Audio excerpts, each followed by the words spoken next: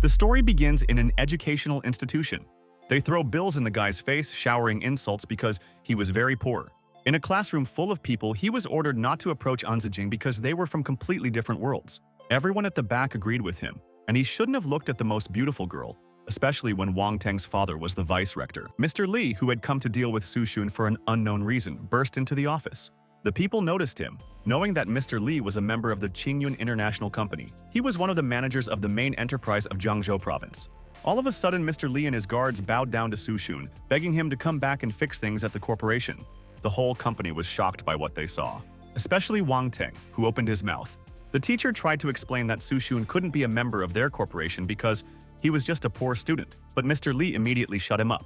He was extremely angry for his words after all. Su Xun was the sole heir of the corporation. Wang Teng began to tremble in fear, not understanding how a penniless student could be the heir. Su Xun didn't listen to him and slapped him across the face. I didn't even want to talk to him.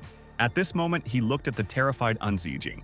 He took her by the waist, pulling her down sharply. Unexpectedly for everyone, he kissed the girl in front of them. They disowned each other while Zijing's face was turning red.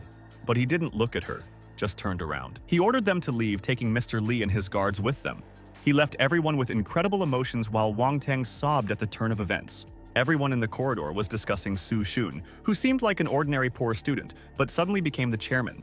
In fact, he really was a student just 20 minutes ago. Then he received a notification about a car accident with the president of the corporation, Zhao Chengming. Su Xun didn't care much about what happened to him, but abruptly, a crumpled piece of paper hits him in the head. A friend nearby immediately knew whose piece of paper it was.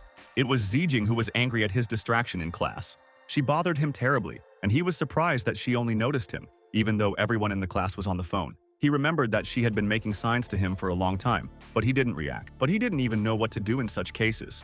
In fact, he knew everything. He just didn't have the money for courtship. The system congratulated the owner on activation and started linking. Now, Su Xun could change personalities every week, and if he completed tasks, he could get random skills. He raised his head, shocked by what was happening. Su Xun didn't understand what exactly change of identity meant.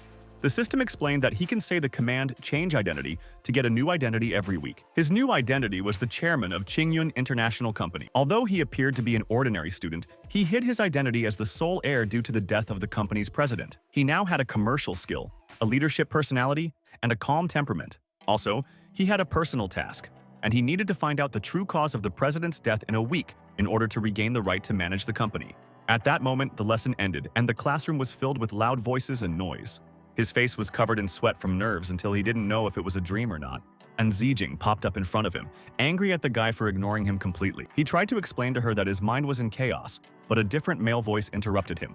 It was the formidable Wang Teng who was threatening him not to approach Zijing. Su Xun was already sitting in the VIP seat while the elite wine was being poured into his glass. He couldn't believe that he was able to create a new identity for himself, and he wanted to have a good time.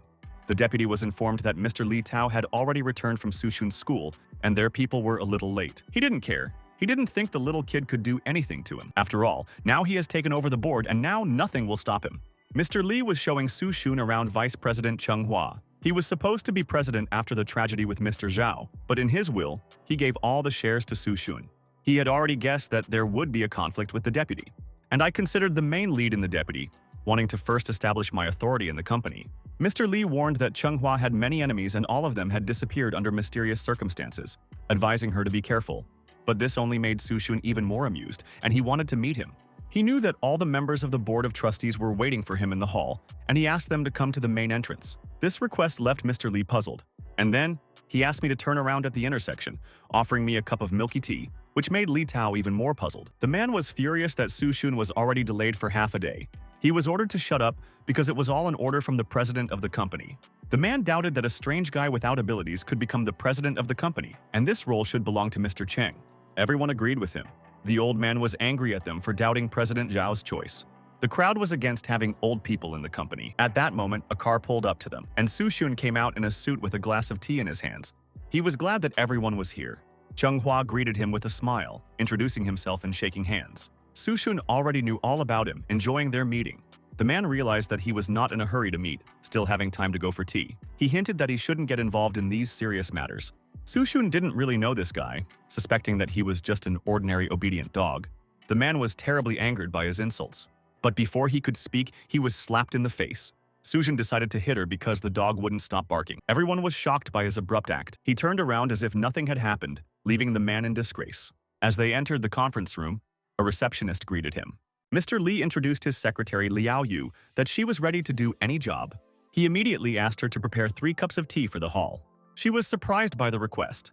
When everyone finally sat down, Su-Shun was satisfied with everyone's presence. He decided to introduce himself first, and there were 3 cups of tea on the table in front of him. The man interrupted, wanting to discuss his inheritance right away. But then a cup flew into his head. It was Su-Shun who didn't disrespect his speech. Mr. Lee was shocked by what he did. He ended his sentence by explaining that he was now the president of this company. I wanted to hear their opinion while the room was dead silent. Su-Shun asked them to give their opinion, since he was easy on the upswing, but everyone was silent. Mr. Lee was surprised by his charisma at such a young age and was pleased with President Zhao's choice. Chunghua chuckled and decided to voice his thoughts after all. Su-Shun was willing to listen to him.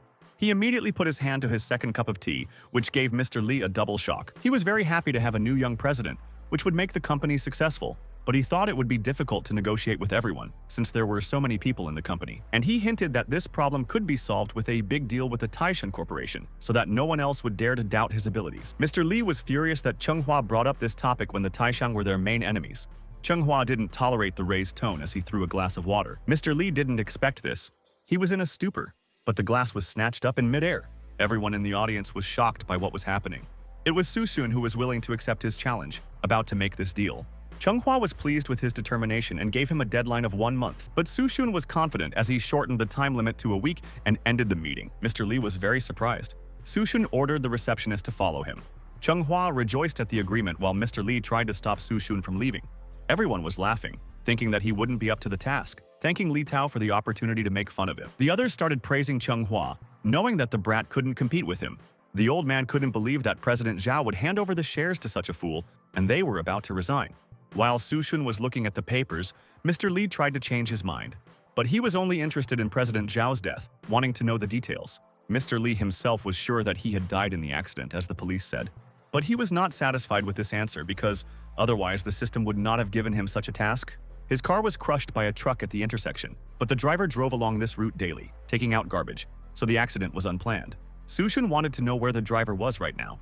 He was detained and was in the police station. Su-Shun ordered him to go to the police station and follow the driver so that nothing would happen to him. Mr. Lee was shocked to see what he was getting at, but he didn't want to jump to conclusions just yet. Mr. Lee took his orders, immediately heading to the station. At this moment, the receptionist arrived. She handed him all the information about Taishan Corporation President Anantian. He took the papers from her hands. As he stared at them, his name seemed awfully familiar, as if he'd heard it somewhere before. And then, it hit him.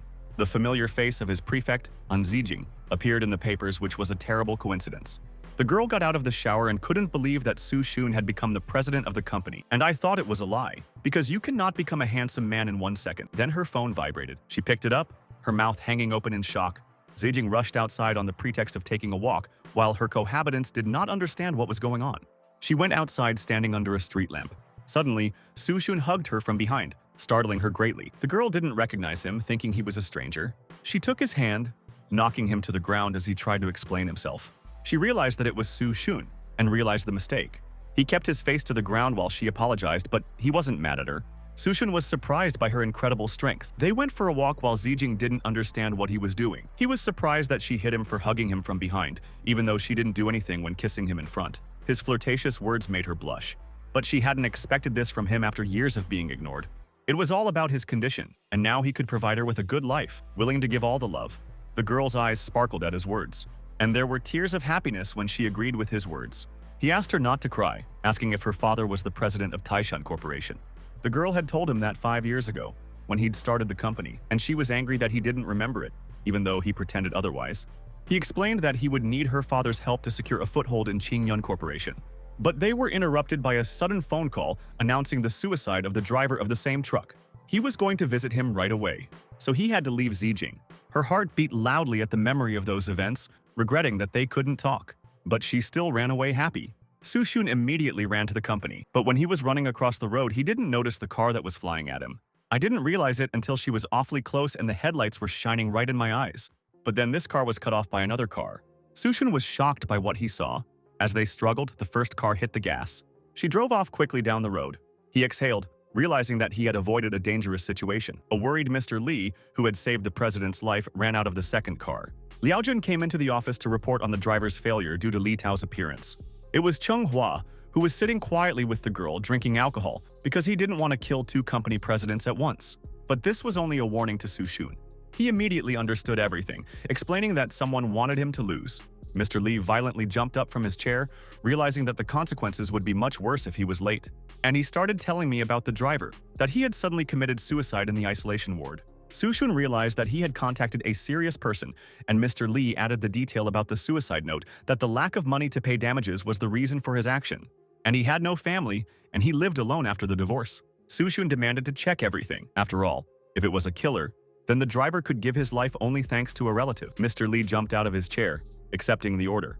Meanwhile, at the An family home, Lixiu was angry at Nantian for not doing anything and not even keeping an eye on her daughter.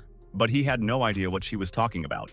She was extremely angry that Zijing was chasing after some starving man and still refusing to go home, even though Xiao Cheng had been waiting for her all evening. Jian Yun, who didn't really like his mother's screams right in the morning, came down the stairs. Beside him was Han Xiaocheng, who was impatiently waiting for Zijing to return. Lixiu started to get nervous, offering them something to eat while she hurried her daughter. Xiaocheng decided to leave since she didn't like it at all, but even Jian Yun started to say otherwise. After all, he, Headmaster Xiao, couldn't possibly lose to some poor student. The door to the house opened abruptly, and a satisfied Zijing and Su Shun appeared in the doorway. Everyone stared at her in silence, their expressions unclear. Lixiu couldn't find the words to describe her appearance. Su Shun introduced himself to her parents as Zijing's boyfriend and bought them some fruit. Jian Yun walked closer to him. He brushed the bag of fruit away with one hand, not understanding how Zijing could date such a poor man. The apples rolled on the floor. He ordered him to scram while Zijing tried to calm him down.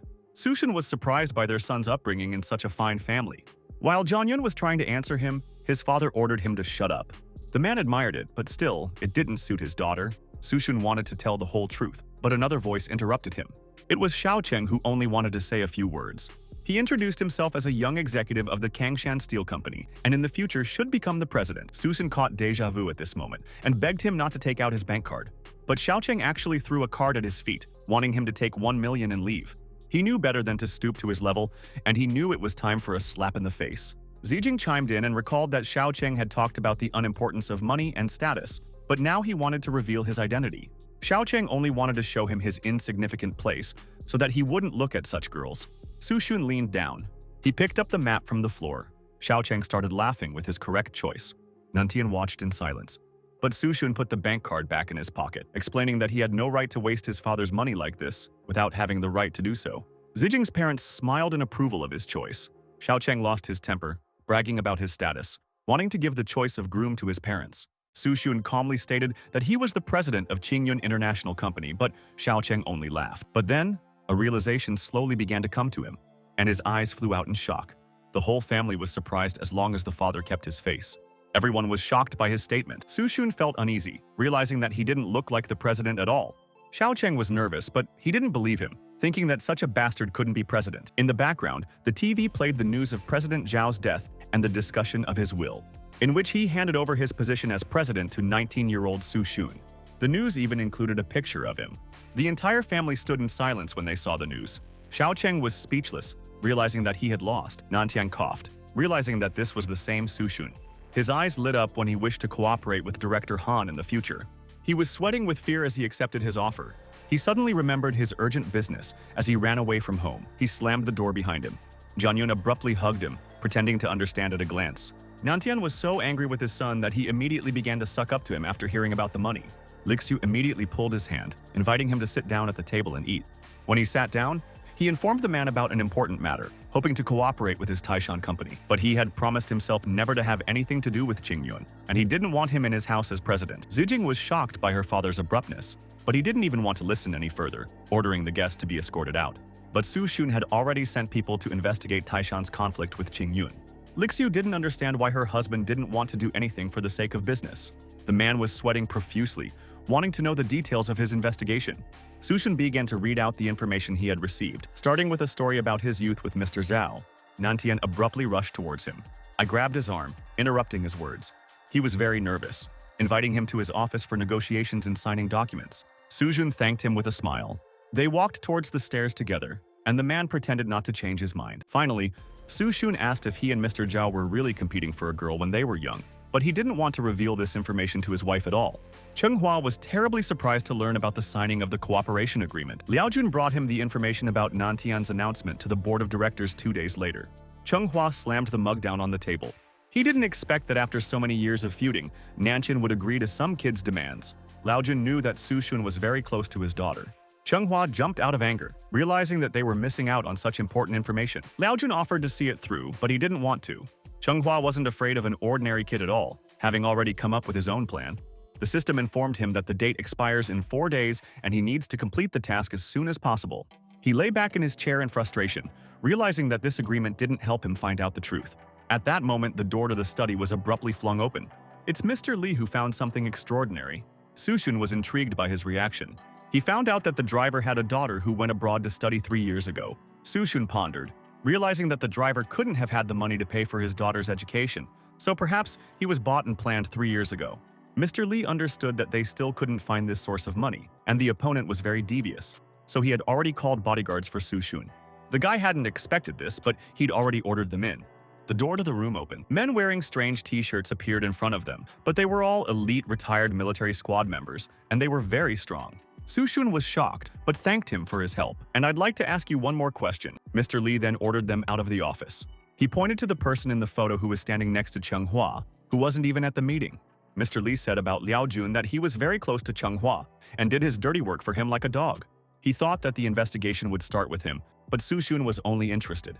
Su Shun started scrolling through his last name, realizing that it sounded extremely familiar. Their secretary was passing in the hallway, and Liao Jun appeared at the wall lighting a cigarette. She was passing by, but he expected at least a greeting from her. The girl asked him not to pursue her in the company, but she didn't want to take his calls outside of work, so he came here with an urgent matter. The girl didn't want to help him at all, but he grabbed her arm from behind. He pushed her against the wall, explaining that she had achieved everything thanks to him, and he could safely deprive her of her job. Liao Jun frantically explained about the problem with his father, and he might die if she didn't help him. Su Shun stretched after a hard day, but when he left the office, he was greeted by 5 bodyguards with a bow. They were going to follow him anywhere, but he was just going home. The bodyguards shouted, wanting to follow him. He was surprised by their energy. Liao Yu's secretary was working at the computer. Su Shun walked past her and announced his departure, and she said goodbye to him. But then I remembered something and called out to him. He paused, trying to figure out what had happened. She reported that her car had broken down and asked to be taken home. Su Shun didn't refuse her, intending to fulfill the request. The bodyguard opened the car door for them. Su Shun didn't expect her to live here, and the girl thanked him for his help. But he did not leave, but went ahead. He wanted to stop by her place for a drink of water. The girl understood and ran after him. The bodyguards didn't know if they should go after them, but the man understood perfectly. He thought it would take an entire night. They went to her house where the entire floor was littered with things. But after the dorm, Su Shun was not afraid of anything. Su Shun sat down on the sofa, which was littered with laundry everywhere. He noticed that she was working very hard, since she didn't even have time to clean up. She snatched it from his hands, her face flushed. I ran to pour him a glass of water. While she was pouring water, an unknown pill appeared in her hands. It was given to her by Liao Jun, who asked her to give it to Su Shun. She would let him pass out, and she could take some embarrassing photos with him. Liao Yu was nervous, but she had no choice. So the pill flew into the glass of water. Su Shun was looking at the picture frames on the wall. He saw a picture of his mother, wondering where she was now. It turned out that her mother is now at home. She handed him a glass of water. Su Shun wanted to ask her a question, and he asked her what they had in common with Liao Jun, which made her even more nervous. She pretended that he was just her namesake and they weren't related. Su Shun smiled, pretending to believe him. He moved his lips to the glass and Liao Yu was afraid. And out of the corner of his eye, he saw her violent reaction. But I still drank the whole glass in one gulp. He thanked her and prepared to leave. As he turned toward the door, she knew she couldn't let him go until the drug took effect. So I shouted, wanting to ask him a sharp question. He hadn't expected her to be so eager to spend time with him. He sat down on the couch, intending to answer her question. The bodyguards were waiting outside by the car, smoking a cigarette. But then he received a message from President Su. He demanded to turn off the internet signal in the entire house. And the man ordered the guys to get to work. They took orders to get it done in 5 minutes. Liao Yu couldn't think of anything to say as he waited patiently. He could feel the effects of the drug, knowing it might be an aphrodisiac. Liao Yu could see the look on his face, not understanding why he didn't fall asleep. Su Shun realized that she had also been tricked while she thought it was a sleeping pill. It suggested that someone was watching them, and that she was a victim here too. She couldn't understand what was wrong with him, or why he wasn't falling asleep as if she'd overdone it. A red light was coming from one of the sockets. Liao Yu noticed that he looked rather unwell. There were a bunch of guys behind the camera, along with Liao Jun, who were watching the action waiting for the climax. The man stiffened a little. The girl felt Su Xun's temperature rise. While she was worried about him, all he could see was her cleavage. His eyes were clouded by the sight, and the nose began to bleed because of the overabundance of sensations. But the phone no longer had an internet signal, which meant that it was working successfully. The camera was cut off at the most interesting moment, and they were very disappointed. Loju noticed that the internet was gone. Su Xun forcefully pushed the girl down on the bed. He tried to explain to her that she was too stupid not to notice the deception. Liao Yu didn't understand what he was talking about. He stormed out of the room, and he demanded to bring him more ice. But she still didn't understand exactly how they were trying to use her. A bodyguard broke into the apartment looking for President Su. Liao Yu was sitting on the sofa, explaining that the president was currently taking a shower. The man realized that the president quickly finished his business, and the girl was angry for his indecent joke. Su Xun stepped out of the shower wet, breathing heavily. The man continued to joke about his youth, but he ordered him to shut up and get busy. I asked him to find a hidden camera in the room. He immediately put all the blame on Liao Yu, but she didn't even have a clue about the camera. Su Xun ordered him to quickly find the camera while he was getting dressed. According to Liao Yu, she believed that she was putting sleeping pills in the water. But it was obvious to Su Xun that sleeping pills alone couldn't make interesting photos. So they put Liao Yu right under him for the sake of compromising information. She was horrified that she had been framed so basely. The bodyguard finally found the hidden camera in the wall outlet. Liao Yu was shaking with the realization that all of his words were true. Su Xun ordered a further search, suspecting that there was another camera in the bedroom. He imagined her feelings, how her own father was willing to sacrifice her for selfish ends. The girl was shocked that he knew their relationship. But that was just a guess, which was confirmed by her reaction. Liao Yu began to tell how her father had left her with a sick mother 15 years ago and gone to live with another woman. She had come here 3 years ago to earn money all by herself and had accidentally met her father, who already held one of the lower management positions. He'd helped her find a job, and she'd been able to avoid death because of it, but that still didn't excuse him. Su Xun understood that she couldn't refuse his request anyway. The girl said nothing, knowing that this was true. The bodyguard found 3 more cameras in the bedroom and 1 in the bathroom. He couldn't believe that they were going to slander President Su. Small cameras flew into Su Xun's hand. He showed them to Liao Yu so that she would no longer have any doubts about her father's identity. She clutched her head in panic, trying not to believe it. The bodyguard was furious that even after so much evidence, she didn't believe it. Su Xun was going to get rid of Hua, but he needed to get to Liao Jun first, but he would need Liao Yu's help. At this point, he prepared to leave. The bodyguard didn't know if everything was finished for the day. As they argued, Liao Yu began to cry softly. After a short time, she went to the office. Liao Yu stared at the cameras in her hand, and memories came flooding back. How she'd come here looking for a job, but they'd thrown her out without giving her a chance. How she sat on her knees without any skills. I cried on the asphalt in the rain, wishing I could go back to my mother. But her own father's voice suddenly called out to her from behind. Even so, she was willing to give him another chance, since he was the only person she had in her life. As she raised her hand to knock on the door, there were footsteps behind her. Everyone praised Liao Jun for his insensitivity over his own daughter, who he had used for 3 whole years. Liao Jun drank alcohol, telling the story of cheating his own daughter, how he made all the company bosses refuse her jobs in order to appear like a hero to her. All his drunken friends praised him for this tactic. They continued to discuss the video while the girl cried furiously outside the door. They drove back in the car. The bodyguard wondered why he didn't get rid of Liao Yu after such a betrayal, and he wondered. But he thought it was a fair decision that it was easier for her to betray her boss than her own father. But he was surprised that even his private secretary turned out to be Hua's person. The man assured that he and his guys are completely loyal to the president. Su Xun was already satisfied with their hard work, not wanting to work with anyone he doubted. The man was deeply hurt by these words. He was impressed by his wisdom at such a young age that he can even trust his subordinates. How he didn't show any fear even before the onslaught of the enemy, and how he's frowning right now while solving business problems. The bodyguard cringed at the realization that there were such perfect people in the world. His phone was actually playing streams of a girl in a suit, but he didn't expect that now the streamers take the scary ones. They drove up to the house. Su Xun asked them to pick him up in the morning if they were free. He yawned, remembering that he only had 2 days left to complete the task from the system, but he wasn't panicking at all. He felt that he could handle serious problems easily, suspecting that this was a temperament given out by the system. Suddenly, someone called out to him from behind. It was a breathless Liao Yu who only wanted to talk to him for a few minutes. He invited her into the house. They went inside, and she sat down on the sofa. Liao Yu was completely furious with her father, realizing that she had been used all these years. She's even willing to get rid of him if he was willing to do it to her. Tears welled up in her eyes, and she wanted to follow Su Xun's instructions just to get revenge on Liao Jun. He put a hand on her shoulder. Sujin was willing to help her without loss if she went over to his side. She looked up at him, her face filled with tears. Liao Yu realized that he was going to help her, and she pressed her lips together in sadness. In the morning, Liao Jun ordered them to wait for Su Shun to leave so that they wouldn't scare him off, and then take all the cameras out of the house. But they were held out to him, right in the palm of his hand. It was Liao Yu who already knew everything. He was shocked, not expecting to see her. She tried to get an explanation from him for his deception and secret surveillance. But he was trying to throw all the blame on Director Chen for doing this behind his back. Her eyes were blank as her father lied to her face again, even though he was trying to look like a caring parent. He promised her the position of director when he was done. He realized that Su Shun had discovered the cameras after all, but she wanted to talk inside. They started up the stairs to the house. Lao Jun already wanted to know how it went and whether Su Shun was caught, but she didn't say anything. On the second floor, they were met by his wife, who didn't know Liao Yu, but he pretended that she was just a colleague. She didn't want to see the woman at all, so she decided to talk in the study. When they came in, he was running out of patience and wanted to know the circumstances. She remembered Su Shun's advice that she needed to get to Jun's computer, and she immediately noticed the computer at his desk. He remembered that she hadn't given him the memory cards, but she wasn't going to give them away just like that, demanding 8 million from him. Liao Jun was angry at her blackmail, but she hinted that President Su would also be interested in this recording.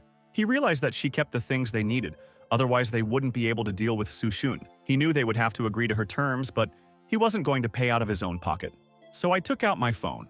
He was going to go outside to have a quick discussion with the boss. Liao Yu only gave him 10 minutes. He went out trying to contact Director Chen. While he was gone, Liao Yu reached for his computer with the USB stick, inserting it into the unit. Thanks to this, his computer was infected with a Trojan. Su Shun put his hand on the boy's shoulder. He promised him $8 million if he could find the information he needed there. The bodyguards were shocked by the amount. Liao Yu was nervous, afraid that her father would notice her. He was able to find one hidden folder, and cracking the password wasn't a problem for him. Lao Jun was already on his way back to the office, continuing his conversation with Director Chen. He finished the conversation about money and opened the door. But suddenly, he noticed Liao Yu's strange actions. She paced around the table and looked at the frames, disappointed at the lack of pictures of her and her mother. He didn't want to talk, demanding to see the recording, but Liao Yu was waiting for the money in advance. Liao Jun pondered over her words. Liao Yu began to hurry him, because her patience is not iron. He threatened her so that she wouldn't try to deceive him. As a result, he transferred the money to her, which made her smile on her face. But she turned around, not wanting to show her father such a video with her participation. Liao Yu knew that he just wanted to make Su Shun fall out with An Zijing, so she had already sent her the video. He grabbed her, not wanting to listen to these excuses, and ordered her to hand over the recording. Chunghua was looking out of his panoramic window and noticed something from below. A car appeared in the parking lot and An Zijing got out. He ordered his secretary to call a meeting of the interim board of directors. Su Shun was sitting in the study when there was a knock on the door. It was the secretary who had passed on the request to join the interim board of directors. He accepted his request and knew that this would be their final battle. Liao Yu fell to the ground. Her father grabbed her to give him information about the location of the memory cards. The phone in his pocket rang, and he let go of Liao Yu's neck. Director Chung called him and reported that he couldn't get the memory cards out yet. But Liao Yu had already sent these cards to An Jingjing. Liao Jun was shocked that An Jingjing had arrived at their company. Jianyang was shocked that the Qingyun company didn't respect Taishan, and its president cuckolded his sister. An Zijing made a show of crying while her brother tried to beat a word out of Su Shun. Chunghua was pleased that everyone was finally starting to notice this situation. Su Shun asked him to calm down and suggested that they talk quietly in private in his office. He was very surprised by his acting skills, how he threw mud at him so sincerely.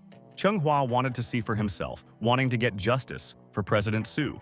Jianyang grinned at their words and gave someone a sign. At this moment, the door was torn open by reporters with cameras trying to interview Su Shun. Qinghua gave them permission to enter to demonstrate the integrity of their company. Su Shun stiffened, doubting that this would be a good idea. But Chunghua pretended that he was only trying to help him whiten his reputation. And Jingjing, tearful, took out her laptop, wanting to show the reporters the true picture of what had happened. Chunghua understood what she was going to show. He showed Liao Jun what would happen if he was contacted, but Liao Jun was very nervous after seeing the video. The laptop showed a hidden camera recording of their conversation as they arranged to deal with Old Man Zhao. Chunghua was shocked, sweating profusely, but no one listened to him. Liao Jun was very panicked. All the journalists realized that this was pure evidence of premeditated murder. Chunghua was dissatisfied with the security guards' work for not kicking out the reporters. But Su Shun had his own move. He signaled to his bodyguards. The man ordered Chunghua's security guards to be taken out, which interferes with the work of journalists. They beat up his guards. Su Jun tried to get Chung Hua to comment further on the case while the flashbulbs blinded him. Chung Hua couldn't believe that Liao Jun had set up a hidden camera for him, but he was only trying to protect himself, and he threw all the blame on Liao Yu. Mr. Li came in with the police, who arrested 2 men. The police took them away in handcuffs. It was finally over, and everyone was proud of their acting. The system congratulated him on completing the task, and now he needed to get a new identity of the week. He said the right command. His new identity was the best hitman. Now he was a hitman nicknamed the Lord, and he was popular all over the world. Any victim will not escape his fate. But when he retired, his enemy was on the trail, so we'll have to get back on track. His personality skills are stealth, disguise, and various combat skills. To complete the task, he needed to solve all the troubles and survive. All skills after extraction will remain valid until the end. Mr. Li said that the police were able to confirm the authenticity of the video, so that these 2 will not be able to escape from a life sentence. Su Jun suggested that they be sent to the death penalty. Mr. Li thought he heard it, but Su Jun was serious, wanting to send them to the death penalty, demanding to arrange it. Mr. Li accepted the order. As he left, he wondered how determined this guy was at such a young age, and how he would use the opportunity to get rid of the enemy. Mr. Li finally left the office. Su Jun looked at the pen and thought about something. He picked up a piece of paper between his fingers. He tossed some papers in the direction of the wall, and in the same direction he threw the pen, which instantly bit into the wall. 1 row of papers landed on the pen, and pierced through as on a skewer. Su Jun grinned, marveling at the skills of a professional hitman. The man didn't expect that President Su would decide to face off against him, and Su Jun asked me to hit him with all my strength. They were standing opposite each other in the study. He accepted that the rich often had their own quirks, and then he lunged at President Su with his fist. But Su Jun didn't even move. The fist flew with incredible speed and power, but he landed with a light kick to the shoulder. Su Jun didn't understand what had happened. The man jumped back, crying out in pain. Su Jun was annoyed by the way he overplayed it by pretending to break his arm, so he decided to find an opponent elsewhere. And then, he headed to the club. There was a match between 2 boxers. Su Jun watched from the crowd while wearing a hood. Boxers fought in the ring. He already felt that he could easily win them. His words were heard by a man nearby who couldn't believe what he was hearing. It was their coach who started yelling at him for saying that. But Su Jun didn't change his words, claiming that he could beat them easily. This greatly annoyed the man, so he challenged him to go against each other in the ring. Su Jun was glad that he suggested it and immediately agreed. They entered the ring. The man was surprised by his determination, being so frail, promising to close this place down if he couldn't win. Han Xiaocheng entered the building while everyone was nervous about his assessment of the place he had invested his money in. Suddenly, he noticed something. He saw Su Jun in the ring, not expecting to meet him. The fight is almost here. Su Jun thanked him for inviting him to the fight because he already wanted to test his strength. The man was extremely angry because of his calmness. Before the fight, an unknown person approached the man and whispered something in his ear. From this information, he was greatly surprised. Su Jun couldn't figure out what exactly was wrong. He didn't answer, but he looked nervous. It turns out that Han Xiaocheng placed a bet on his victory, intending to give him 1 million. Xiaocheng was sure that Su Jun would get smashed up, watching this with a smile. The man struck with his gloves, intending to win easily. He was incredibly motivated by the idea of a secure life.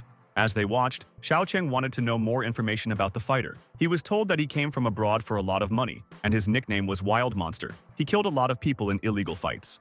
They were confident that 10 seconds would be enough for him to win. When the fight started, his eyes turned wild and he threw the first punch, but Su Jun easily dodged it.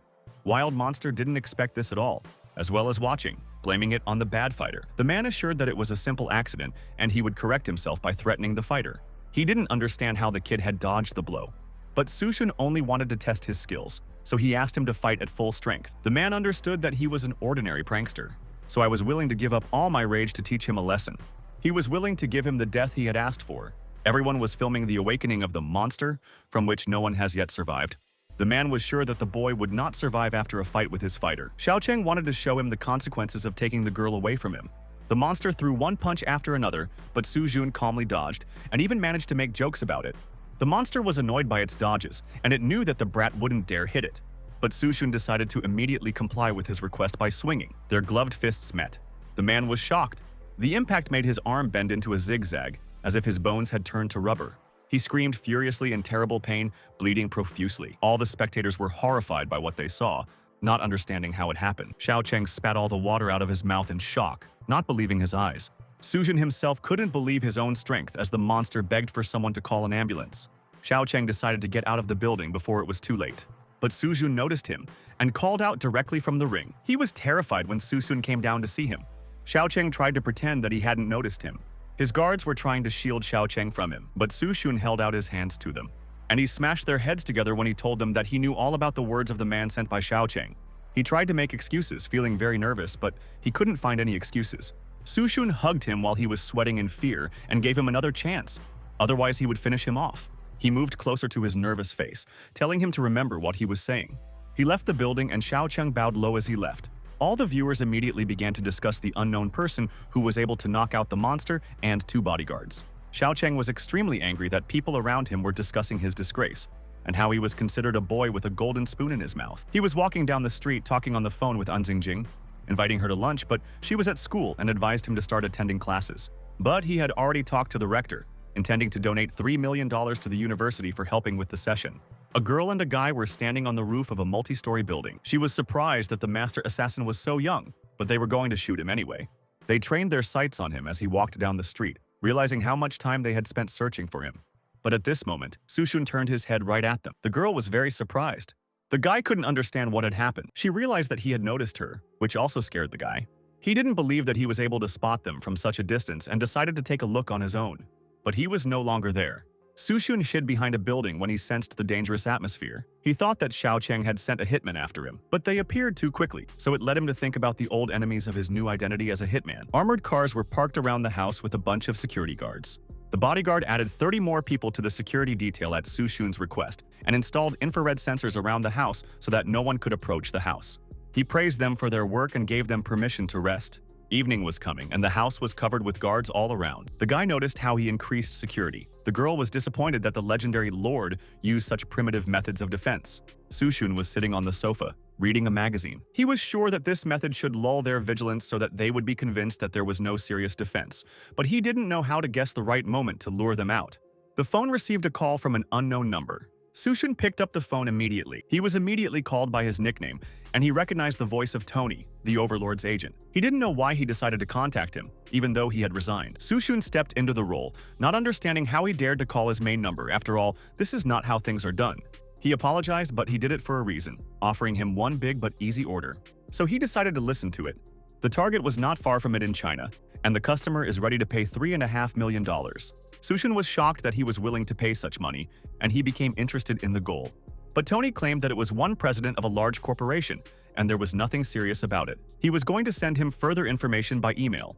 Su Xun couldn't believe that the rich were willing to pay such money for one head as long as he opened the letter in the post office. The file contained his own file. He spat out the water in shock. Meanwhile, on the beach, happy people were running on the sand, enjoying the warmth. Tony lay on a blanket under the umbrella while his phone rang. He had received a call from Vladika, and Tony wanted to hear his feedback on the order. He immediately demanded the name of the customer from him. Tony was shocked to know that the information about the customer was strictly confidential. He began to rush him because he would get what he wanted anyway, and he began to threaten me, reminding me what he could do. Tony was nervous and decided to tell me everything he needed to know. He gave the customer's name as Han Xiaocheng, who was the son of one of the group's owners. Su Xun had no doubt that Xiaocheng wanted to die after all. The door swung open, and Jingqing burst into the house because she hadn't been able to reach him all this time. He didn't expect her to come to his house, but he'd forgotten how he'd invited her to dinner as a thank you, which had made her furious. She grabbed his arm sharply. It was very difficult for her to book a table at the restaurant, so she demanded compensation if they were late. When they went outside, Jingqing noticed a large number of people around the house while he was talking to the bodyguard. Su Xun asked me to take a couple of guys and follow them. They drove down the road to the restaurant. The guy offered to go after him, but it was too early to make a move. She guessed that he had spotted them, so she decided to wait for help. Jingqing was very upset because they were late for their table reservation after all. But Su Xun was already on the phone about the M Grand Hotel. She didn't understand what he was doing, but it turned out that he was buying this hotel and offered to eat here tomorrow. She was speechless. They came to her house and she decided to cook them noodles. No one was at home as my brother had gone abroad and my parents were at a meeting. But before she could finish, Su Xun put his arm around her from behind. She turned to look at him. Her face flushed, intending to scold him. But before she could say a word, he kissed her on the mouth. When they became estranged, the girl asked them not to do it. But Su Xun started to undo the lock on the back of her dress. He slammed her down on the bed. He lay on top of her while she tried to say no, but he promised to be gentle. They kissed again on the lips. But at that moment, the lights in the room turned on. It was her parents who had already returned from the meeting. My father couldn't believe what he was seeing. An Zijing was terribly red, not expecting her parents to return. But it turned out that the meeting had been rescheduled, and my father was grateful that he was able to avoid this situation. They tried to justify that they accidentally fell on the sofa, and everything is not what it looks like. He pretended that he just didn't know where the light switch was. But his father wasn't stupid to see him unbutton his fly, so he wasn't fooled. Sushun then decided to just leave, pretending that he still had things to do. He was roughly thrown out the door. The bodyguards in the car noticed that the boss had already left the house. He was surprised that the boss had finished his business so quickly again. But there was no time for jokes and he ordered them to leave, leaving him alone. He slid behind the wheel in disgust. He stepped hard on the gas pedal. He was angry that even in the absence of security, the killers didn't show up, although he really wanted to take it out on someone. But he still had a way to release himself. He approached the door with a guard. The guard noticed Sushun coming over. He asked if Han Xiaocheng was here. The man didn't want to answer, trying to push it away. But Sushun clenched his fist. He pushed it away with one hand, spilling blood. The second guard was shocked by his power, but Sushun simply didn't know how to control his power. He pulled out a gun trying to kill the criminal, but Sushun put his hand on the gun. And for some reason, he couldn't shoot. So Sushun quickly knocked him out with a single blow to the neck. The Xiaocheng in the room had heard noises coming from outside the door while he was spending time with the two girls, so he was terribly displeased with the distraction.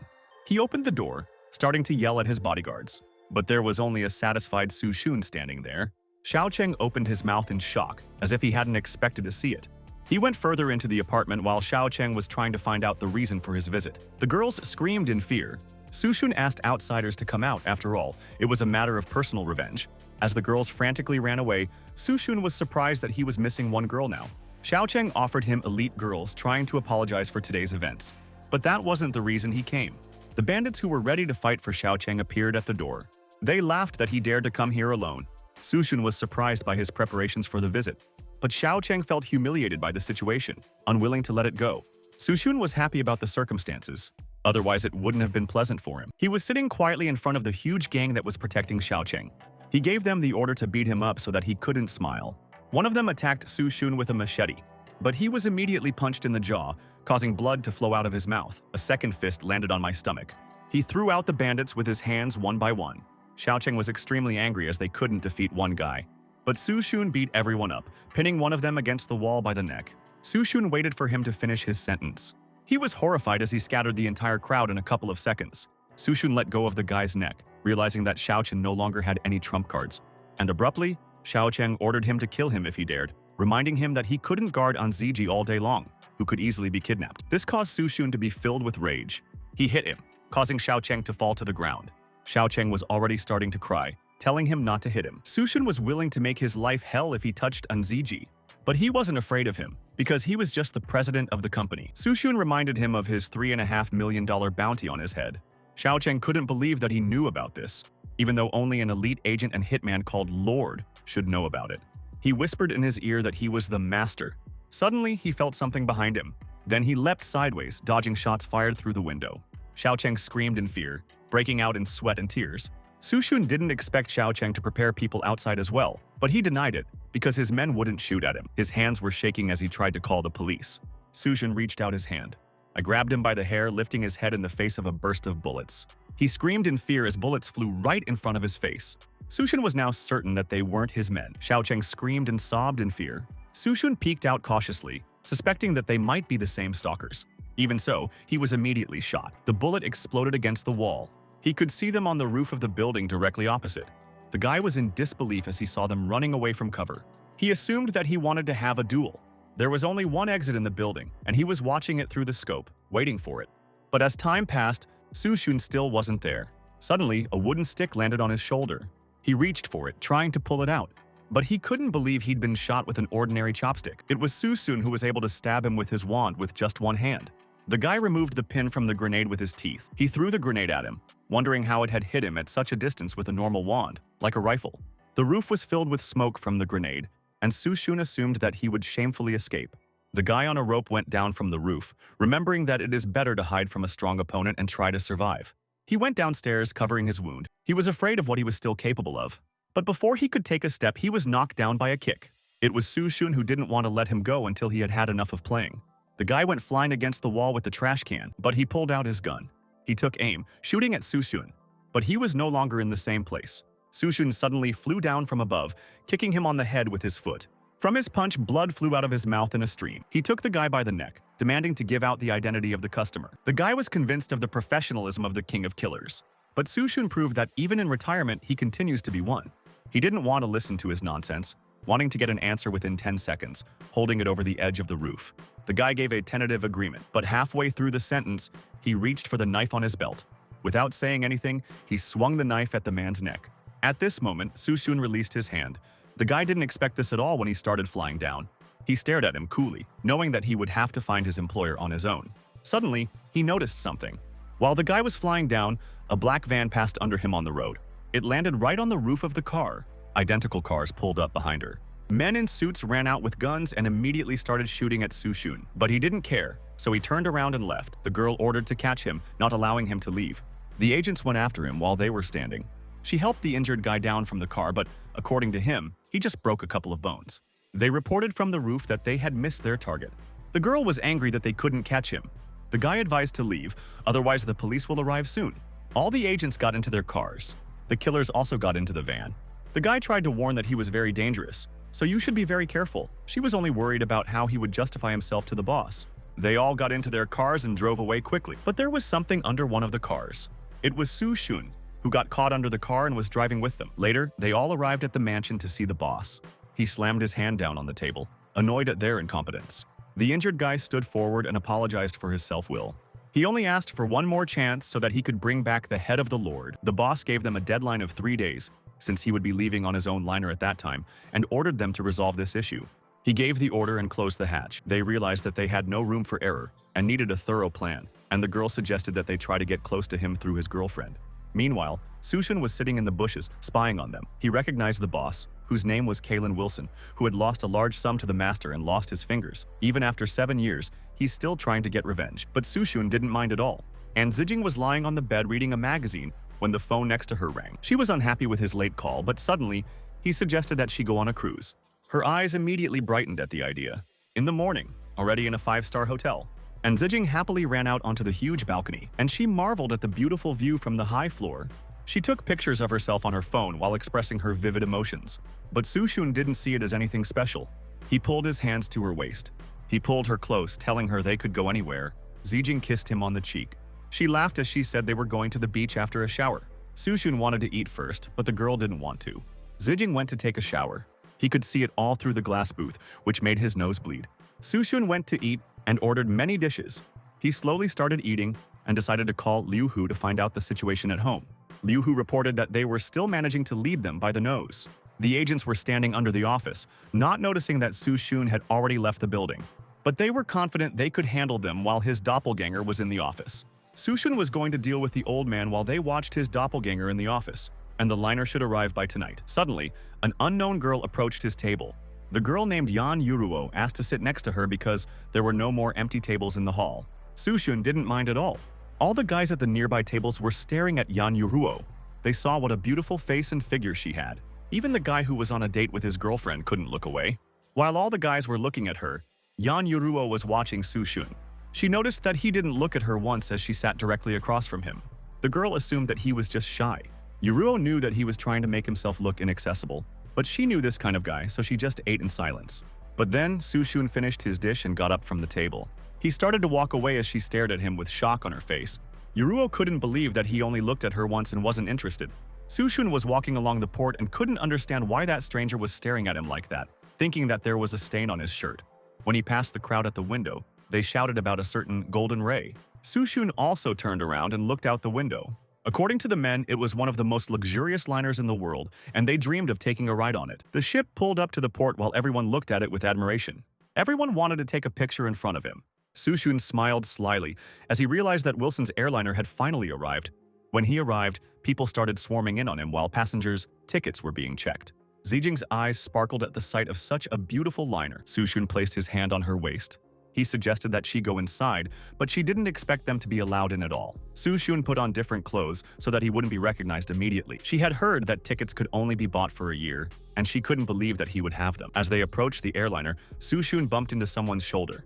He apologized, but the passerby reacted aggressively. Sushun just smiled, and out of nowhere I got 2 tickets. Zijing was shocked that he had stolen other people's tickets, but he covered her mouth so that she wouldn't attract too much attention. Moreover, he did not choose this guy as a victim for nothing, because he was engaged in illegal gambling and receives dirty money. Zijing pondered over his words. and I realized that this was a fair decision, wanting to get on the liner as soon as possible. She tugged on his arm to get on the ship as quickly as possible. Sushun was disappointed by her naivete. But from the looks of these passengers, they really weren't ordinary people. He noticed that no one had disembarked from it since the ship arrived, as if it were a private party. He was confident that he would beat Wilson in any case. The guy got hit in the face with a splash of wine.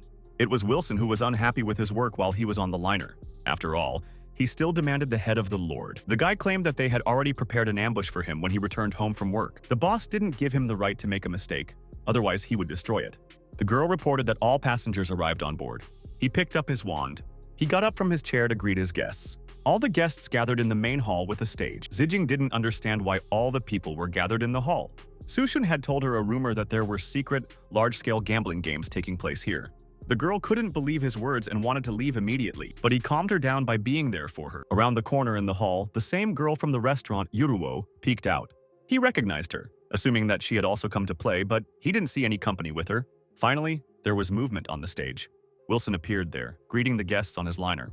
Everyone was shouting his name happily. Sushun smiled, realizing that these were Wilson's last days. The girl suggested that the guests raise their rates, but the man refused.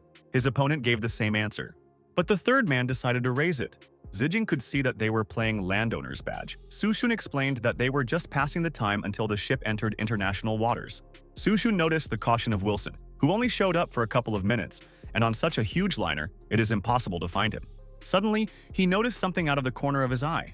At the next game table, Yuzo was jumping, which she was able to win. He was watching her closely. She ran around the table and offered to play again and again. Sujin assumed that she was an ordinary rich girl, but he found her quite cute.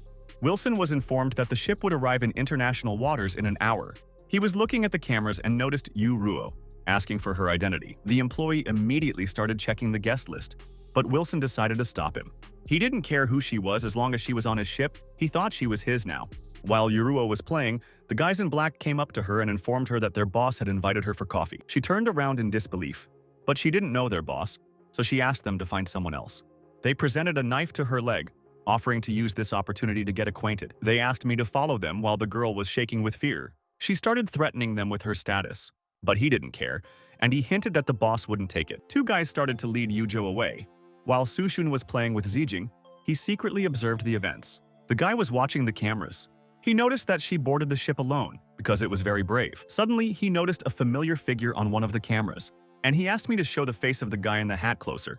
But none of the cameras could catch his face, which was very difficult to do. Even though he was sitting in one place, the cameras couldn't catch him. The employee was sure that this was not an accident, but professionalism. The guy was nervous, realizing that their target had his own bodyguard. Yuruo was dragged down the corridor against her will as she struggled to escape and screamed for help. The guy reported to the boss, bringing the girl to him. She was crying, trying to buy off the money. Sushun followed them, watching from a corner. He considered this a good time to come out, but suddenly, a wire appeared in front of his face. He grabbed it with 2 fingers, not knowing what it was for. The guy pulled the wire sharply. He kicked Sushun's pelvis with his knee. Then Sushun wanted to show off his skills.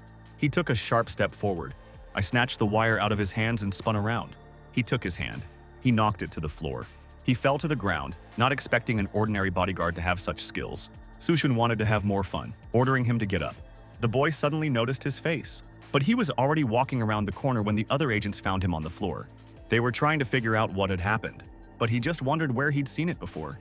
He ordered them to increase security, realizing that there was an enemy on the liner. Yurua pressed herself against the wall in fear as she was locked in the room with Mr. Wilson.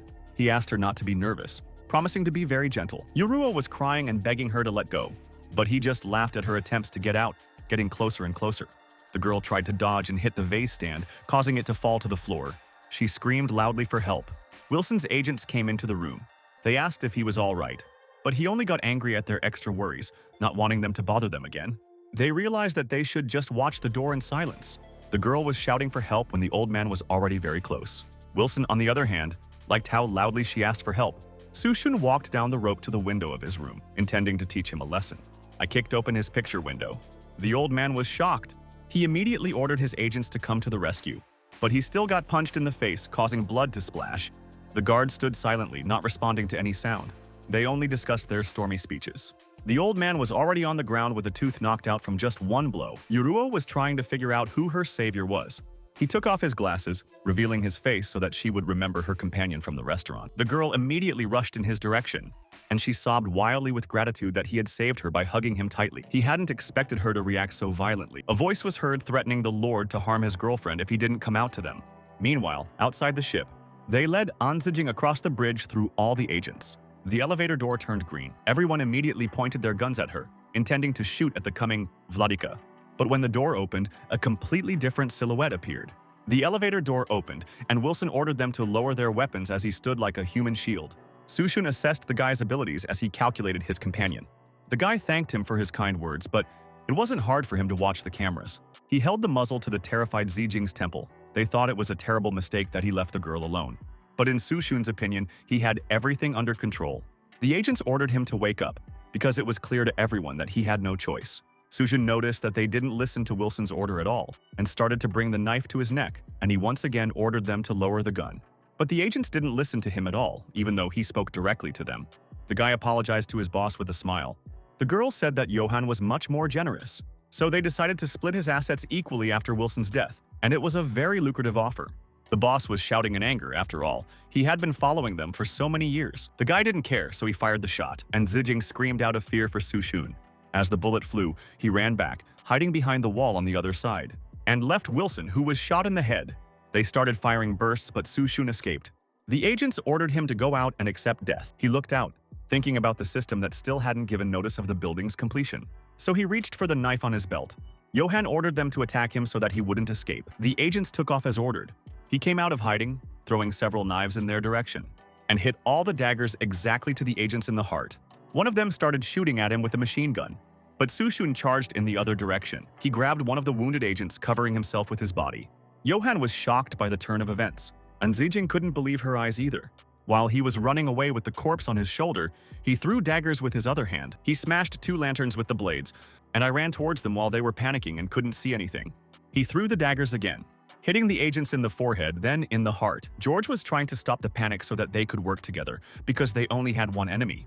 But here, he wasn't expecting this. Sushun had already put a dagger to his throat, having found out his location thanks to the voice.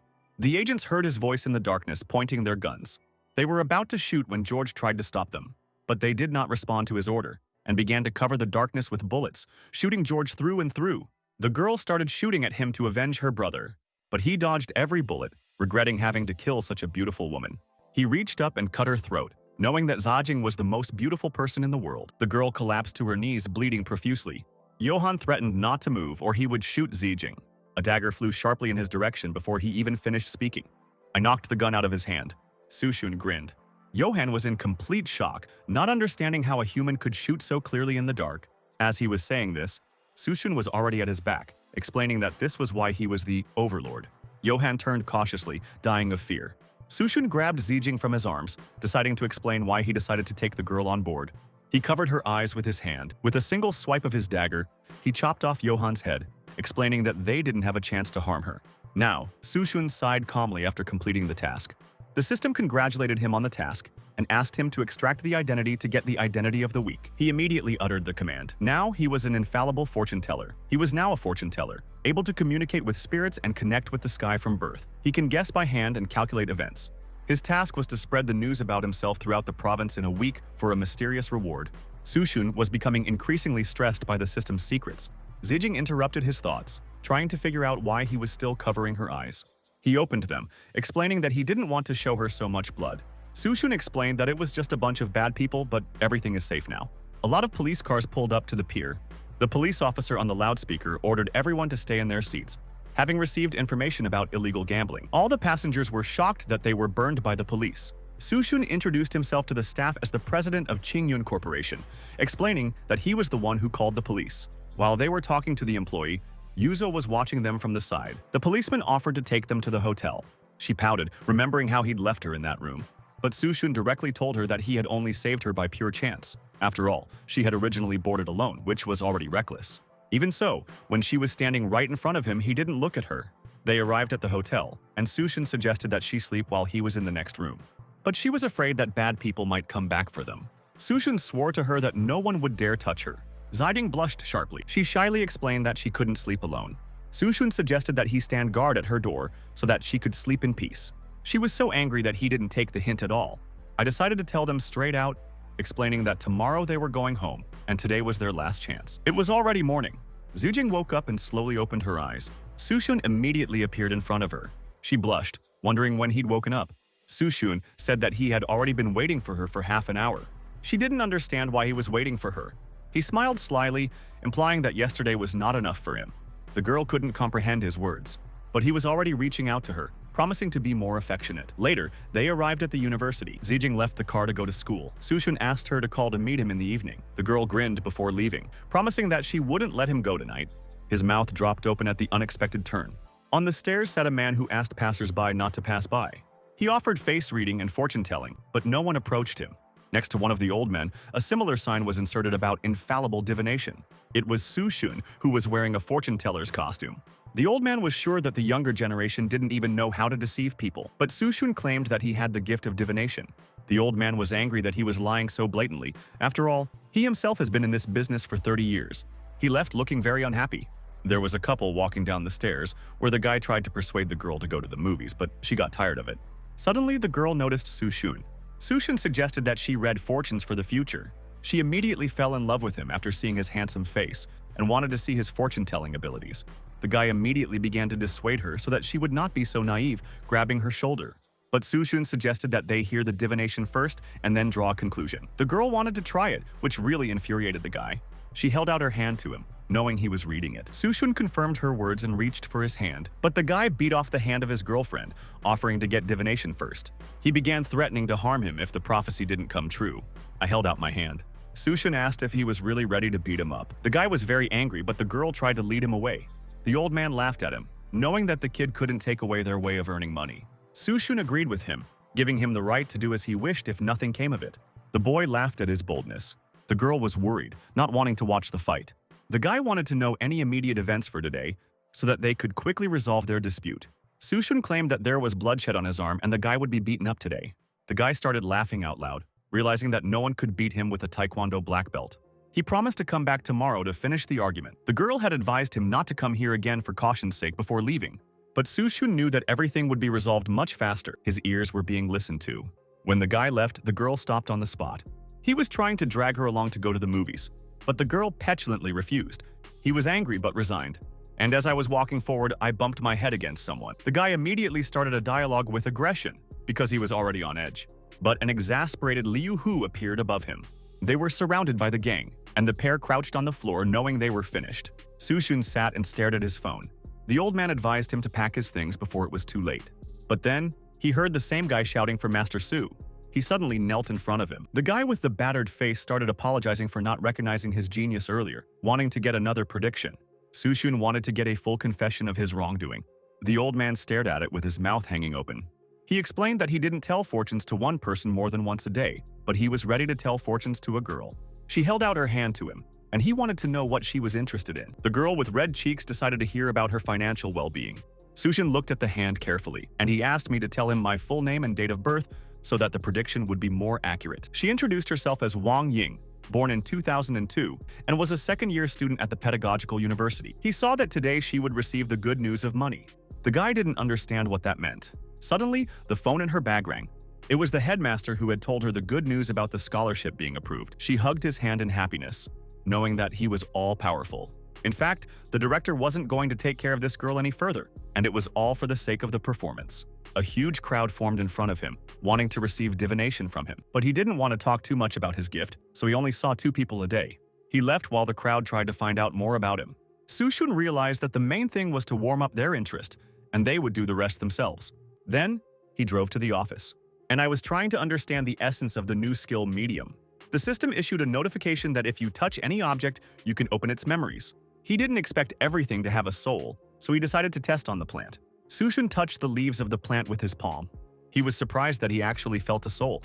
The plant gave out all of its memories, which consisted of different views of Liao Yu in the workplace, especially the way she watered it. He snapped out of his memories in a sweat. Liao Yu was just passing by, thinking that he needed her, but he just turned around and left. She didn't know what was wrong with him. He abruptly ran out the door to catch his breath, and he realized that he was seeing the field of view of the object he had touched. He thought about it and realized what he could do with this ability, but he didn't want to allow himself such dirty thoughts. In the end, his thoughts took their toll, and he decided to try at least once. His phone vibrated in his pocket.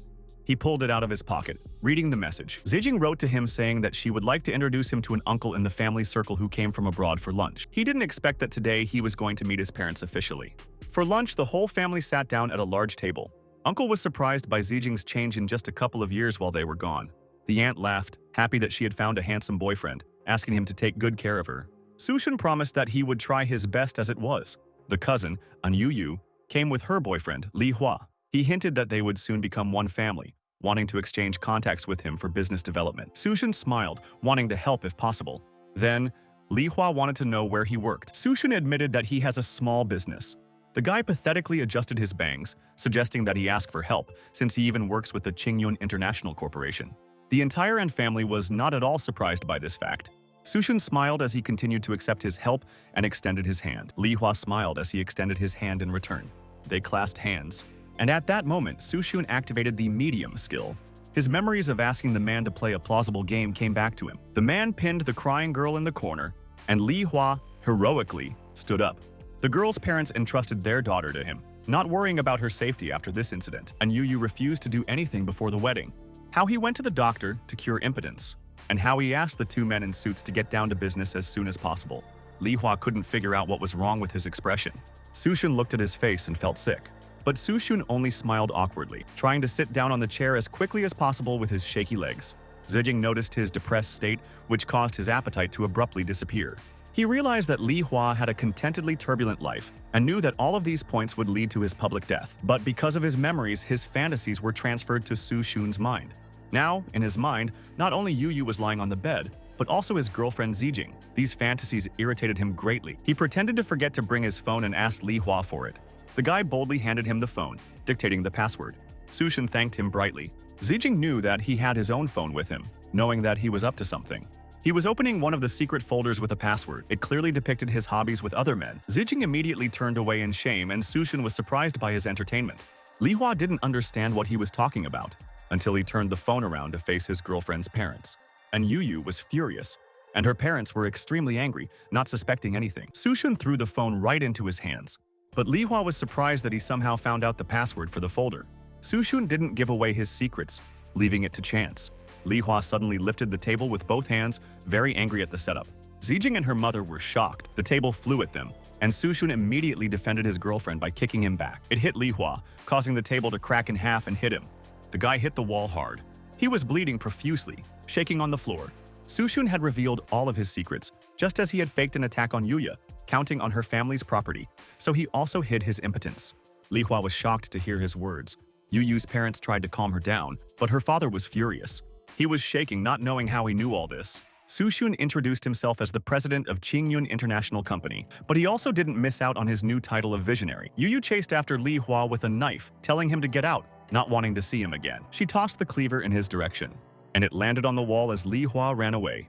She began to sob loudly. Zijing tried to reassure her that she recognized his real face in time. Sushun apologized for the situation, but his father was even glad that he had revealed it. But they didn't understand how he could have so much information about Li Hua if he had just returned from abroad.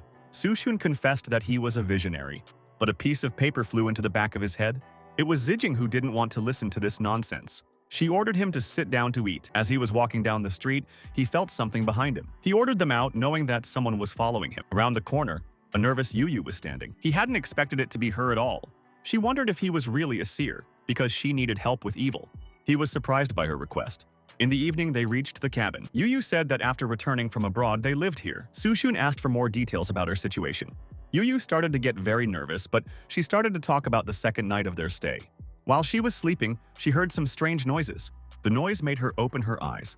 The sound was more like crying from an open window, and she got out of bed. She thought it was a normal wind and decided to close the window. Yu sleepily closed the curtains, but suddenly they turned into a silhouette as if someone was standing behind them. The girl was immediately startled.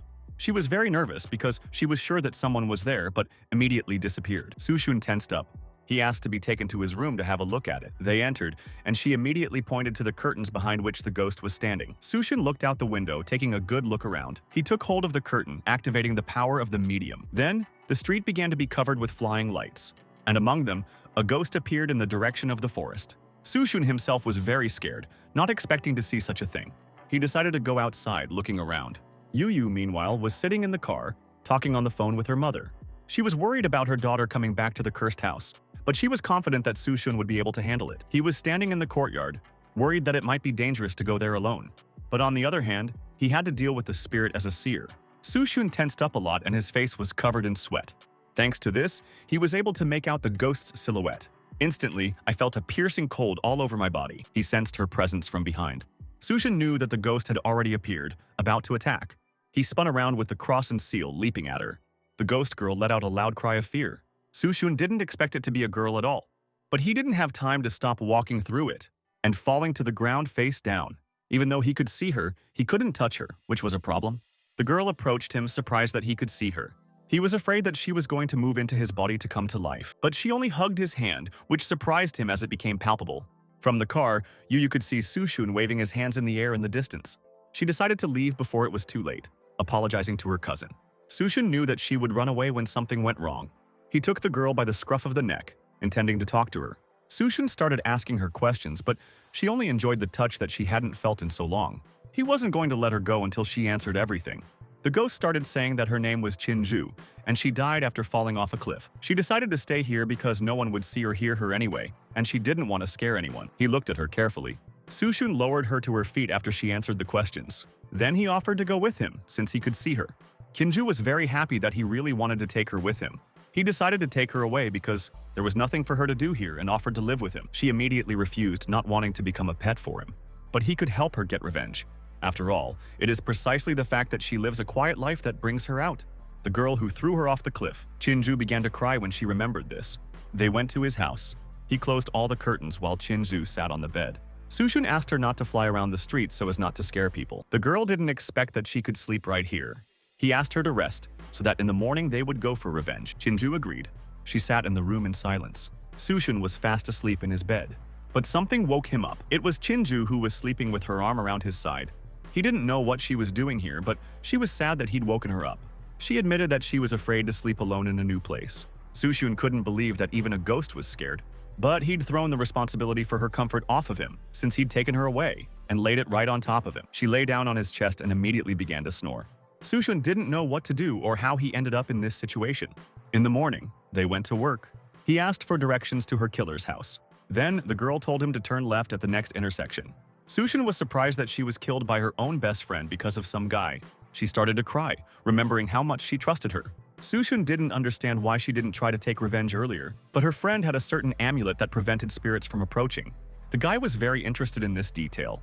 They arrived at her killer's huge house, and Sushun rang the doorbell. She was wondering how they were going to take revenge on them, but Sushun had his own plan without killing, so she just needed to help. The door was opened by an elderly woman who didn't know the unexpected guests, but he just walked past her, pretending to come to her husband. She started yelling at him because he came in without asking. The woman ran after him, trying to stop him, but Sushun didn't react. Her husband came down the stairs at the noise, trying to figure out what was going on. The woman tried to expel the impudent guy from the hall that came without an invitation. The man picked up a chair. He started yelling at Sushun to get lost, otherwise he would call the police. But Sushun considered himself the savior, not understanding their relationship. Suddenly, a bottle rose from the table in front of my eyes. It was Chinju who was helping him with the performance, as if he had paranormal powers. The couple opened their mouths in shock, not understanding what was going on. Sushun asked them to sit down to discuss a topic. The man was breathing heavily, not knowing what to do.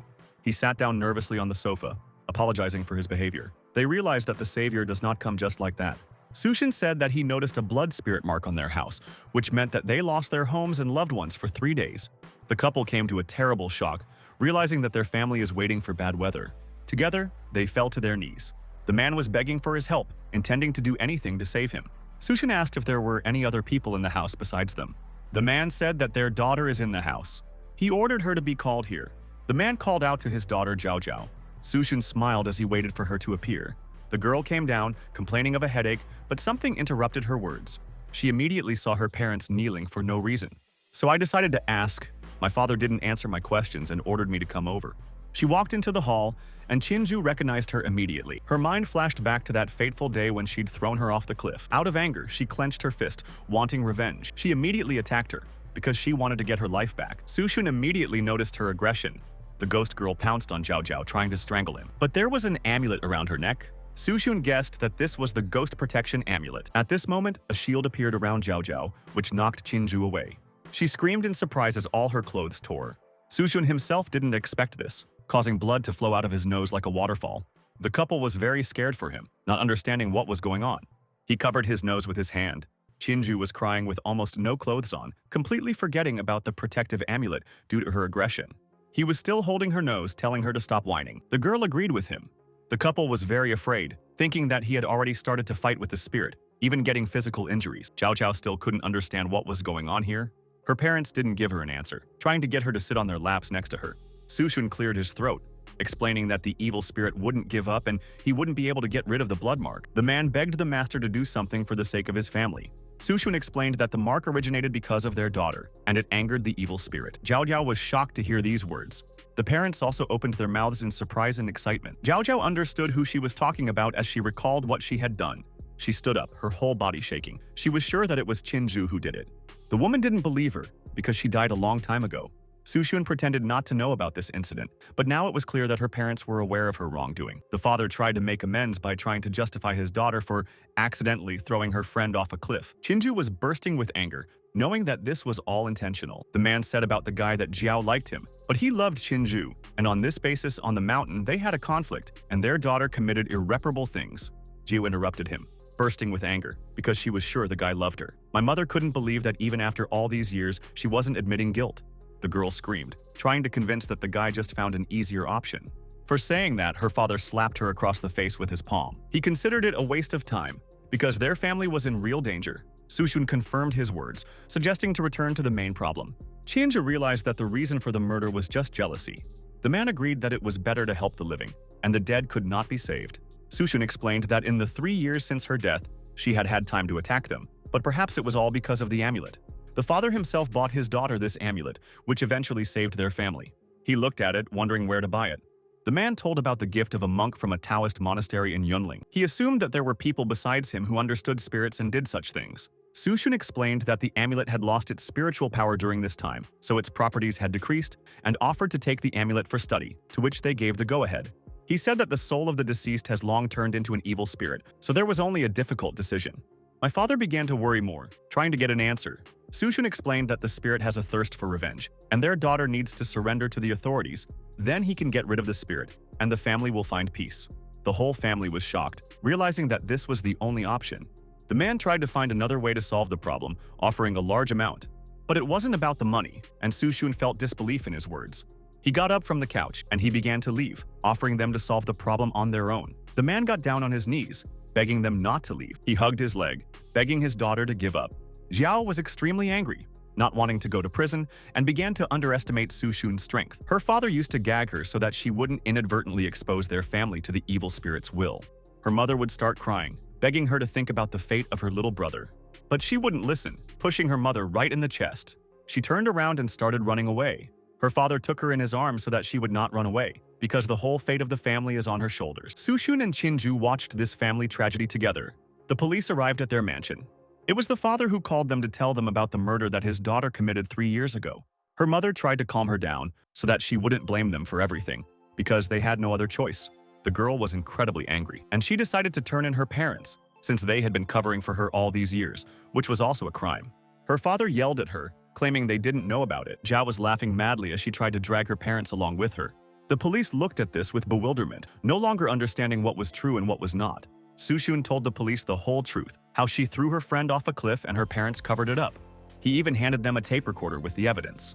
The father realized that the savior was trying to turn them in, not understanding who he was. Sushun introduced himself to them by name, explaining that he was helping Qinju get revenge. The whole family realized that they had contacted a certain demon. They were led away by the police with their hands behind their backs as they fought demons and spirits. The policeman shook his hand, thanking him for his help in the investigation. The car drove away and took the whole family away. Sushun finished his task, wondering how Qinju was feeling. There was no anger left in her, but now she was even slightly upset. Sushun didn't understand why. But now she had no main goal and there was nothing left. He pinched her cheek. After all, she had a goal to help him. He asked her to become his pet for his help. She wiped away her tears and agreed. Now she called him master, ready to run errands of any kind, and decided to take off her clothes immediately to please the eye. But Sushun immediately stopped her. Otherwise, he wouldn't have been able to work. The girl burst into tears again that he had rejected her. But he didn't mean it, knowing that he had found himself another problem. The phone in his pocket rang. He picked up the phone, and it was Lee Hu. Lee Hu said that he slandered the journalist after seeing Susun telling fortunes to people in the crosswalk, mistaking it for a performance. And now he wants to expose him, and Lee Hu doesn't know what to do. Susun smiled as he realized that his bait had worked, planning to go straight there. He had called Chinju to accompany him, since they were now partners. An unknown guy shouted in the streets that the seer was a charlatan. He introduced himself as an investigative journalist from the newspaper and came to expose the fraudster, showing it all on live TV. Viewers started donating to him on the stream, while others supported his idea. One of the men noticed the same seer. No one expected him to be so young, and everyone thought it was a lie. Sushun returned to his original position, and he sat down, intending to give everyone predictions. He asked who wanted to go first, and the journalist immediately expressed a desire to try his divination. Sushun suggested reading fortunes for personal life or material wealth. He didn't want to hear about the future, which would be hard to verify, but rather hear about his past. Sushun could easily do this because to see his past, all he had to do was touch it. The man thought the seer was panicking and held out his hand. Sushun touched his palm, intending to give him memories from the past. The boy's mother pulled his ear, because at such a large age he continues to go to the toilet in bed. How he cheated at school as a teenager, as he confessed to the girl, but she immediately turned him down. And how he peeked under the skirts of passing girls? The man poked him in the face, wanting to get confirmation of his fraud. Sushun told all of his files that his name was Li Yang, and he was born in Xiangyang village, and his father had his own cafe while his mother worked at the hospital. The man did not believe it, because it was publicly available information. He wanted to hear a more sensational thing. Sushun felt uneasy, not wanting to talk about the details. The man was glad that he didn't want to answer, and people ordered him to speak for proof. Back then, Sushun smilingly revealed all of his secrets as he slept in diapers until the age of 13, and how he cheated on exams, ran after dozens of girls at once, but they all refused him, and how he loved to spy on short skirts, storing them in a folder under one name along with a password. There should be no doubt in the man's mind now. He jumped in fear, stepping back, unsure if he was a human or a demon. But Sushun thought of himself as a human, because demons don't walk in broad daylight. The whole nation was shocked, not understanding whether this was true or not, and Sushun decided to give him a horoscope for the day, advising him to watch his step, because he is waiting for retribution for a conflict with a decent person. The man was very nervous, putting it all down to the usual coincidence. But then, Chinju tripped him from behind, and he fell right in front of the people, which again convinced them of the words of the seer. The crowd ran up to him with a request to tell fortunes on various topics. He asked them to get in line and come up one by one. Meanwhile, at the beach house, Yuruo was lying sadly on the bed, staring at her phone.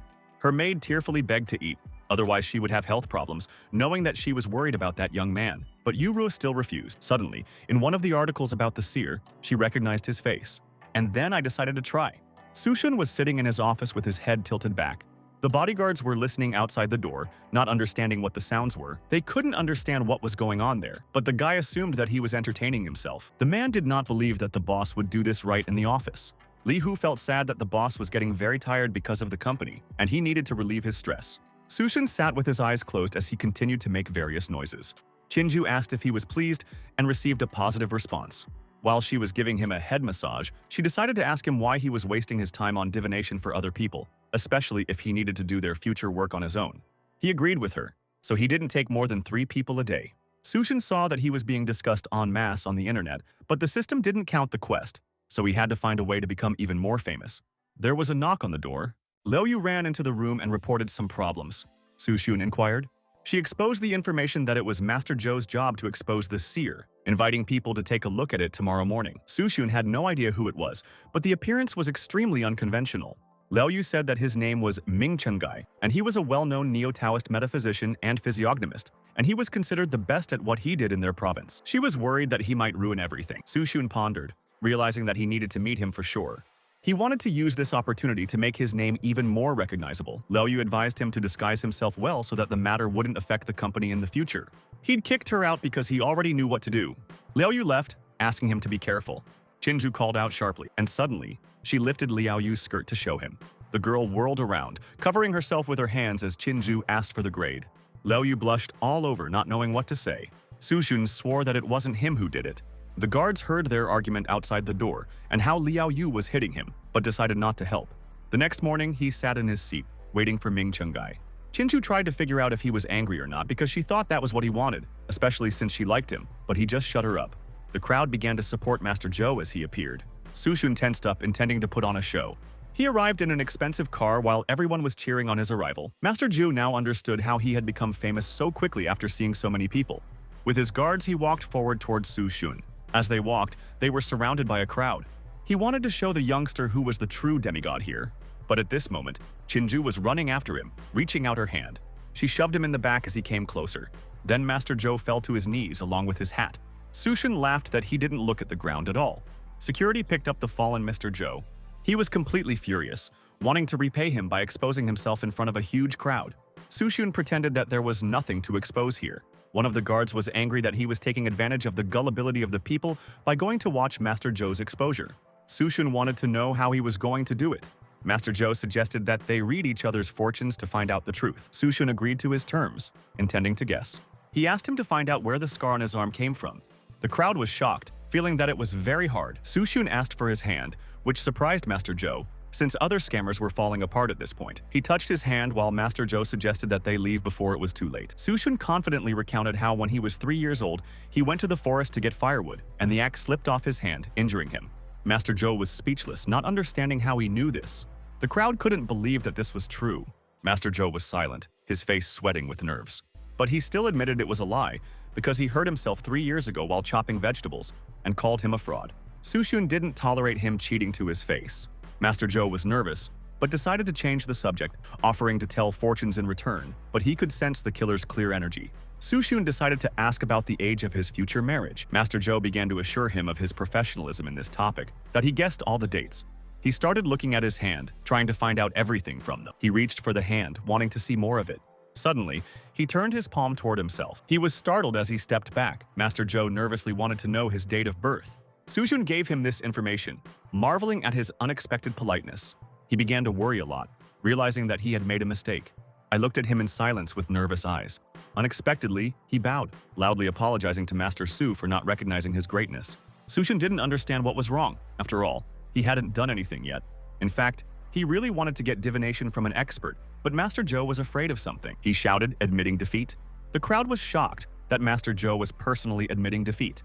Sushun demanded an explanation from him, which made him jump to conclusions. Master Zhou became even more nervous, afraid to say it out loud, as if afraid to reveal his secret. But he bowed again, promising to keep his mouth shut for the rest of his life, and ran away, ceasing to answer questions from the public. They stood in complete silence as Sushun tried to figure out what had happened. Everyone was looking at him intently, which made him feel pressured to speak out. He tried to explain that he couldn't work miracles at all, but people demanded divination. They begged him to solve all their problems, wanting to get their own. But he jumped down, running away from the crowd. Sushun assumed that this was the limit of his popularity on the streets, so he didn't have to come back. Qinju was startled by her master's escape. He was getting conceited, admitting that it was nothing for the best hitman. Suddenly, a voice called out to him from behind and he was wildly startled. But a smiling Yuruo appeared in front of him and wanted to address fortune teller Su. He clarified her question, hoping she didn't recognize him. The girl asked him for help to find one person. Sushun awkwardly asked her for the date and time of his birth, knowing what she was getting at. She blushed deeply as she explained that she had nothing but his portrait, and she took out a piece of paper with his drawing on it from behind her back. Yurua blushed profusely as she asked for help, and Qinju was surprised by the number of female fans he had. He took off his glasses, surrendering to her. Sushun didn't expect her to find it, but the information on social media helped her. He realized that even with his abilities, a woman's intuition was stronger. She was surprised that he worked as a fortune teller, but it was just a hobby for him, and he wanted to understand why she was looking for it. Yuruo only wanted to say thank you for saving her on the liner, which he immediately dismissed. Qinju found him a terrible drag. She stuttered a lot and was nervous when she wanted to ask another question. The girl suddenly wondered if he had a girlfriend. Sushun revealed that he was in a relationship with the girl he was on the ship with and handed her a business card if she needed help. Yuruo was very upset, but it was to be expected. Sushun tried to push back her compliments, which infuriated Qinju. Yuruo began to bombard him with questions about his relationship that he didn't want to answer. She thought that if they weren't already engaged, she might have a chance. So she happily ran away, intending to keep trying. Qinju's mind was now judging him, but he decided to change the subject and go out for lunch. Suddenly, Sushun became thoughtful. After all, he had already taken out even Master Zhou, but the system still didn't complete the task, as if something bigger was waiting for him. Meanwhile, at the Wang family's home, the guy begged the master to drink tea, but the master could see that he wasn't just calling him for tea. Then, the guy fell to his knees. and he begged the monk to restore justice, since Su Xun had locked up his parents and sister. The monk specified what kind of ghost he was talking about on the phone. He shouted, explaining what his parents had said, that Su Xun had come to their house with the ghost of the deceased Qinju. The monk didn't expect that he could communicate with spirits. The guy said that he used to study with him when he was a loser, but then suddenly turned into the president of a large company. He concluded that he could not learn about the tragedy 3 years ago, except through the lips of the deceased girl. The monk wanted to know about the information about the sensational Master Su, but the guy only saw him on social networks. The man suspected that he and Su Xun were the same person. But the main thing was that his ghost of a dead person causes harm to the living, so he needs to be dealt with, especially if he serves him. Then he asked to be taken to Su Xun's place. Meanwhile, on the beach, Su Xun and Zijing were sitting under the awning. He was trying to catch a fish, but she doubted he could do it. He knew it took time and patience. But I already noticed a fish, but not in the sea. The monk was able to pinpoint its location. Zijing noticed Wang Teng approaching them. The guy was extremely angry that Su Xun had taken his girlfriend away from him, so he also put his entire family away. The monk remarked that the case would be very interesting. He immediately activated the spirit recognition technique. Qinju appeared in front of his eyes that she didn't expect this. Su Xun didn't know that Zhao was his sister. He felt that he would meet the main character today, which would help close the quest, but he didn't expect it to be Wang Teng. Wang Teng showed his Taoist monk that he would deal with him. Qinju hid behind Su Xun's back. She felt that the monk could see her, which meant the monk's actual skills. Su Xun handed him a Zhao amulet that was supposedly made by him. Qinju flew far away, fearing the amulet like it was on fire. The monk considered it a mere trinket compared to what he can do now. Then, he began to pull Qinju into his vortex. The girl held out her hand, asking Su Xun for help. He immediately grabbed her arm. Then he pulled her behind him. Zijing didn't understand what exactly was going on without seeing the ghosts. The monk wanted to punish the boy for helping spirits in sinister matters. Zijing was beginning to worry that there were spirits around them, but Su Xun only asked the monk to mind his own business. The monk was annoyed by his threats, so he wanted to use another spell. But then, a gun was brought to his head. Behind them were the guards, along with Li Hu. Su Xun reminded him that in their time, bullets would come out stronger than his techniques. The monk believed that this was against the rules of combat ethics. Li Hu brought the gun closer to the back of his head, ordering him to treat his boss with respect if he wants to live. He covered himself with his hands in fear, promising that it would never happen again. Wang Teng was shocked that the great monk was so easily scared by ordinary bullets. But the monk wasn't immortal either. Su Xun reminded them that they would have to settle their grievances now that he had come here. But Wang Teng fell to his knees in tears and tried to apologize. He asked Zijing for her opinion, but she just didn't want to see him again. Li Hu took him by the scruff of the neck on Su Xun's orders to take him to the police and put him in jail for covering up for his sister. As they carried him away, he screamed for help. Su Xun promised that he wouldn't kill anyone just because he wanted to talk to him. The monk obediently sat down, but considered himself unworthy of advice, as his abilities were much inferior. Su Xun said that he did not believe in the supernatural before, but the experience in 2 weeks changed his worldview. The monk was shocked at how he had achieved such results in 2 weeks. He only wanted to know more about the world of immortal cultivators. The man didn't expect him to ask such a question. But Su Xun was interested in this in his initial journey and would like to learn more. The monk felt that he had reread the fantasy since he was only a Taoist practitioner and couldn't possibly be an immortal. Only through practice can you fight evil, and there are techniques just to entertain people. Su Xun didn't understand why he was trying to grab Qinju, but the monk only wanted to take it for study. Qinju stuck out her tongue at him. The monk said that the spirits abruptly take a clear form, especially because they are afraid of sunlight, and Qinju looks as if she is alive. Su Xun also thought about it as he looked at her. She began to cry, afraid that he would send her to the experiments after all. But he wasn't ready to give away such a cute pet for experiments. She hugged his legs in gratitude. An angry Zijing who was watching their relationship appeared from behind. Su Xun understood and was about to let the monk go. He couldn't believe he was getting off so easily, but Su Xunyi didn't plan on doing anything to him. The monk was very surprised at his generosity, expecting the worst after that. But Su Xun had seen his abilities, so now they were colleagues, so they would have to help each other out. The monk stared at his outstretched hand in surprise, and suddenly he began to cry out of kindness. As he shook hands and wiped away his tears, he complained about the bad attitude of the Taoists, how their abilities were not appreciated and they were not allowed to earn money even for bread. Su Xun offered him $1 million to distribute to his colleagues. The monk was in a double shock. He was going to put up a statue of him in their temple and pray to heaven for him. Su Xun asked Zijing what she would like for dinner, but her appetite suddenly disappeared. He kissed her gently on the cheek, and he asked her not to be jealous because Qinju was just a ghost. She held up her phone, showing her wish on the screen. There was a disciple of the king of cuisine, Chen Fan. He was returning to his homeland and was in a luxurious 5-star restaurant, waiting for customers. Zijing said that he took awards one after another, and recently opened a restaurant that is hard to get into. Su Shun was interested in his dishes and wanted to try them. In the evening, a huge queue formed in front of the restaurant. When they arrived, Su Shun ordered Chinju to wait for them in the car. Zijing doubted that they would be able to get into the restaurant through such a queue. But they started walking past the entire queue while he asked them not to jump to conclusions. He approached a random guy, asking him to give up his place in the queue for money. The couple immediately refused because they were standing here in the morning. But he handed me the check, asking me to look at the amount. The couple opened their mouths and exclaimed at the zeros on the check. They bowed, wishing them a good appetite. And the girl in the back scolded her boyfriend that they didn't come out earlier, and so they could get rich. They sat down at a chair and Zijing was worried that it was too provocative. But Su Shun couldn't be more modest.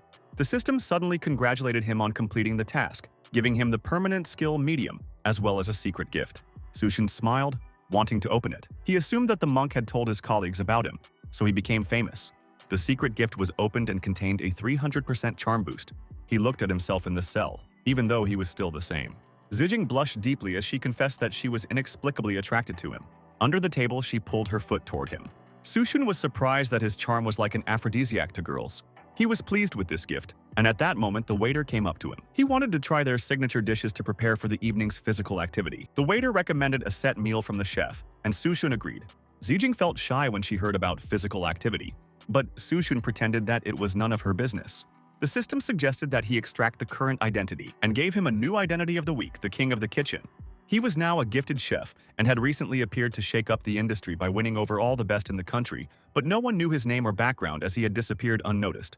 His skills included various kitchens, pastry shops, sculpture, and dough modeling. The task was to open a restaurant that will become famous all over the world. This is given a month. Su Shun was pleasantly surprised by the coincidence. The table was served with a set dinner from their chef. Zijing happily began to eat. Her eyes sparkled at how delicious it was. She ate with great gusto while Su Shun encouraged her. But Su Shun felt that none of this was up to his standards, and Puppy Chen was a terrible disgrace to him. The chef stepped out onto the balcony, noticing the new addition of customers. The manager assured that he would soon become the king of the kitchen thanks to his skills and would soon be ahead of his teacher. But Chen Fan didn't allow himself to speak of his teacher like that, since he was still a mere student.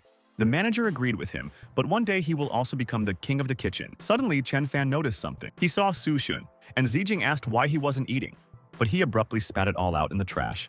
For him, it was terribly not tasty, which made all the customers angry. Chen Fan appeared on the balcony, mocking his words. Everyone was filming the chef on their phone to see how the chef would put him in his place. Su Shun pretended that it wasn't about his food. He didn't expect the chef to have such a rumor. The chef asked the manager to talk to the security guards at the entrance, so that they would not let any more rednecks without taste into the restaurant. And he left, still laughing at him. But Su Shun stopped him, saying that he had been too careful before and that his food was slop. The customers were in a terrible shock that such delicious food was insulted. Chen Fan clenched his fist in anger.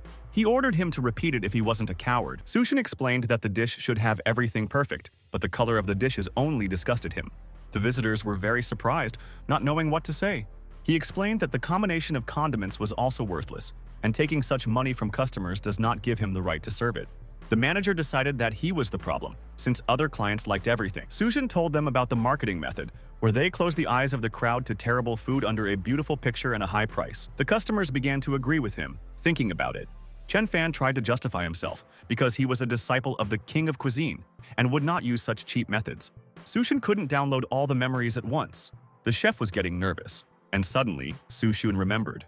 He wasn't a personal disciple at all, just said hello in the hotel hallway, and then started going on about it. The manager and the cook shouted that he was lying. Su Shun knew that Chen Fan hoped that the king of the kitchen was secretive, that he would not expose him, and he hired PR people. The manager didn't understand why he had so much knowledge if the king of the kitchen was always in hiding.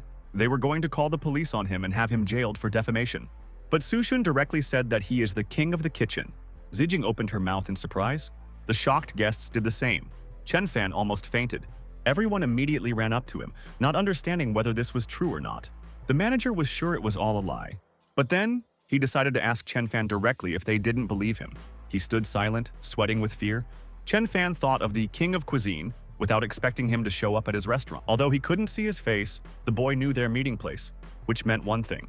The manager cautioned that the guy was telling the truth. Chen Fan still lied, as if he wasn't going to reveal his teacher's appearance, choosing to stand up to the end for the sake of his career. Su Shun didn't expect anything else from him. Visitors offered to prove its status and arrange a battle between them. Chen Fan became very nervous, worried that this might be the king of the kitchen. He tried to get away with it, pretending that he didn't want to let the crook into his kitchen. People agreed with his concerns and didn't know what to do now. Sushun suggested opening a restaurant tomorrow and inviting everyone online to try out his dishes, as well as having a battle with him. Liao Yu was disappointed that President Su hadn't shown up for work for several days, as if he didn't care. Mr. Li was passing by her desk. She immediately called out to him. He turned to her. The girl asked President Su because he hadn't been to work for a long time, which could have an impact on the company. Mr. Li thought the same thing until I talked to him a couple of days ago. And now the president's words have completely changed his mind. He started relaying to her President Su's words that he didn't want to have a company, that he couldn't work like clockwork. Mr. Li realized that the boss was looking into the distant future. Liao Yu understood now. The phone on the desk vibrated from President Su's call. The girl picked up the phone immediately, and he suddenly ordered her to come to a certain address immediately. Mr. Li was afraid that something had happened to him, but she was going to leave right away. So she said her goodbyes and ran away. She understood that even if he looked like a slacker, he still worked more than them, so he must have a big project in mind, and she wanted to help him as much as she could. But when she arrived, Susun was standing in his chef's uniform. He presented her with his restaurant called Refuge of the King of Cuisine. She hadn't expected him to go missing because of his work at the coffee shop, but he thought the restaurant was only showing preparations for the opening. The girl sighed, realizing that she was a fool. But he admitted that he was lost because of divination to people in the transition. Susan called her out for help, but she didn't know how to cook at all. Later, he changed Liao Yu and Zijing into revealing waitress uniforms. He was going to work in the kitchen while they sorted out the hall. Zijing was outraged that he was the president of the company and couldn't hire waitresses, forcing her to do it. He explained that he had already put up a vacancy, but they would need their help for the first time. While they were standing at the entrance, they were approached by an unknown person who was looking for their boss. They were some bandits who wanted to see the owner of a new establishment, who opened it without meeting them. Zijing realized that they would try to rob them, so she decided to call the security chief. But Sushun didn't want to kick out potential customers. He invited them to the table, specifying the order, but they only wanted to get paid for a restaurant in their area, otherwise they would get in the way. Sushun offered to try his cuisine first, and if he didn't like it, he would pay more on top. The bandits were shocked with his reaction.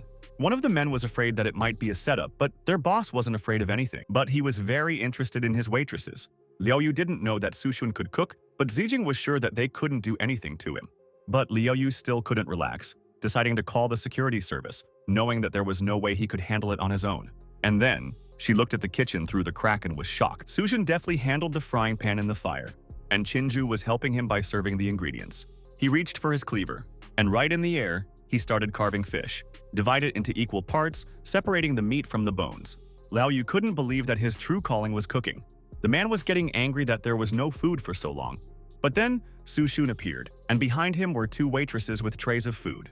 He apologized for being late, as he hadn't cooked for a long time, and got some exercise.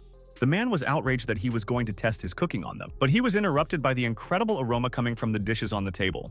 The bandits stared at them with their mouths hanging open. Su Shun allowed them to start eating while waiting for their opinions. They began to get nervous, but they still condemned even the appearance, trying to get the promised money from him. But his drinking buddies attacked the plates like animals. The boss was extremely angry at their impatience. Su Shun and his friends were very surprised by their change of reaction. The bandits ate everything in their path, fighting for every crumb. In the end, the plates were brilliantly clean. The girls didn't believe they had polished them any better than the dishwasher. The men were sitting back, leaning back with pleasure and satiation. Su Shun could tell from their expressions that they were still delighted, but they immediately stood up, noticing that they had forgotten about their goal. They tried to say something bad about his food, but they couldn't find the right words. Su Shun was waiting for their verdict, but they began to cry, realizing that they couldn't lie so blatantly about such divine food. They left the restaurant even after paying generous sums. Suddenly, a voice was heard saying that it was interested in the waitress position. It was Yuzo who came from the ad. There was a huge queue in front of his restaurant.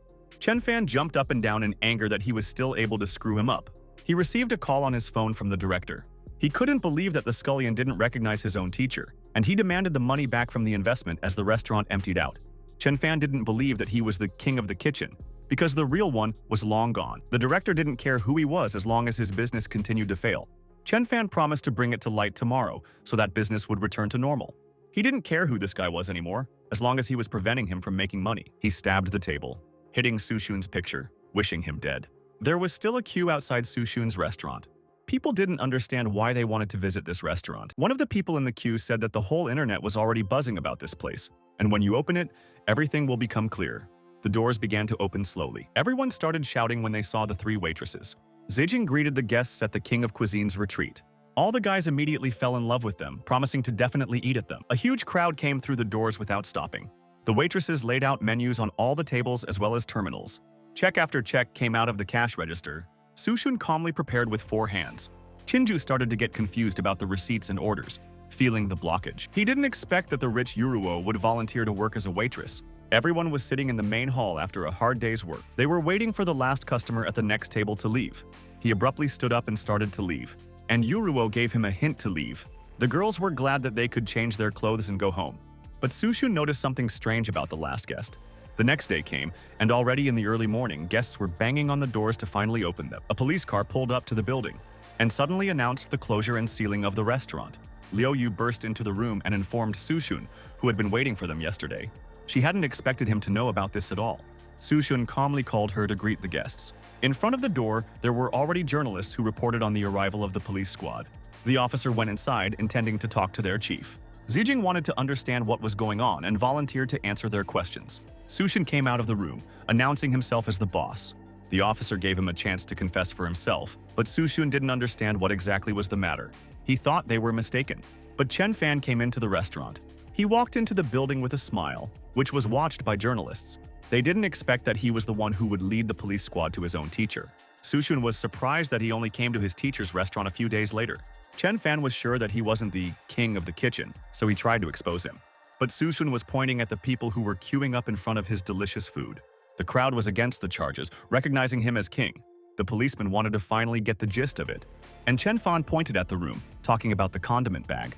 Then the officer gave the order to search. Zijing didn't understand what was going on while Sushun suggested that they discuss everything. They sat down at the table and Sushun tried to understand the meaning of the search, but Chen Fan was sure that he knew everything and was already panicking. But the police found only 1 bag of condiments in which there was nothing. Chen Fan jumped off the table, not understanding how this was possible. Abruptly, he took the bag out of the cop's hand, starting to frantically inspect everything inside. Sushun wanted to understand what exactly his disciple was looking for. Chen Fan ordered him to shut up, because he was sure that it would destroy him. The policeman explained that he was rumored to have added poppy straws to his meals, which was addictive, but he wouldn't dare do that. Chen Fan couldn't find it, starting to get nervous. He was sure that he had simply hidden it away.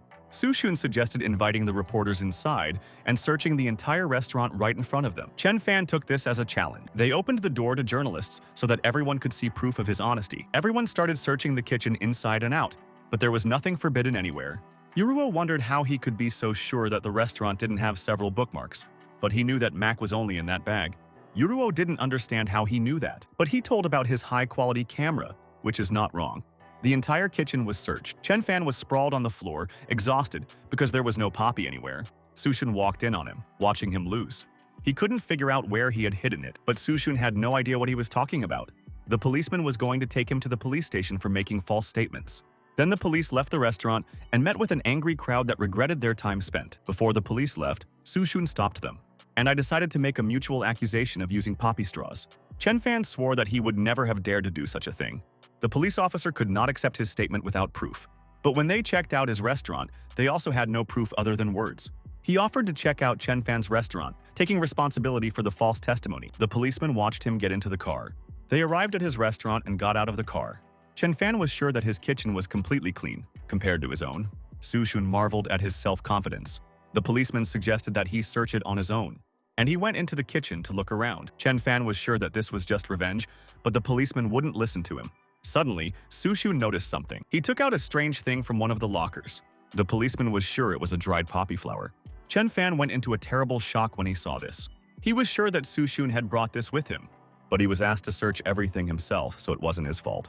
The police officer ordered the officers to search further. They started checking all the lockers. Chen Fan tried to convince them that he wasn't doing this, and it was just a setup. There was a safe in one of the upper cabinets. He was trying to figure out who it belonged to. Chen Fan pretended to keep his culinary secrets there. But Sushun had assumed that there was a poppy there, so Chen Fan was willing to prove otherwise. He knew that leaving Mac in the kitchen was the easiest thing to do, but no one else knew the password to the safe. And when he opened it, there was a whole bag of poppies on the bottom shelf.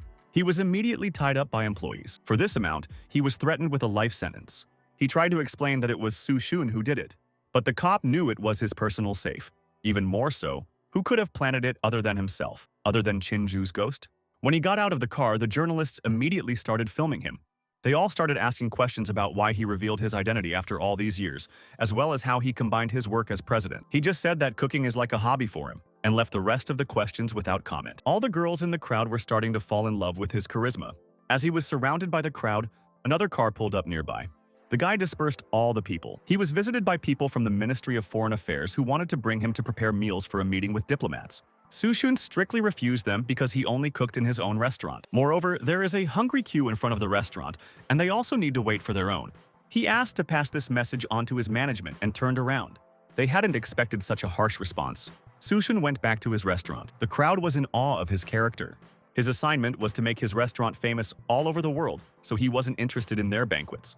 Sushun started being shown on the news, telling how all the foodies were flocking to his restaurant. They turned off the TV in exasperation. The men didn't know what to do about it. Lu Gui, the chairman of the National Culinary Association, was waiting for their suggestion. The guy said that more than 10 ambassadors had already expressed their desire to visit his restaurant, so it was too late to do anything. Lu Gui slapped the table viciously. After all, their association was one of the gems of the national treasure, and he didn't want to look pathetic in front of the eatery. The guy explained that the king of cuisine was already widely known, and they would have to put up with it. Lu Gui looked at him crazily. But he had an idea. He remembered that King of the Kitchen was only a nickname, not an official title, so he offered to confirm his qualifications. The guys were very surprised, realizing that they should not do this. He will instantly rise above them and become more important in the culinary growth. But Lu Gui noticed that he didn't have to go through it. The guy realized that this was a brilliant idea to embarrass him, and they would become an open organization.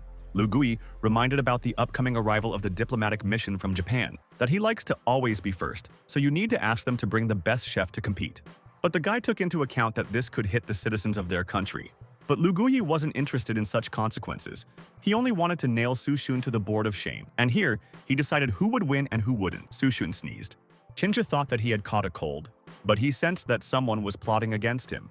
Yuruo asked for a huge queue to wait, but they were already quite tired, and suggested to expand the area in the restaurant. An unknown bus appeared on the road. The foreigners who finally got to the restaurant got out of it. They started to disperse the crowd because all the seats were already booked, but the crowd was dissatisfied with this after standing for half a day. Yuruo asked Liao Yu to call Sushun because something serious was happening. The guy threatened people from the queue without even introducing himself. He swung to strike, but Sushun grabbed his shoulder, wanting to know who he was. The guy was terribly angry that he raised his hand against a civil servant, but Sushun only put his hand on his shoulder, and he was already crying. The whole line laughed at him while he felt disgraced. Sushun didn't notice the civil servant at all, but only the brazen brawler. All the people agreed with him, trying to kick him out. He didn't know what to do and panicked. Lu Gui appeared and stopped the fight. He started complaining about Sushun for stopping him from dispersing the crowd, but Lu Gui just slapped him hard in the face because he wasn't good at talking to people at all. Sushun watched in silence. Lu Gui didn't understand why people should leave since they came to eat, so he kicked the guy out. The girls were surprised by the decency of his boss, which keeps employees in a tight grip. But Liao Yu doubted it. He extended his hand to Sushun, introducing himself as the chairman of the National Culinary Association. The entire queue was in shock, and they started filming as the chairman personally arrived to evaluate the king's cuisine. The chairman apologized for his subordinates, but Sushun was delighted with his methods. He introduced foreign guests who would like to try his dishes and tried to find a solution to let them pass without waiting in line. But Sushun maintained an equal rule that the queue moved the same way regardless of status, but they could negotiate with the people in the queue for money. The girls were perplexed. Lu Gui understood his position and went to explain to his guests. Sushun gave the go-ahead. One of the guys was already ready to sell his place in the queue to the chairman, and then one by one. Zijing didn't expect him to send these people to the back of the queue, since it was possible to book their seats for another day. But Sushun knew that the chairman didn't come here for food. It's to destroy it. The foreign guests ate while enjoying an incredible meal. Yuruo couldn't believe that they were foreigners, since they spoke good Chinese. But they were ordinary embassy employees, so they have been living in China for a long time and know the language. He was also very envious of Sushun for selecting such beauties for the staff. Sushun knew that this wasn't what he was here for, so he tried to force out an answer. He applauded him for his insight. Sushun noticed his way of praising him, as he called him king by the people, which signified his lack of status in his higher community. Lu Gui was trying to get away with it when he was discovered. He still mentioned that his qualifications were never confirmed, and it would be unfair to consider him the king of the kitchen. Zijing clarified how he could confirm his title. Lu Gui grinned, knowing that they were being taken in. And he said that first you need to prove the huge contribution of Sushun to the development of national cuisine, but did not have time to finish. How did Sushun go to the toilet when he wasn't interested at all? Lu Gui tried to hook him by suggesting alternative ways. but he closed his eyes, just wanting to go to the bathroom and then talk. Yuruo apologized to the chairman for Su Shun's rudeness, but in reality, Lu Guyi was angry, wanting to take revenge for today's humiliation. Chinju couldn't understand what exactly the chairman wanted. He managed to use the medium skill after learning that he would lose his seat, so he tries to trample on it. Chinju instantly flew away, wanting to hit him, but Su Shun stopped her because he had his own plans. She didn't expect him to have an idea already. He was going to use this idiot to complete this task for worldwide popularity. Su Shun gave her a goal to keep an eye on him and find out his purpose and report back immediately. Su Shun returned and apologized for their interrupted conversation. But only then did he ask Zijing to call a plumber because they didn't have any water and he didn't wash his hands. Lu Gui stood in a stupor after shaking his hand. He sat down quietly, wiping his hands on napkins, and wanted to hear about another method. And at that moment, the box ran out of napkins. This annoyed Lu Guyi greatly. He said that a diplomatic mission from Japan is coming soon, and he will bring with him the best chef Sadako Tsu, who wants to arrange a competition. Yuruo held back her laughter when she heard his name, which meant winter open. Su Shun remembered that the best chef in Japan was Kosi Sai, but Lu Guyi revealed the sad news that he passed away a few months ago due to heart problems. But according to rumors, his student Sadako Tsu was able to surpass his teacher. I asked him for his solution. Su Shun agreed to the competition, but on one condition. Lu Gui clarified what he wanted. He didn't care about its terms. He only wanted to destroy it. He decided to hold a competition in his own restaurant, but they also had other plans to arrange a live fight on the site of the National Exhibition Center. Su Shun nodded understandingly. He turned away, saying goodbye to his guest. Only then did Lu Gui agree to his terms. Su Shun was very surprised and Lu Gui resigned himself. Only he remembered that his restaurant would be too small for a live broadcast because you need to fit the entire set. Lu Gui tried to suggest another option but was interrupted. But Su Shun already had a solution, and all he needed was their financial assistance. He handed him the renovation project for his restaurant. He saw the name and was surprised that he handed him a plan to expand the building. Su Shun had even already chosen a place in the best hotel in the city that only needed to be purchased. He began describing a swanky new restaurant that would be dusted with gold and marble to boost the country's reputation on live TV. Lu Gui tried to explain that they didn't have such a budget, but Su Shun turned away, saying goodbye to his guest again. Back then, Lu Gui promised to get the right amount. He even shed a tear at his generosity and asked me to transfer him 70 million, and in a week everything will be ready. Lu Gui was also crying, but not out of happiness. All the foreign guests have left. Yuruo didn't understand why she needed to ask for his money, but he only wanted to get back at him financially. Lu Gui was just furious at the amount while making the call. The caller picked up the phone. He called the chef to make sure he was prepared 100%. Lu Gui already knows how to get that money back, but the main goal was to win. At night, at Su Shun's house, he was lying on the bed, sleeping like a log. There were soft footsteps at the door. Yuzo suddenly appeared above the bed. While he was sleeping, she held out her hand to him. But he immediately took out the knife with his other hand. I threw her down on the bed so she wouldn't run away. He couldn't understand what she was doing here if she had to sleep in a restaurant, but she was too scared to sleep there, so Zijing allowed her to stay here. She let out a sharp cry of fear as Su Jun tried to calm her down. A disgruntled Zijing who was worried about Yuruo burst into the room after hearing her crying. But Su Shun swore that he didn't do anything to her, and she started hitting him with her shirt because she was sure that he was guilty. On the street, journalists told everyone about the opening of the New King's Cuisine restaurant that they were about to open, but people came not for the sake of it, but for the sake of the fight. Lu Guyi was already tired of everyone calling Su Shun the king of the kitchen. He wished Sadako Tsu good luck, intending to help him win. Everyone noticed the chef's appearance and immediately covered it with fan shouts. They reported that Sadako Zu had arrived, but Su Shun was nowhere to be seen, so he must be busy preparing for a fight. There was still an hour left before the competition, while Su Shun was sleeping in bed with the two girls. He opened his eyes when he heard a voice. Su Shun jumped at the ghost, but Chinju asked him to get used to it. The girls were annoyed that he had woken them up before the alarm went off. Chinju was surprised that they were already in the same bed after a couple of weeks of dating, but he explained that only his room had air conditioning. Su Shun didn't expect her to come back while watching Lu Guyi, but he had completely forgotten about everything. After all, it is today that the fight with the Japanese chef is taking place. People were waiting for the competition, and it was still 5 minutes away, but Su Shun's table was empty. The jury was terribly annoyed that he didn't even show up. Lu Guyi was already prepared to throw mud at him if he didn't show up. The host counted the minutes, and if it was late, the jury would have to cancel it. But before she could finish, the second reporter called out loudly to Su Shun. He came to the competition. Sadako Tsu clicked his tongue with a smile. The host thought it was some kind of psychological trick on the opponent, that he came at the last minute, but really, he just overslept. His response caused everyone to be shocked. The journalist was sure that this is a kind of pressure on the opponent, and shows how he surpasses the opponent even after a dream. Su Shun didn't mean it, but the crowd didn't listen to him. Sadako Tsu clenched his fist in anger. Lu Gui asked everyone to keep quiet as the competition would start soon, and they were ready to announce the beginning. The participants were asked to bring their own food, but the entire Sushun team was horrified because they forgot to prepare the food. Sushun stood there, yawning. The audience was shocked that even now he wasn't in a hurry. A girl carrying Sadako Tsu's groceries arrived with a tray, and in a couple of seconds, people will know what he is going to cook. Under the secret was a chilled golden lakstra. The jury noticed that this is not a simple fish, but winter Lasedra himi, that you can catch only 100 pieces per season.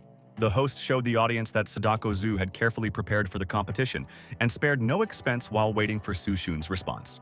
But Sushun suddenly went to his desk as if he wanted to say something. He began to examine the fish carefully. Sushun saw that this fish was worth at least 3 million, not expecting such an investment in the competition. He asked for a piece, since he didn't need all the fish, but Sadako Tsu just laughed at him. Sushun was offended by his harsh reaction, but Sadako waited for his ingredients to be taken out. The host could not understand the meaning of their interaction, considering it as another psychological trick. They saw the obvious annoyance on Sadako's face. Sushun called out to Zijing to take a look in the refrigerator and bring some leftover food. She knew that there was no fresh food, but Yuruo hoped to bring something. After a while, they brought back some of the food they found. Zijing offered to run to the store, but that was enough for Sushun. Sadako Tsu smiled slyly, knowing that he had already won. Sushun noticed that 1 million dishes were prepared from these foods every day, and the only point was to feed people. The journalist agreed with him 100%. All the people laughed at Sadako, and as an answer, they shut him up. But he wanted to show the world that Japanese culinary art has no equal. The host announced the start of the competition. Sadako Tsu immediately began carving the fish with his sharpened knife, which passed through the fish in seconds. Sushun responded by tossing his fish into the air and butchering it in one fell swoop. The jury noticed that the competitors are not inferior to each other. Lu Gui smiled, knowing that Sushun would soon be finished. Sadako Tsu finished his dish by making a secret recipe for sashimi, serving it like a statue. The fish looked as if it hadn't been butchered, which impressed the jury. They saw how thinly sliced the fish and preserved the appearance, so the taste remained original and fresh. The jury couldn't hide their sympathies, feeling the fish melt in their mouths, and wanted to know the secret ingredient. All the judges gave Sadako Tsu the maximum score. The host sadly reported that now Sushun should at least hope for a draw, but this will end his reputation as the king of the kitchen. Sadako Tsu confessed how easy it was to destroy it, but Sushun asked him to wait for the jury's evaluation of his dish. He asked the girls to serve the dishes to the jury, while Sadako Tsu laughed and joked loudly. Zijing asked if everything was fine, but Sushun was as calm as possible. They were carrying plates of homemade carpfish soup. When the bowl was opened, there was an incredible stew underneath. Sadako Tsu laughed at his squalor, making ordinary soup for the competition. Sushun hinted that he needed to cover his mouth at least a little. The host agreed that such a simple dish could greatly influence the jury's decision. They all ate one spoonful of soup, and suddenly they felt something. Their faces suddenly changed, and they didn't express any comments as if everything was too bad. The man wept, realizing that they had no right to evaluate the food of the gods. The presenter did not expect such a turn that the judge would consider themselves unworthy of evaluation. But suddenly, one of the judges gave 9 points. It was Lu Gui who didn't see anything special in the dish. Sadako Tsu laughed out loud that the king of the kitchen had lost. The host herself was surprised by this situation, that the chairman of the National Culinary Association can help out in the direction of his participant. But Lu Gui considered himself a chef, and he wanted to see the strongest, so his assessment was as honest as possible. All of a sudden, there was a clap in the hall. It was Sushun who slammed his speech as he judged the chefs as honestly and impartially as possible, admiring his moral qualities. But they couldn't know that they hadn't met Sadako Tsu before, and hadn't faked his victory. Lu Gui laughed at his speculation. After all, they had never met Sadako. But Sushun played a video on his phone of Lu Gui, asking Sadako Tsu to destroy him in the competition, waiting for an explanation. Lu Gui was shocked, not understanding how this was possible. A hidden video was shown on huge screens, in which the confession of Kosisai's murder sounds, that he humiliated Sadako Tsu, thereby did him a favor and asked her in return. The host couldn't believe that the chairman had entered into a conspiracy and even committed murder. Sadako slapped the table angrily, and suddenly he attacked Sushun with a knife, wishing him dead. The host tried to warn him. Sadako Tsu was going to kill him for setting him up like this. But Sushun abruptly turned around. With just 2 fingers, he stopped the knife blade. The host was shocked, because of which she had no words left for commenting. With the same fingers, he snapped the blade in half. Sadako Tsu trembled in fear, knowing that the blade was made of a 1,000-year-old meteorite iron, and he had only broken it with his hand. Then Sushun punched him in the face. It flew straight towards the set. Sushun gave him a direct answer. Everyone saw the deformations from the powerful impact. Sushun walked over to the jury table. I was waiting for Lu Gui's comments, But he was still smiling at his careful preparation for this, but he knew he could get back to work with his connections. Su-shun stared at him in silence. Then he was going to take revenge, knowing that he couldn't protect his girlfriends for days on end. Lugui looked at his expression as if he wanted to hit him and provoked him. After all, it wouldn't count as self-defense. He kept saying that everyone would know him as a pleasant and polite gentleman, while people tried not to look in his direction. He saw it as he stopped laughing. Su-shun didn't intend to hit him, but now he heard the threats. He tried to stop him, pretending it was all a joke. Lugui screamed for help as Su-shun pounded him. The latest news was the chairman's case on suspicion of murder, which was brought to trial, and Su-shun is now officially recognized as the king of the kitchen. Evening came. He saw that the video from the competition was spread all over the internet, which means that the task will be completed very soon. There was a voice outside the door. It was Zijing that suddenly entered his room. She closed the door behind her. Let them know that they are ready to reward him for the victory. He stood up on the bed, starting to take off his shorts. But suddenly he understood the plural of her words. Yuruo, who was also going to participate, also came to pick her up. Su-shun couldn't believe this was happening to him. So he pinched his cheek, which hurt terribly. Then he realized that this wasn't a dream at all, and he smiled broadly. He got out of bed, enjoying this life. Ziying woke up, not expecting to see him so early, but he was going to make breakfast for them. But he still didn't understand what she'd done yesterday. She didn't see it as a big deal if he deserved it. Then he asked her to thank him again. She threw a pillow at him in anger to get him to leave. Zijing looked at Yuruo, and she asked me not to pretend that she wasn't sleeping. The girl covered herself with a blanket, embarrassed to listen to their dialogues on such a topic, especially since she felt like a third extra. But Zijing calmed her down, knowing that many people liked Su-shun, so she decided to choose a girl according to her taste, so that all sorts of people wouldn't hang out with him. So I suggested that we count each other as sisters. Yuruo smiled as she called her sister. She suddenly remembered that Liao Yu also liked Su-shun. If she wanted to join, they would have to do something. Zijing was worried that things might get out of hand. Su-shun was singing in the kitchen while preparing breakfast. Kinju was extremely pouty with anger. She wasn't happy that these girls deserved to sleep with him, even though she had contributed more to his victory. Su-shun was surprised by her suggestions, but the girl tried to deny it. He explained that they will never be together because they are literally from different worlds. The girl had tears in her eyes because she considered herself unworthy only because of her role as a ghost. Su-shun tried to explain to her in a different way, but she had already flown away. He sensed how difficult it would be with her. The system congratulated him on completing the task, for which he was given a permanent reward in the form of cooking Chinese dishes, but he did not like the reward, and ordered the system to extract the identity to get a better identity. The system gave him the identity of a paranormal investigator. Now he could hear the voices of the dead, and he could solve cases at the click of a finger, becoming a legend. Now he's back on track, which is a direct threat to the villains. His skills were the ability to hear the dead, see clearly, and read minds. And the task was to help the police solve 3 crimes in 2 weeks. Su-shun became very interested. Meanwhile, in Jiangnan City, a hotel is being investigated. The staff sat with their heads in their hands over their work. Chen Yu, the deputy head of the department, said that during the week of investigation they had not made any progress. Then he decided to brainstorm, studying every detail. The guy didn't know where to get the evidence if there were no cameras and the autopsy didn't show anything. The man offered to turn to the best in this business. The guy didn't know what he was talking about if their entire team couldn't find anything in a week. He decided to tell them about the legend of the detective that he could hear the dead. The guy was shocked to realize who he was talking about. Everyone thought he was just a regular horror story character because that doesn't happen. But the man met him in reality when he helped them solve a dead-end case. The guy believed him, but they didn't know where to find him after all these years. The man found out that he lives in Jiangnan and leads a rather public life. In the morning, they drove to the place. It was the Qingyun International Corporation. The man did not expect that he would work for the company. When they reached the entrance, they were met by a security guard. They provided him with their investigation department documents, wanting to talk to President Su. The guard asked them to wait. The man was shocked that he tried to meet with the president, to whom the authorities register for 6 months. But he decided not to worry ahead of time. Liao Yu came to the table and poured Su-shun another cup of tea. Yuruo could clearly see that Liao Yu had plans for Su-shun, which made Zijing annoyed. She didn't want to lose to her. Su-shun sat silently on the phone, sipping his tea. The girl stood in front of him, and Zijing suggested that he relax a little. He was tense, sensing something in the air. Girls started offering him massages to help him relax after working on the phone. Liao Yu decided to leave them and leave. But when she opened the door, a nervous voice came from behind her. Li Hu ran into the room, loudly announcing the arrival of the cops, offering to take him out the back door. Everyone didn't understand why the police had come to see him, but Li Hu grabbed his hand, not wanting to waste precious time on escaping. But Su-shun was sure that there was nothing wrong. He asked Liao Yu to arrange them in the guest hall. The staff were sitting in the guest room. The man assumed that he had gone into hiding for so many years and did not want to reveal his identity. But the deputy was asked to calm down and wait for his appearance. Su-shun entered the office with Liao Yu, apologizing for being late. The deputy shook his hand, and Su-shun would like to know the reason for their visit, but he didn't answer the questions, just stood there in silence. The man was shocked that he hadn't changed at all in so many years. The deputy couldn't believe that President Su was the detective. The man reminded him of a 13-year-old case in which he helped his team find the villain. And from that moment on, he was no longer seen, but recently he saw a report about the king of cuisine, that he was also the president of the corporation. Liu Yu had inadvertently mentioned that he was also a fortune teller, but Su-shun considered it just a hobby.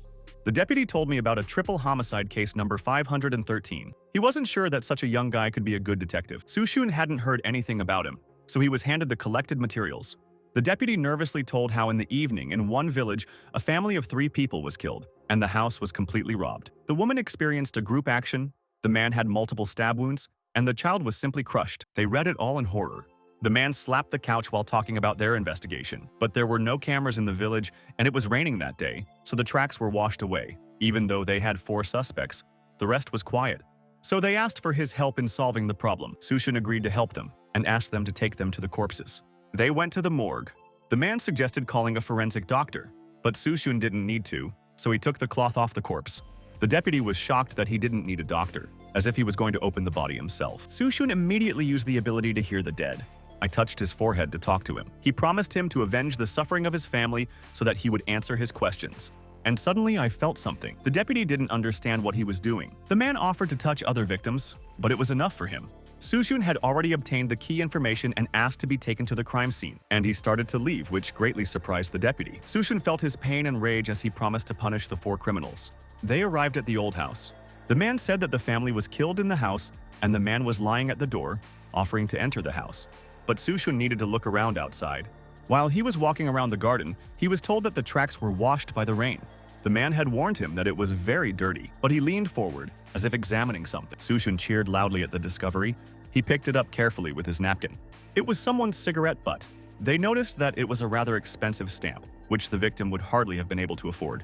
They remembered that the family didn't smoke at all, so the killer might have dropped the evidence. Even through the mud, it would be possible to extract the DNA, and Su-shun asked to be sent to the lab as soon as possible. The man immediately ran away with the package to the car. The deputy was surprised by the guy's professionalism that he was able to find the most important piece of evidence. Su-shun shared the deceased's story that the villain dropped the cigarette butt and tried to push it into the ground. Zam couldn't believe that the stories about his abilities weren't all lies. 5 whole days had passed. While Su-shun was playing sports, Chinju flew up to him with a ringing sound on her phone. He got off the treadmill and answered the phone. He was happily informed that thanks to the cigarette butt, they were able to identify the killers, that they were the suspects, and that they were planned to be captured in the evening. He was invited to attend the capture. Su-shun immediately agreed.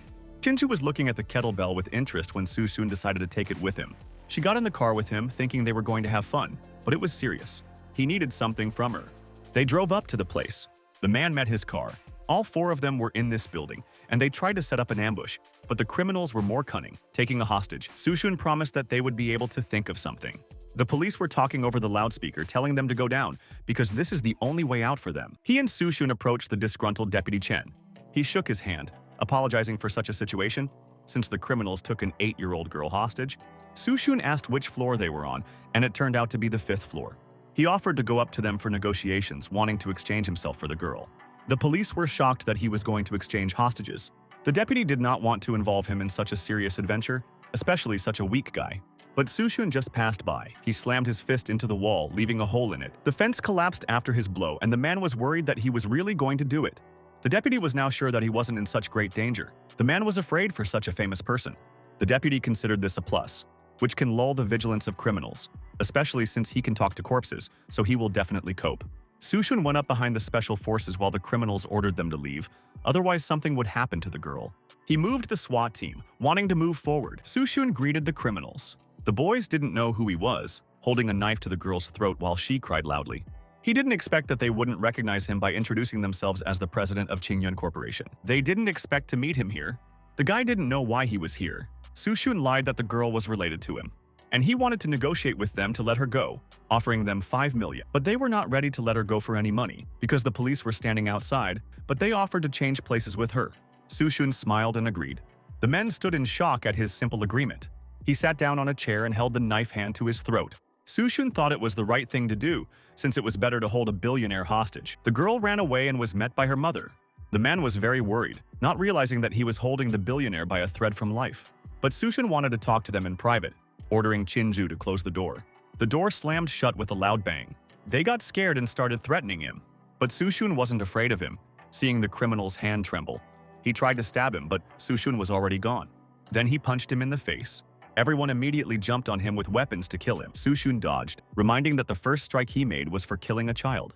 And then, he dodged the second blow by slapping another man in the face for the dead woman, and the third was hit from the knee for the dead man. He stood there shaking, remembering that they'd only killed 3 people and he was safe. But Sushun didn't give him that hope, and took him by the hair for a little girl being held hostage. After that, he wiped his fist with a wet cloth. The criminals lay on the floor until he realized who he was. But Sushun was only a responsible citizen, doing things that the police couldn't. The fat man wasn't going to admit guilt even after being tortured. He was sure that when even one of them came out, they would blow up his company. Sushun looked at him coolly. Fatty knew that he couldn't kill them here, so he had no choice. But Sushun didn't give them such a simple care, suggesting that Chinju take care of them. He closed the door behind him. The special forces were about to rush in, but Sushun decided to give them some time. The criminals were sitting on the floor, not understanding where he had gone. At this moment, the room was filled with a dark aura, and an unknown sound appeared. The man turned slowly, feeling a slight chill on his body. Chinju breathed directly into his ear, which made him freeze in fear. They started shouting loudly, which surprised the squad. The news showed the arrest of criminals in the sensational case of 513, which shouted about the ghost. The deputy suggested that they were simply tormented by conscience and began to see their victims, intending to return them to an adequate state for trial. Sushun was sure that no one would have believed it if it wasn't the police chief who said it. A satisfied Chinju appeared abruptly, waiting for praise for her work. Sushun praised her, and the girl immediately demanded a reward. She begged her to hurry, or she wouldn't talk to him again. Then he kissed her on the lips, hoping she wouldn't take his life. But then she pushed him down on the couch. She blushed deeply as she confessed her desire. He was in shock, fearing for his own safety. Chinju started to pull off his t-shirt, wanting to get what his girlfriend's got. The phone on the desk vibrated. He found a reason to run away while answering the phone. It was Liao Yu who saved him from Chinju. But Liao Yu screamed into the phone, asking for his help. She walked down the dark street, looking around cautiously. The girl saw that an unknown man in a cap was following her. She ran towards the park, but he wasn't going to let her go. As she ran, he followed her. He reached into his pocket for some reason. He suddenly took out an unknown handkerchief, rapidly approaching her. When he grabbed her from the back, Liao Yu started screaming for help, but he put a handkerchief to her face, covering her nose, so she lost consciousness. But suddenly, the culprit heard a voice from behind saying that too many scum had gotten divorced this year. It was Sushun with Li Hu, who was going to take revenge on him for the attempted murder of his man. The guy held the knife up to her, telling them to stay away. But the knife snapped out of his hand. It landed in Sushun's hand. The criminal bared his teeth in anger. But he took Liao Yu from his hands, pointing his own knife at him while he was shaking with fear. The guy was taken to a warehouse tied up with ropes, and they put him on his knees in front of Sushun. Li Hu reported that the handkerchief was soaked in diethyl ether. Sushun appreciated his approach, not understanding what he was trying to do. The criminal tried to pretend that it was just a robbery, but then the knife landed right on his leg, and he screamed in hellish pain. Sushun decided to ask again what he wanted to achieve. The criminal confessed to his original plan, where he wanted to drag the unconscious girl to a secluded place. Sushun was interested in the number of such crimes. It turned out that he had already done this 6 times, but swore to turn himself into the police. Li Hu recalled the news about the 6 corpses of women in the city that were also desecrated before they died. But Sushun knew that turning himself in would not justify the 6 lives lost, so he was going to charge him in full for their suffering. The guys held him down, and he gave orders to Li Hu to find 6 tough guys for him. As he was leaving, the guy was shouting for help. Liao Yu was shaking and crying in the car, but Sushun assured her that she was safe. He noticed that she was very scared, so taking her to an empty apartment is not an option. Sushun suggested that she go to his house.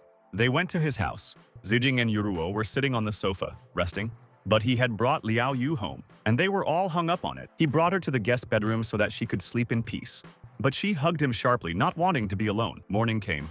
Sushun stretched as he left the room. Next to the door, Zijing was swinging a cleaver, trying to kill the flies. She continued to kick them with her slippers while Sushun looked on awkwardly. As he was standing, Yuro splashed water on him from behind. He was extremely angry, but she was just pouring the extra water out of the pot. But it was boiling water, and he didn't understand why she wasn't pouring it down the sink. Zijing crept up behind him, asking grimly why he had brought Liao Yu here, as if he wanted a third one as well. Back then, they had furiously tried to deal with him, but he had insisted that he was only comforting her. They dealt with him while Liao Yu lay contentedly in bed. Zijing talked to her friends at the university. But I noticed something. It was Su Shun who came to her with a bouquet. But she walked past him, ignoring his questions. He sighed, not knowing what to do with women. Zijing wasn't ready to forgive him over some broom. But suddenly, he grabbed her hands and picked it up, taking it with him. The girls were jealous that she had such a strong boyfriend. She asked to be released. He brought her to the restaurant while she was still resentful. Su Jun handed her a fork of meat to eat, but she refused. He swore that nothing happened last night. But she covered her ears, not wanting to listen. There was a car parked outside the restaurant. Li Hu blamed his boss for being so cool, but he still looked like his girlfriend. The guy next to him was on the phone, having no interest in discussing it. He noticed that he had a new phone, also an old model. It turned out that it was the phone of yesterday's maniac, which he decided to search until he threw out. Li Hu was furious with him for what he had done, because the police might track them down, and the boss would get into trouble. But then he noticed something. While they were explaining to Zijing that Liao Yu was a simple worker, Li Hu ran towards him. He handed him the phone, revealing the details. Li Hu showed him something on his phone and sent people to search the area. He assumed that he had run away after taking the picture. His phone chat showed a picture of Zijing and Su Shun in a restaurant 5 minutes earlier, who were marked with a new target. They walked down the street while Zijing looked around in fear. Su Shun asked her to go quietly. Li Hu radioed to the team, but there was no one around. He was angry that the culprit had left. Li Hu promised the boss that their team would keep him safe. Su Shun realized that the maniac from yesterday was far from alone, and the other 5 were unaware that one of them had already been killed. They didn't know how badly they were hit yet, and he was going to do his duty. Li Hu suggested sending a message to the group to test the waters, but so far only one person in the group has written, so it's better to keep quiet. The guy was angry that the maniac had previously cleared the history of correspondence. Su Shun would like to find his corpse, which they threw into the cage and drowned. He immediately wanted to go to him, but Li Hu clarified that there were no leads on him. But Su Shun only wanted to talk to him. They came to him, fishing the cage out of the water. And they started opening it. Li Hu covered his nose in disgust at the smell of it. But Su Shun didn't care. He touched his protruding arm and activated the ability of insightful vision.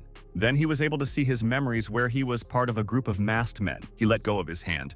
It turned out that they didn't even know each other's identities, which made Li Hu surprised. Su Shun said that they met on the internet and sent photos to the general group to determine the next victim. He got into the car, knowing they needed to answer. He wrote in the chat on behalf of the maniac that he was already able to determine the address of their next target, intending to attack tomorrow. All the maniacs started to unsubscribe, happy that he finally showed up. He hung up the phone, intending to give them a warm welcome tomorrow. Li Hu offered to destroy them immediately, but Su Shun wanted to bring them before the law.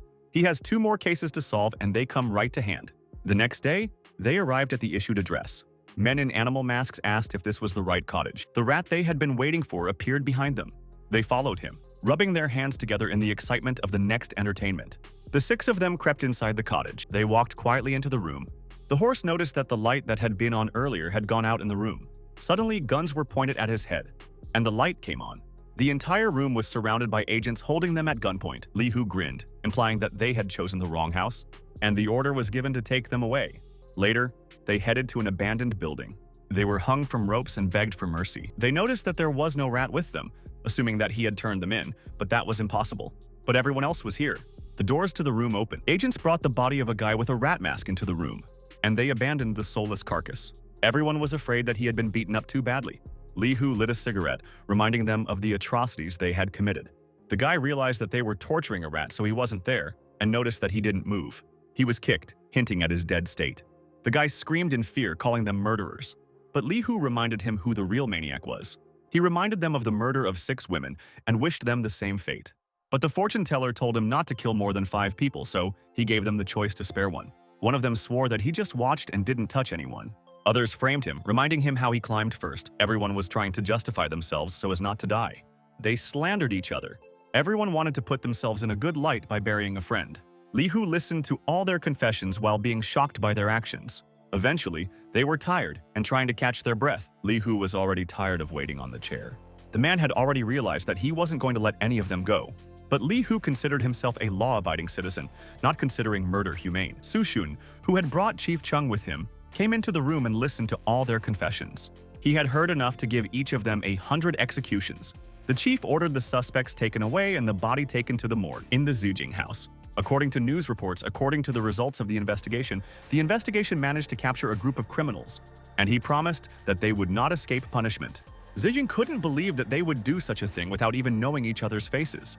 The Zijing family entered the house and they immediately moved away from each other.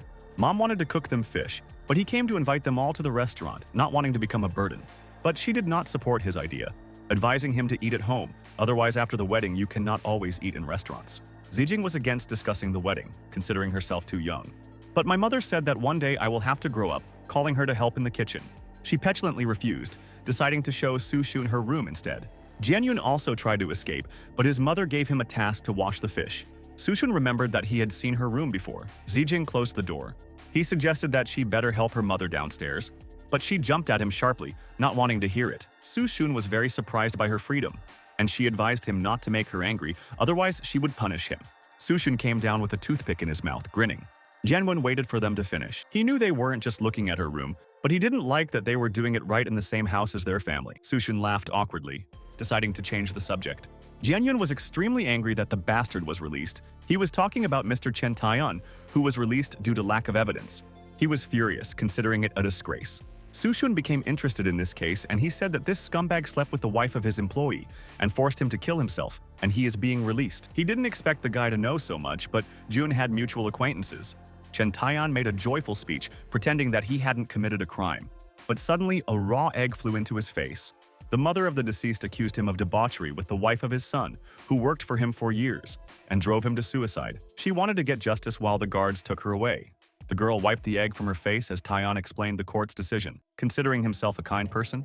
He promised to pay her compensation for the loss of her breadwinner, but the woman was completely furious at his pleased face. Tai'an walked to the car, holding his assistant by the waist. He was laughing out loud. Jianyun was also furious that such bastards were on the loose. Su Xun watched this gloomily. Meanwhile, at the Tsingyun Corporation, Liu Yu announced Chief Chen's visit. Su Xun asked him to sit down when he came to apologize. After all, he helped them solve 2 big cases, but the public doesn't know about it. But Su Xun himself wanted to help on the condition of anonymity, thanking them for keeping it a secret. Chief Chen introduced the chief of Jiangdong City, Wu Jing. Su Xun immediately guessed that he was here for Chen Tai'an's business. He was quite surprised that he understood it right away. Su Xun knew that the culprit had been released right in the courtroom, and that would have angered any decent chief, and they had turned to him for the sake of justice. Wu Jing clenched his fist in anger, feeling terribly humiliated after this incident, so they would like to punish the bastard. Su Xun wanted the same thing, and would like to get a detailed description of the case. Wu Jing began to talk. The dead man's name was Lan Yang, who worked for Tai'an Corporation as a senior sales manager, and his wife's name was Lai Man, who is exceptionally beautiful. Half a year ago, Lan Yang started going on business trips too often, but he felt that the management had a lot of faith in him, so he tried. But one day, his flight was postponed to another day, so when he returned home he found something shocking. How his wife had cheated on him for the past 6 months with Chen Tai'an, who had taken the opportunity to get him out of the house. He started making a fuss in the office to get justice. After that incident, no one saw him, thinking that the boss paid him a sum for silence. But no one knew about it until his body was found. Su Xun assumed that the main suspect was Chen Tai'an, who had both motive and opportunity. The chief confirmed his words. At this moment, he received an equally shocking call that Lan Yang's mother had been shot to death. He remembered her when he was watching TV. Su Xun was so sad that even the poor woman was removed, and they didn't even detain the driver who ran away and left the car in the river. Suddenly, Su Xun jumped up and called out to Liu Yu. He ordered to book the best hotel in Jiangdong City, because in 2 hours he will go there for a meeting. The chief doubted that they would be able to get there in just 2 hours, and the journey took at least 5, suggesting that the meeting be rescheduled. But Su Xun was so filled with anger that he couldn't wait any longer. So a helicopter flew up to the building. They all flew together, and Liu Yu had already contacted Chen Tai'an's secretary. The 2 chefs sat there in shock, watching them. Liu Yu was starting to worry that he wouldn't want to meet, but Su Xun was sure that he wouldn't dodge. Tai'an's secretary settled all the issues so that there were no leads at all. He reached for her feet, offering to reward her for her good work. With a trembling voice, she reported that she had received a call from the Tsingyun Corporation. She told him that President Su wanted to meet him at the hotel. Chen Tai'an was immediately surprised. He thought about it, not understanding the reason for the meeting. After all, there was no business between them, except for commercial ones. The girl offered to ignore his meeting, taking off her stockings, offering to do something more fun. But he was already stressed out, knowing that he couldn't say no to President Su, which could sink his company. The receptionist immediately apologized for her stupidity. He knew that the Tsingyun Corporation was many times larger, and such people should not be denied, but he still felt the catch. But he tried to stay positive, waiting for an offer of a joint project that would boost his business. They were already sitting at the table, doubting that Tai'an would dare to come. Su Xun knew that as a businessman, He would only see this meeting as an opportunity. There was a knock on the door. Tai-an entered the hall, bringing the best wine to an important meeting, but Su-shun was indifferent to alcohol. Tai-an was prepared for his refusal. He invited her in. A receptionist dressed in an open rabbit costume walked into the hall and greeted Su-shun. Tai-an offered it to him, praising its qualities, but he had a better secretary, so he decided to show him what she should look like. She bowed and did as she was asked. Liao Yu appeared in the hall and immediately fell in love with Tai-an and his beauty. The receptionist felt that Liao Yu looked much better than she did, even without the strange costumes. Tai-an realized that he wasn't hitting the right spots and offered tea, but Su-shun turned the glass over. This surprised Tai-an greatly. Both chiefs were surprised by his ways of humiliating a man at such a young age. Tai-an put the kettle on, trying to figure out what he was trying to do. But he didn't want to drink anything from his hands, not wanting to end up like Lan Yang's mother. Tai-an tensed, but didn't show it, waiting for an explanation. Su-shun stood up, intending to explain more clearly. He moved closer to him, reminding him of how he had killed his subordinate's mother. Su-shun touched his shoulder and used the mind-reading skill. Tai-an pushed his hand away, trying to get away with it because he had no proof. But Su-shun understood everything from his sharp reaction, especially since this small touch was enough for him. Su-shun decided to get down to business and list all his remaining options. The first option he offered was to put pressure on his corporation so that by the end of the month he would remain bankrupt. And the second option was to turn in all your crimes right now, since the police are already here. Tai-an had no idea what kind of police he was talking about. The chief offered to provide him with an ID card. Tai-an laughed and sank into a chair, thinking that he would be offered cooperation. The receptionist ordered him to apologize for the false accusations, otherwise he would have to face their lawyers. Su-shun didn't want to take advice from her. She was immediately startled, trying to explain herself. He covered her mouth to keep her quiet. Tai-an finished his glass and tried to calm Su-shun down, since he could raise his subordinates by himself. But Su-shun immediately slapped him across the face with his palm. The bosses were surprised by his action. He noticed that he couldn't even control himself, let alone his subordinates. Tai-an aggressively reminded that they were in his territory and he could do anything to him. But Su-shun reminded him about using his employees' wives right in his office. Tai-an hesitated, not understanding how he knew about the study, counting words at random. But Su-shun responded to that as well, saying, at random, how he forced Lan Yang to commit suicide by threatening to kill his wife and child. It dawned on the chief that it was suicide, but he was driven to it. Su-shun recalled the situation 3 years ago, how he used his bullies to force the family to sign an agreement to demolish their house, after which he stuffed the compensation into his pocket, and how he tricked them into winning the tender for the construction of the bridge, but did it on a dead giveaway. Tai-an accused him of slander, waiting for proof. Su-shun suddenly said 6 numbers. It turned out to be his password for his personal safe. When Tai-an heard this, his heart stopped for a moment. He slumped to his knees, and I could not answer anymore, worshipping him. The chief couldn't believe his eyes that the culprit Chen Tai-an was now on his knees admitting guilt. He begged for mercy, promising to be his personal dog.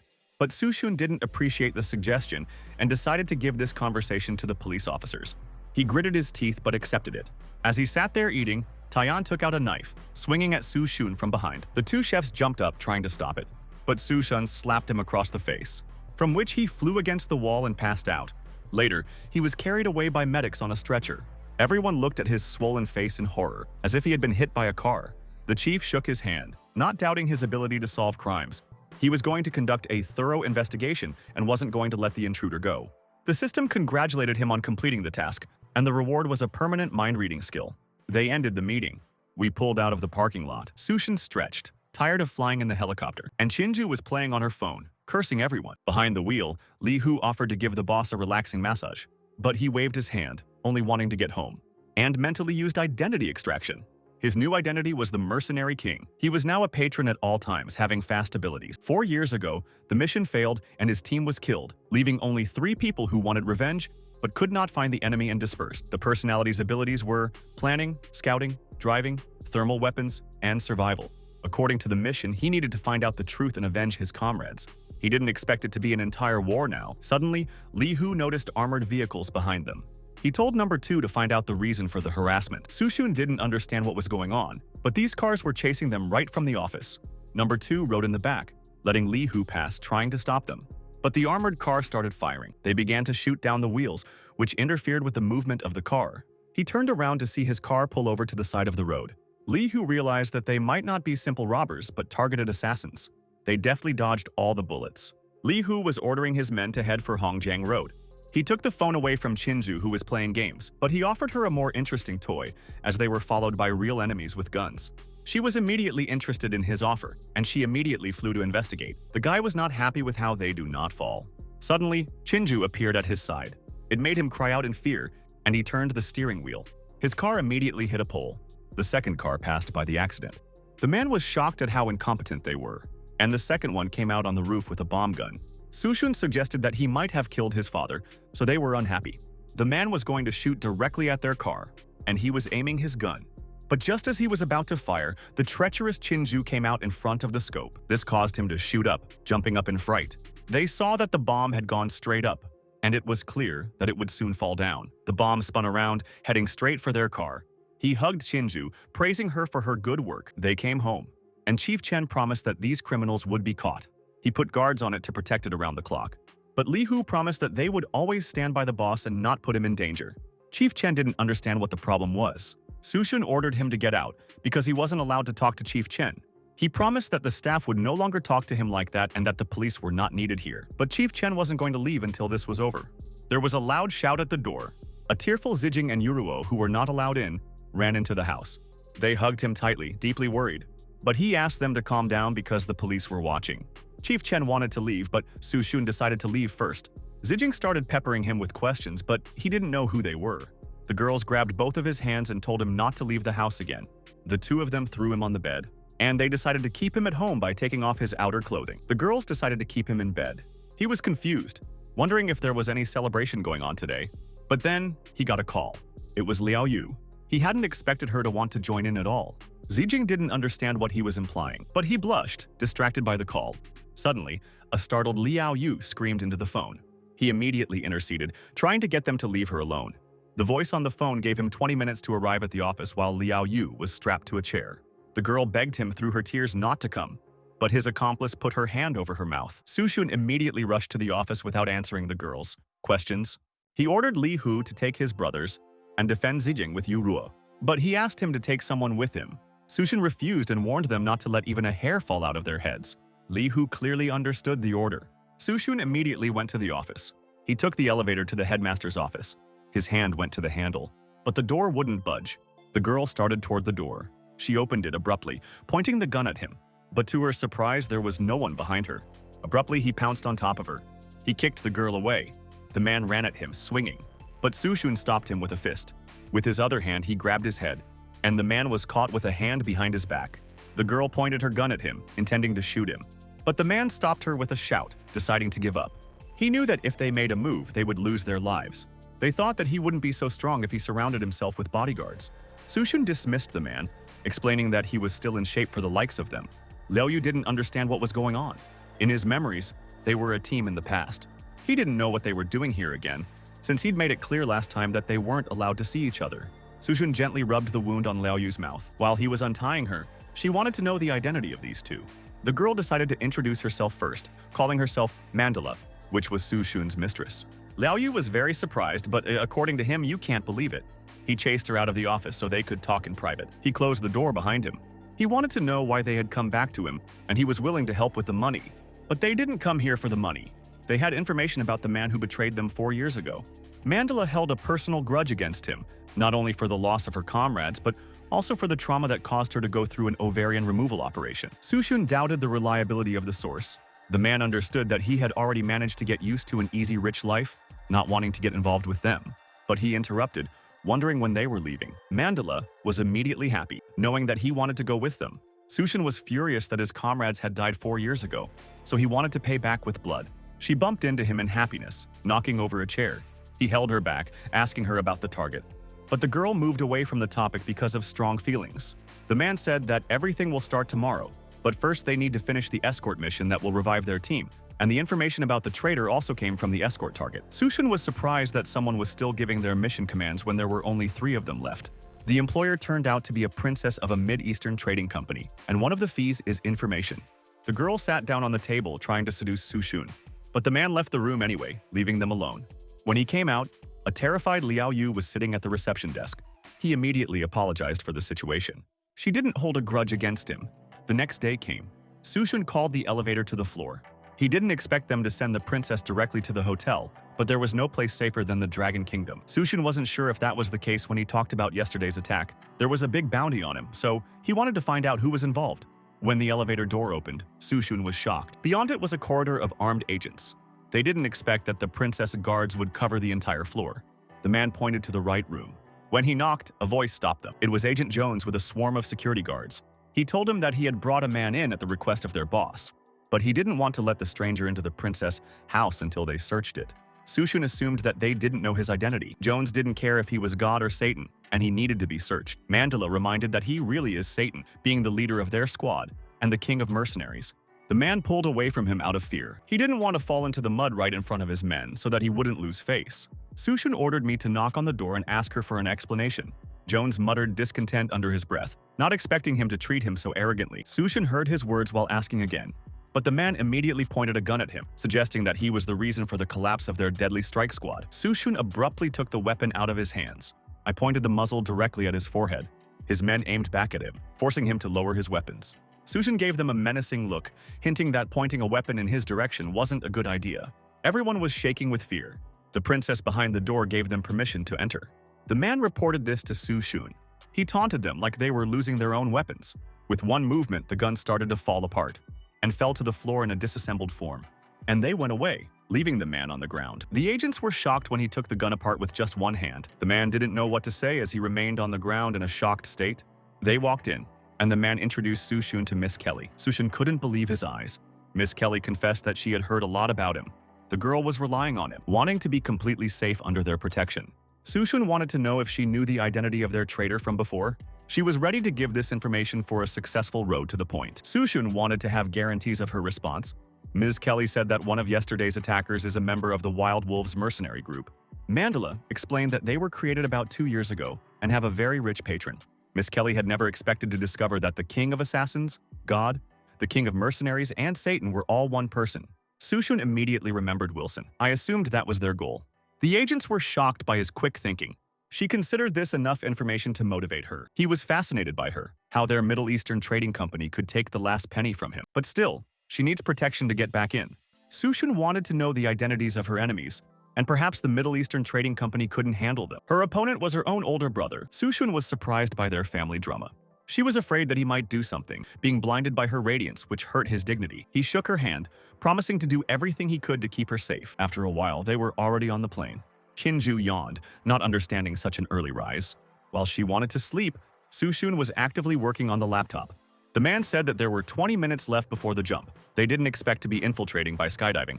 Sushun ordered them not to suck up and take responsibility, as they couldn't put the princess in danger while jumping. Mandela convinced him that she has been going to special training sessions since childhood, so jumping for the princess is just a trifle. Suddenly, Chinju noticed something. She whirled around. She reported that someone was looking at him very strangely, and he asked for a description. Chinju described a man with brown hair, a hooked nose, and a scar on his right eye. It was the same Agent Jones that was shamed by Sushun. He realized that he still didn't believe in it. Miss Kelly suddenly came to the table with 2 glasses. I wanted to know who he was talking about. He dropped the subject, praising her dress. The girl was embarrassed, thanking him for the compliment. They clinked glasses together for the meeting. The man watched viciously. The captain reported that they would soon enter the target airspace, so it was time to prepare for the jump. Sushun stood up, saying goodbye to Miss Kelly. They all parachuted down, and Sushun slowly landed. He immediately inquired about the princess' condition. The Mandala reported that they had landed successfully. Sushun saw from the map that they had landed right on the spot, and he was waiting for the convoy that was going to pick up Miss Kelly. Mandala asked where he was, but the man had no signal, so he decided to move away. Sushun ordered them to watch Miss Kelly. Suddenly, as Miss Kelly was taking off her costume, the Mandala noticed something. It was a red dot right on the princess's chest, so she jumped on it to protect it. Sushun noticed the enemy and everyone went for cover. Mandala put the princess on the ground, protecting her. The man shot from cover at the enemy with a rifle. A fire broke out behind a tree and a scream was heard. Sushun brandished the grenade, ordering them to leave. Mandala led the princess, quickly running away. Sushun ordered them to block their path with fire to buy time. The princess suddenly stumbled, but the Mandala held her back. She couldn't understand how they knew about the landing site if it was only known to a small circle of people. Sushun deduced that there was a traitor lurking among them. The girl was shocked, suspecting that it might be him. But Agent Jones was already pointing his gun at them. He tried to stop Sushun. Miss Kelly could not believe that he had betrayed her firm trust, but he felt resentful. Having run for her for so many years, she was never nice to him as well. Didn't even give him a glass of water. Sushun offered to bring him 2 tons of water since he was thirsty, but the man shut up the joke. Jones took aim, intending to kill him. But a furious Chinju appeared in front of him, intending to teach him a lesson. He screamed in fear when he saw the ghost. Mandala abruptly pushed the princess so that they fell to the ground, and Sujun took out a knife, throwing it directly into Jones' hand, knocking the automatic out of his hands. He dropped the shotgun, falling in pain and shock. Sujun kicked him hard in the face, and he wanted to know how many of his people were around. But Jones did not want to give up, intending to continue to fight like real men. Sujun pointed his gun at him, not wanting to answer the call.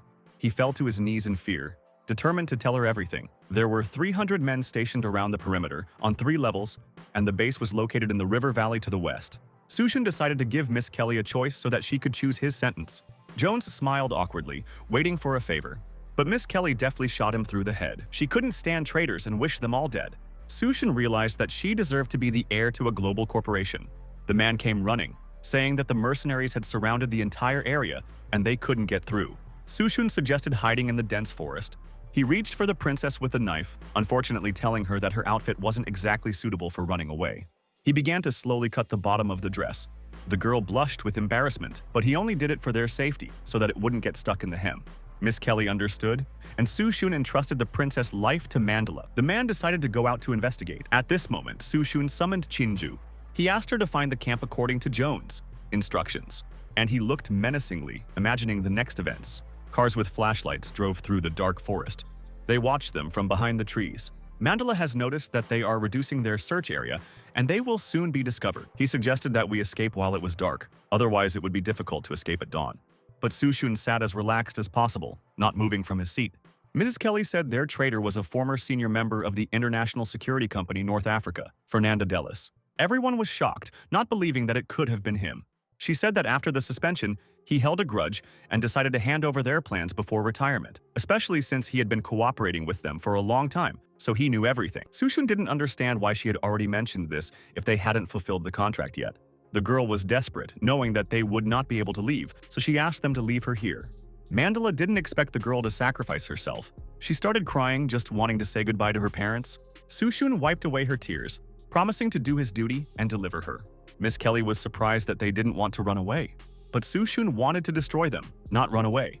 They didn't expect it, but even for them, 300 people was an impossible task. Chinju whispered readiness in his ear, for which he thanked her. Miss Kelly didn't know who he was talking to, but it was time to go. Meanwhile, in the enemy camp, the commander was furious that they couldn't find a couple of people for almost a day. But they were sure that they would not run through the infrared sensors, so they just had to wait. The man wanted to destroy Satan himself with his own hands. One of the agents was standing on the tower, and at one point he yawned. At that moment, a bullet pierced through his temple. It was Sushun and his partner who were running under the tower. One of the guys was lighting a cigarette when he noticed the enemies. He shouted as he drew his weapon, but before he could finish speaking, Sushun shot him. The commander saw a huge explosion that knocked all his soldiers away. One of the guys was able to report that Satan had come. He was shocked that they decided to attack first. One after another was shot in the back. The team ran around the camp, shooting soldiers. Another team arrived, preparing to join the battle. We only took one step. Because of this, they were instantly horrified. The entire crowd was instantly torn apart by a landmine. The commander couldn't believe that the explosions were happening on their own. One of the wounded said that their camp was booby-trapped, although no one knew about it. The commander ordered the release of equipment to delay the enemies. A man in an armored car with a gun drove in their direction. He aimed at them, intending to destroy them, but there was glue inside the muzzle that kept it from firing. So the cannon exploded on its own, throwing him off into the distance. They knew they couldn't shoot. All of them suddenly lost their magazines, leaving no guns. As they stood there in disbelief, one by one they were shot. Everyone fell to the ground while dodging the sniper, but they were clearly visible and it was too late to hide. Miss Kelly didn't understand why they didn't shoot back. But Mandala thought Sushun was a wizard. The commander did not understand where all the artillery was, that it could not kill one sniper, but all the muzzles were filled with glue. At that moment, a grenade flew out from under the car. Everything turned into a huge explosion, and the soldiers were lying in a heap on the ground. The bloody hand struggled to get out. The commander crawled with the last of his strength, bleeding profusely, but a silhouette appeared in front of him, causing him to shake. Sushun aimed at him, not letting go. He didn't know how they'd managed it. But Sushun didn't answer the question as he fired a bullet. Meanwhile, at the headquarters of a Middle Eastern trading company, the guy smashed the bottle on the ground because his plan did not work and soon Miss Kelly will return, which will bury him in the grave. He gave orders to the butler to kill her, or else he would also lie down. The butler promised not to disappoint him. In the afternoon, they drove through a deserted area. Miss Kelly asked Soo-Shun questions, still surprised at their victory. But he only wanted to say 3 words to her. He whispered in my ear that it was classified information. Miss Kelly laughed at his joke, which made the mandala sit in a bad mood. The man said that they need to refuel, offering either to stop in the city or continue on foot. Soo-Shun knew that there was one city on the way, so it was possible to refuel there. While he and the princess were fighting, she bit his arm. He was surprised, but she considered it a punishment. They entered the city and drove through the narrow streets. Mandala warned that enemies can attack in the city, so you need to be on the lookout. They were already quite close to their destination, so the enemies only had a chance to attack here, so they might arrive even earlier. Mandala suggested driving faster and without stopping, but Soo-Shun didn't want to hide when the enemies wanted to fight. They stopped the car.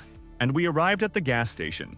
A man got out of it, who was surprised at the dimensions of the car. Mandala hurried him to get the job done faster. The man liked it very much, and he offered to drink with him, and then fill them up for free, showing the gun. But Soo-Shun advised him not to stare at her, otherwise he might shoot her. He turned on him, threatening not to talk to him so that he could leave alive. Miss Kelly sat looking the other way. The man suddenly reached out to her, marveling at her beauty. But he was punched in the face for his impudence.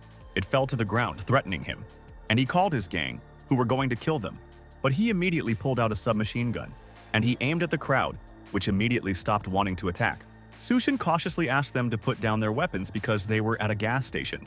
The man agreed with him, offering to solve everything without guns. Soo-Shun gagged him, ordering him to take them to Tony's place. He didn't expect them to know the boss. The case continued in the casino, where everyone was playing and having fun. The boss was sitting behind the sofa, enjoying himself. A frightened subordinate approached him. He told me that Tom had brought people from the Dragon Kingdom from the gas station who wanted to talk to him. He jumped out of hatred for the people of the Dragon Kingdom, but they keep bringing them to him. But a voice from behind stopped him from complaining. He turned cautiously, recognizing the voice. Behind him was Soo-Shun, who was appraising his casino. Tony was immediately taken aback when he saw Satan himself, but the subordinate had no idea. Soo-Shun hugged his neck as if they weren't old friends. The guards immediately ran at him so that he wouldn't touch the boss, but he immediately chased them out with a loud shout. They bowed, apologizing for their mistake.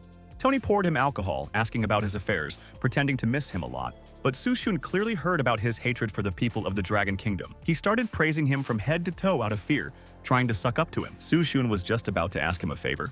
It was already sunset, and the city was bustling with activity. The commander ordered to hide cars and surround the building. Many soldiers ran out of their vehicles, surrounding the area. One of the cars pulled into the alley.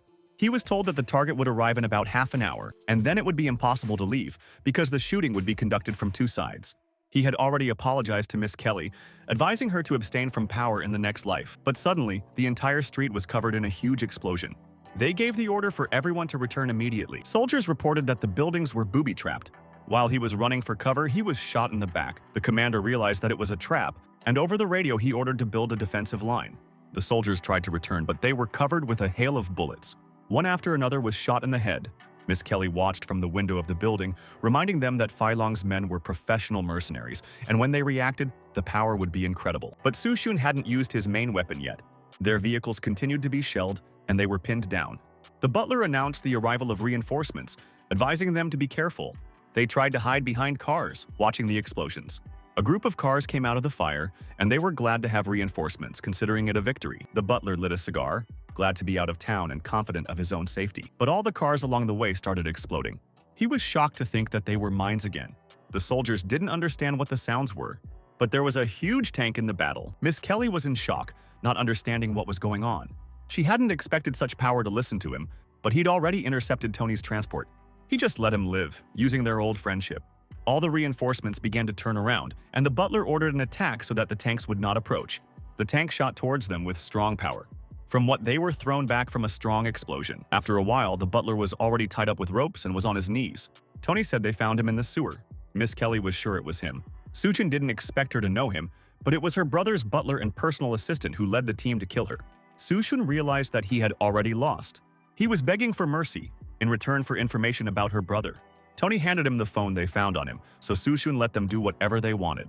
The butler begged Miss Kelly for mercy, offering to become her loyal dog. But the girl took the gun out of its case, and I turned on him, knowing that he had no moral principles at all. Then, she shot him in the forehead. Sushun caught Miss Kelly panting, but that wasn't the end of it.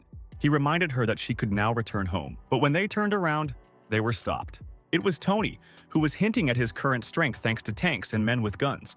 Sushun didn't understand what he was getting at. He recalled how they had destroyed his people, and how much their power had increased since then. Sushun pretended not to understand. He aimed at him, forcing him to stop pretending. When he showed up, Tony's business was barely afloat and offered to even the score. Sushun reminded him that he had let him live because he was a simple guy. Tony couldn't believe he was talking to him like that in this situation, but one of the soldiers noticed something on his face. When he turned around, he was informed about the sniper rifle scope. Sushun clarified that it was an infrared howitzer with a range of 10 meters. Everyone abruptly backed away from Tony when they heard about the howitzer, but he tried to be brave. His teammates were aiming from a distance, knowing that this was Sushun's original plan. Sushun suggested that Tony shoot him if he didn't believe him, but the gun fell from his hand. He smiled broadly, pretending that he was only joking. Tony dropped to his knees, begging for his forgiveness in an innocent tone. Sushun was willing to let him live for one more favor. After a couple of minutes, he was already filming it on his phone, making him smile. On camera, he filmed a crowd of his men in women's underwear. He gave the phone number to Miss Kelly as dirt so that they would always solve her problems. And they left, leaving them on the road. As they got into the car, Mandela asked him why he was looking so far into Miss Kelly's future problems if it wasn't his job to do so. But Sushun only wanted to tease them a little. The man was sure that he just liked Miss Kelly, so he gave her up for protection. The girl blushed, but Sushun didn't give a clear answer. They started making jokes about the son-in-law of the owner of a Middle Eastern trading company, and he promised to throw them out of the car for such jokes. Finally, they came to the city of Thorley, to the headquarters of the World Trading Company. They had a sense of foreboding as they approached the building. But Miss Kelly was sure that inside the headquarters was another world of her father's, where no one would dare to harm her. Sushun also hoped so. In her father's office, meanwhile, her older brother was begging for his inheritance, trying to prove himself better than Kelly. But his father knew exactly what he was doing. After all, his actions had disappointed his father for a very long time, and he wasn't even worth Kelly's finger. But he wasn't going to disinherit him, and decided to take his life by pointing a revolver. As they entered the building, Miss Kelly was praised for her good work. She was informed that her boss had asked her to rest until the meeting, but she wanted to see him urgently, and the man assumed that it was about Mr. Filong, who we shouldn't worry about anymore. He had already died 5 minutes ago. Miss Kelly was taken aback. The Mandela pointed out something interesting to Sushun. Doctors were coming out of the elevator with a stretcher on which a body lay under a sheet. A hand with a pentagram tattoo protruded from it. Miss Kelly recognized her brother immediately, knowing that he was indeed dead. The man didn't expect his father to step in and execute his own son. Sushun deduced that Fei Long was no longer needed because he had lost the inheritance, and in order to avoid the scorn of his partners, he got rid of him. They had to go further. Miss Kelly was bursting into tears, but Sushun asked her to be strong, understanding her heaviness. But the door was closed by security, preventing them from entering the office. The boss only wanted to see Satan when he sent Miss Kelly home. The man complained, not wanting to listen to someone else's boss. His partners didn't want to let him go, offering to at least wait for him, but he asked to accompany the princess home. He sent them off, promising them that everything would be all right. Miss Kelly was beginning to worry too. The door to the office opened and the boss was informed of Satan's arrival.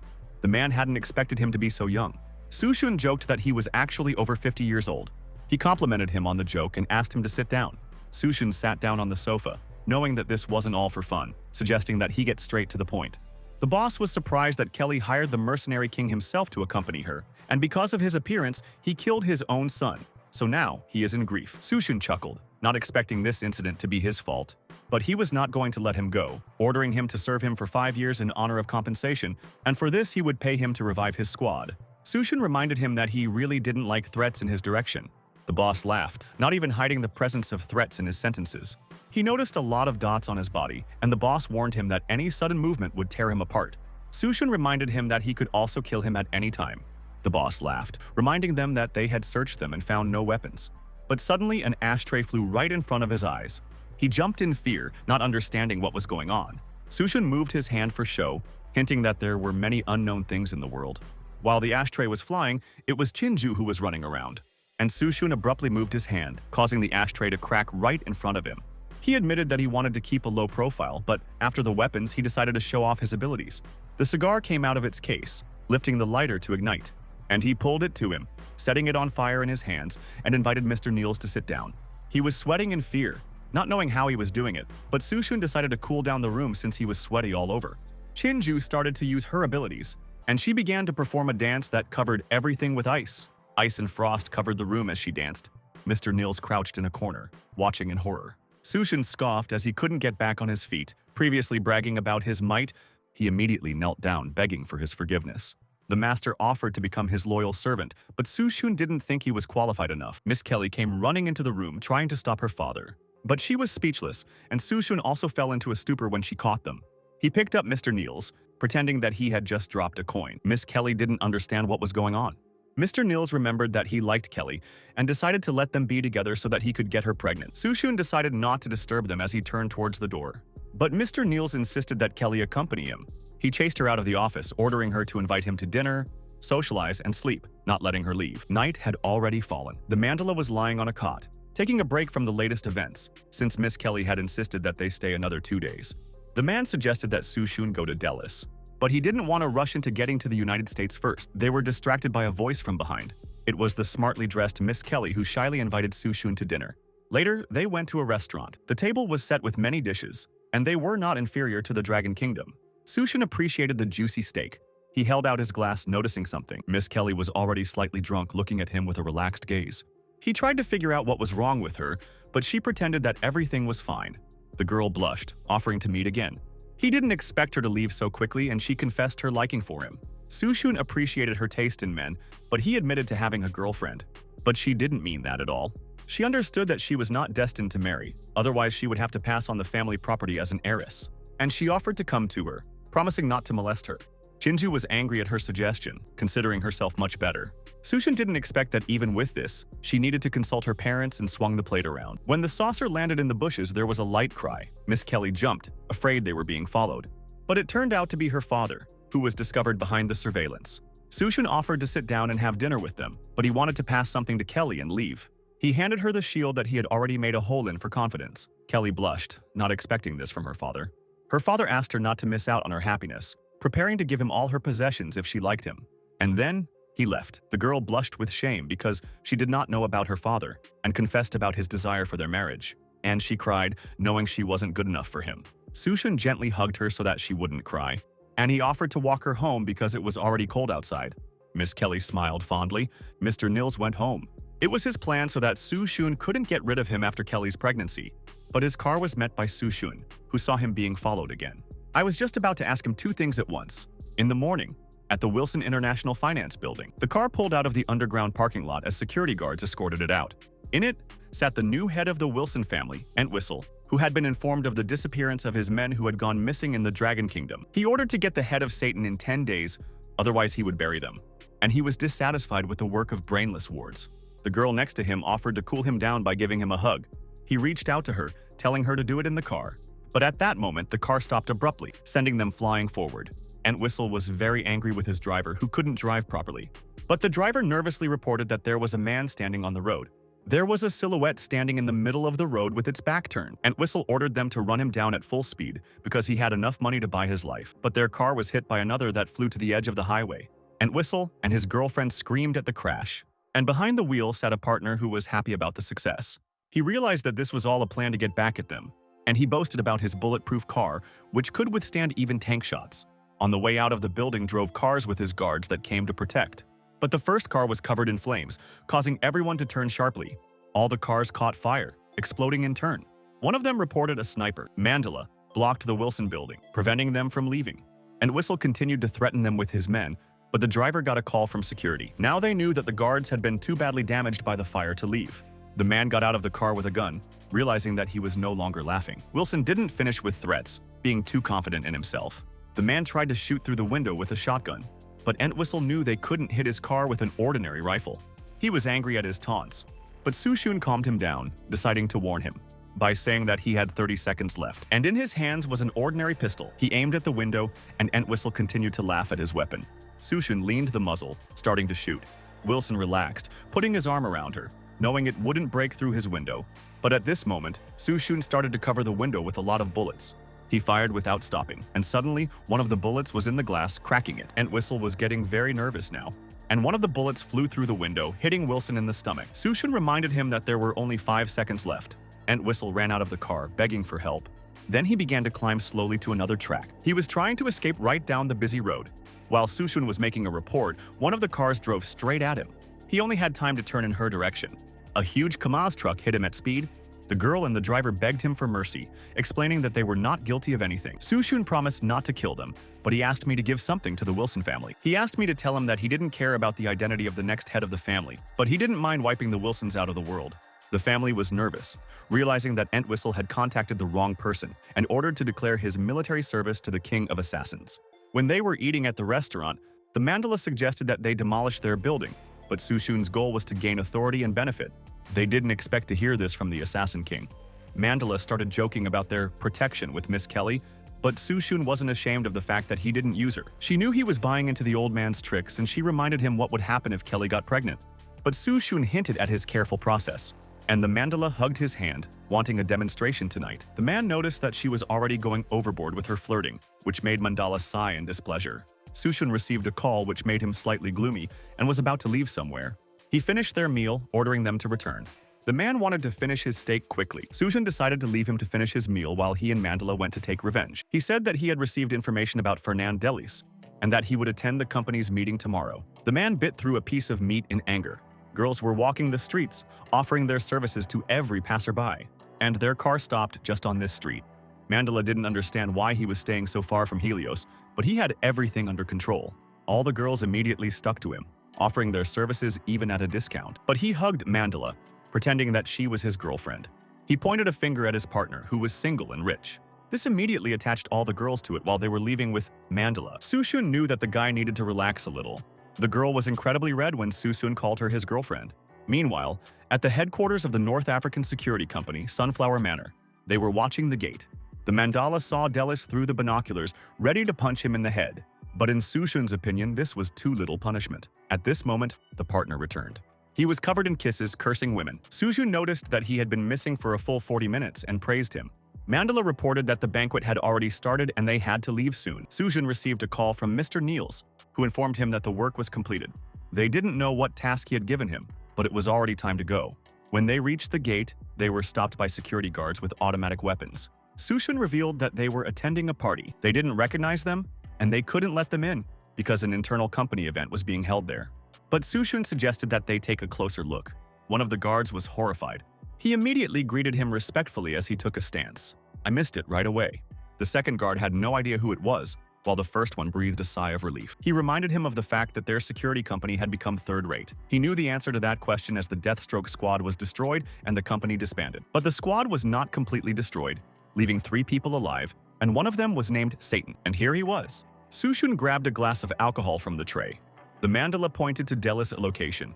He was standing under an umbrella, chatting with his friend, surrounded by smart girls. Later, one of the men was cooing to one of the girls. At that moment, someone grazed his shoulder from behind, and the glass in his hand moved, drenching him. He turned around viciously, about to start a conflict. Suddenly, he noticed Soo-shun standing there. He immediately took a fighting stance, greeting him respectfully. The others immediately noticed it when they saw Soo-shun. And then, he announced his return. Everyone greeted him at once, standing in a crouch. The boss turned around in surprise. I gave him a big hug, congratulating him on his return. He decided to give him the best men so that he could rebuild the squad. Soo-shun sensed that someone wasn't particularly happy about him. Delis laughed at him, reminding him how he had failed his mission and left the company without understanding why he had come. Soo-shun gloomily admitted that he had come to kill him. He was terrified, and the boss didn't like the jokes. But Soo-shun had discovered the secret of their squad's death, just as Delis had set up an ambush 4 years ago. Delis denied these accusations, demanding proof because he was the head of the company and could not do so. People didn't believe in his words, thinking that Delis didn't have any sense to do this, because it only brought a minus to the company. The boss also demanded proof, but Satan didn't need a reason to kill anyone. Delis clenched his teeth in anger. The boss started threatening him, forbidding him to kill people just like that.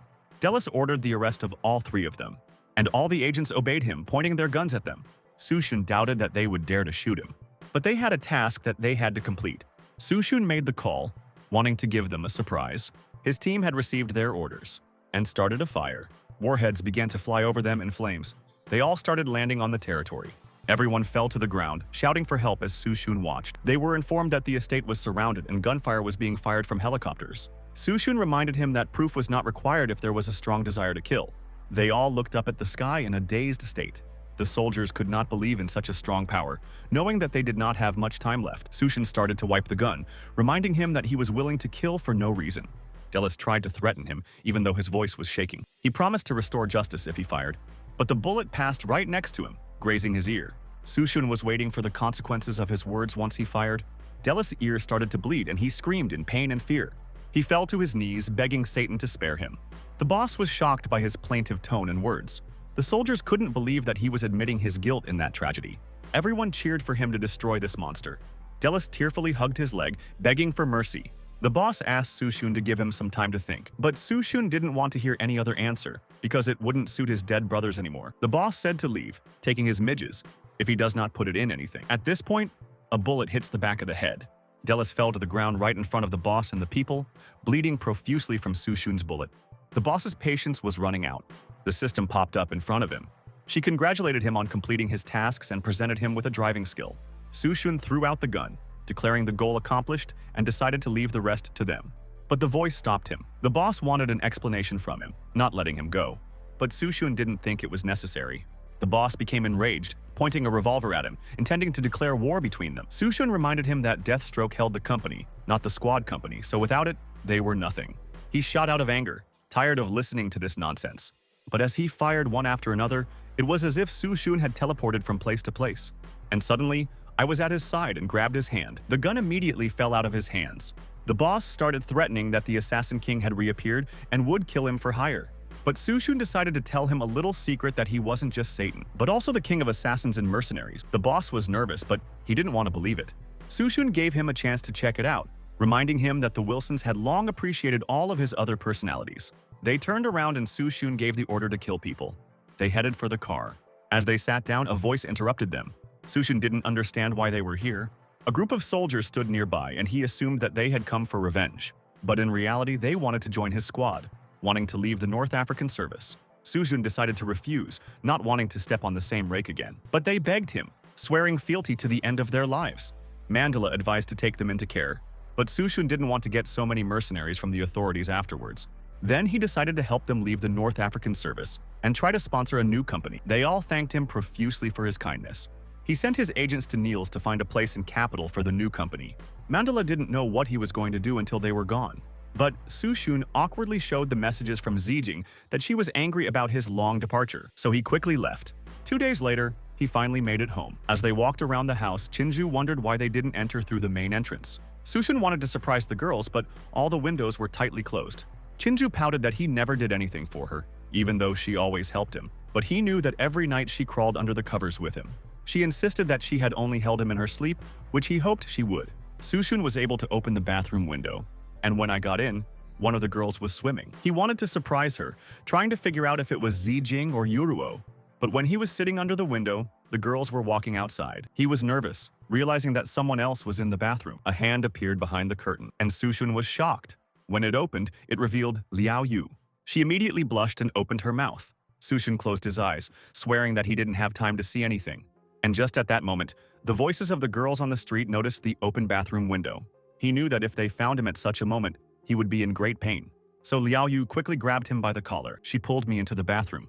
The girls peeked through the window to make sure Liao Yu was safe. She explained that she had opened the window for easy ventilation. The girls decided to close the window and asked not to open it again while Sushun hid behind the curtain.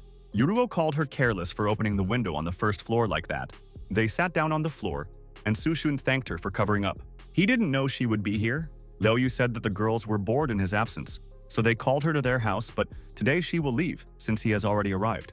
But Sushun didn't kick her out at all, just inquired. Liao Yu was surprised that he didn't want her to leave. He didn't know how to respond without being awkward, so he decided to leave before it was too late. But suddenly, Liao Yu gave him a sharp kiss on the lips, and when I got away, I started breathing hard. She immediately stood up, apologizing for what she had done, and decided to leave. But Sushun grabbed her arm. He wasn't ready to let go of the girl who took the initiative first. After all, then he will be a lousy man. The next day came. Sushun was lying on the bed with Liao Yu sleeping in his arms. He recalled the events of last night, how he lost his head, and now he needed to explain himself to Zijing and Yuruo somehow. Liao Yu woke up abruptly, wanting to hear his excuse in front of his girls. She didn't want to hurt them, but she liked him too, so she would have to leave if they refused. Sushun started to get dressed, intending to talk to them about this topic, and asked them not to tell them anything. He assumed that they were already awake and wanted to pretend their arrival. But behind him, there was already a gloomy Zijing who was not surprised at all. and now she was waiting for him to give her a reasonable explanation for what he had left in Liao Yu's room. And behind her, Yuruo was no less furious that she remembered his return yesterday. They complained that 2 girls weren't enough for him anymore. He tried to explain himself, promising not to repeat it. But Zijing put her foot right in front of his face. She held him down until he shouted out his promise. Yuruo sighed, explaining that he shouldn't stop at Liao Yu. Suddenly, it dawned on him. Zijing was a little upset, realizing that he wasn't an ordinary man at all, so she would have to put up with it, but just for one request. She had ordered him to put her first, and tonight he would be with her. Yuruo picked up, booking it for tomorrow, and they left to prepare breakfast. When they opened the door, Liao Yu was standing behind it. The girl blushed deeply, pretending that she wasn't eavesdropping. Zijing asked to be called her sister, putting her hand on her shoulder. Sushun found it strange that they just accepted her. He realized that she wanted a lot of girls for him, but at this moment, he was hit with a glass on the forehead for such words. During the night, thunder broke out.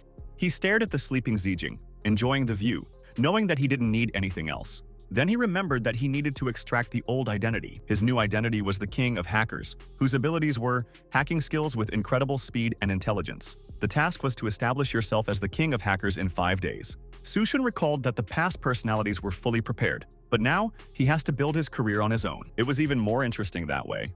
While he was sitting at his laptop, Yuruo brought him goji berry tea. She looked up, curious about what he was doing. Yuruo didn't expect him to be able to write code, but it wasn't for nothing. I clicked on Done to demonstrate. Meanwhile, at the largest streaming company in Shanghai, the conference reported that their app already has more than 10 million users, which makes 300,000 yuan a day. At that moment, the screen went blank, as if there was a problem. But then everything was filled with an unknown profile that claimed to be the king of hackers. The app was filled with pictures of the king hacker, who was underestimated, which is why it did not work. Everyone thought it was too crazy a name, and people decided to watch it. The application opened a stream of the king of hackers, which was going to demonstrate minor data thefts and major hacks of systems in different countries. The girl appreciated his voice as he condemned the app for its boring simplicity. The guy was disappointed that a person with such skills opened donations for communication for money. Someone treated with distrust, asking for proof, and someone has already fallen in love. He was willing to grant their wishes if they asked. And during this time, he decided to block a couple of accounts on request. Sushun said that he has blocked 15 accounts and is now going to unblock them. By clicking on the button, he reset everything. Everyone in the chat started spamming about the blocking of their account, proving his words. The people at the conference didn't understand what was going on and why the main page of their app had changed. Their programmer nervously tried to get everything back. They couldn't understand what exactly had happened. He said with fear that his permission to edit was taken away, so he is powerless. The director was extremely angry at this disgrace to their company, ordering them to report it to the management department. The management department received a call. He picked up the phone while he was eating, and they told him the breaking news about a hacker guy who had taken over their network. Yuruo didn't know what exactly he was waiting for, and then he showed her the screen. A warning from moderation appeared in the chat that they were threatening to block his number, but Sujun decided to do it first, intending to block the moderator. He laughed at his words, thinking that it was impossible. But at that moment, he was blocked. He was sweating with shock, not understanding how it had happened. The director came out in shock that all the administrators had lost their rights. The girl confirmed that it must be a tough burglar. The director ordered everyone to get their rights back, otherwise he would destroy their platform. Everyone in the chat was waiting for him to be blocked. But all the moderators suddenly disappeared, and the company received information that the director had lost all his rights. He didn't want to receive any money or gifts from them, but he was willing to comply with their wishes. Programmers understood that viewers would demand a lot of things that could not be leaked to the network. The old specialists were taken out of the way. After all, 5 tigers of entrepreneurship arrived, who sat down at their laptops to solve the situation because the site was created by them. Sujin noticed that there were masters online, but he knew that resistance against him was futile. All 5 experts were shocked at once. The director wanted to understand why their computers had broken down at such an important moment. They explained that he was remotely hacking their systems, but they didn't even bother to close their IP addresses. The director frowned, ordering the police to be called immediately. The stream continued. All the viewers supported the powerful Hacker King while the company begged him not to cause harm. Sushun considered this the best time to start the case, asking Yu Ruo for his opinion. She suggested checking the national-level files for an action plan or similar. Then he decided to check out one of the countries. Meanwhile, in the intelligence service, the ICBM office, all the specialists ran, ordering them to immediately disconnect from the network and close the servers. They were informed that the door to the control room was locked with a code.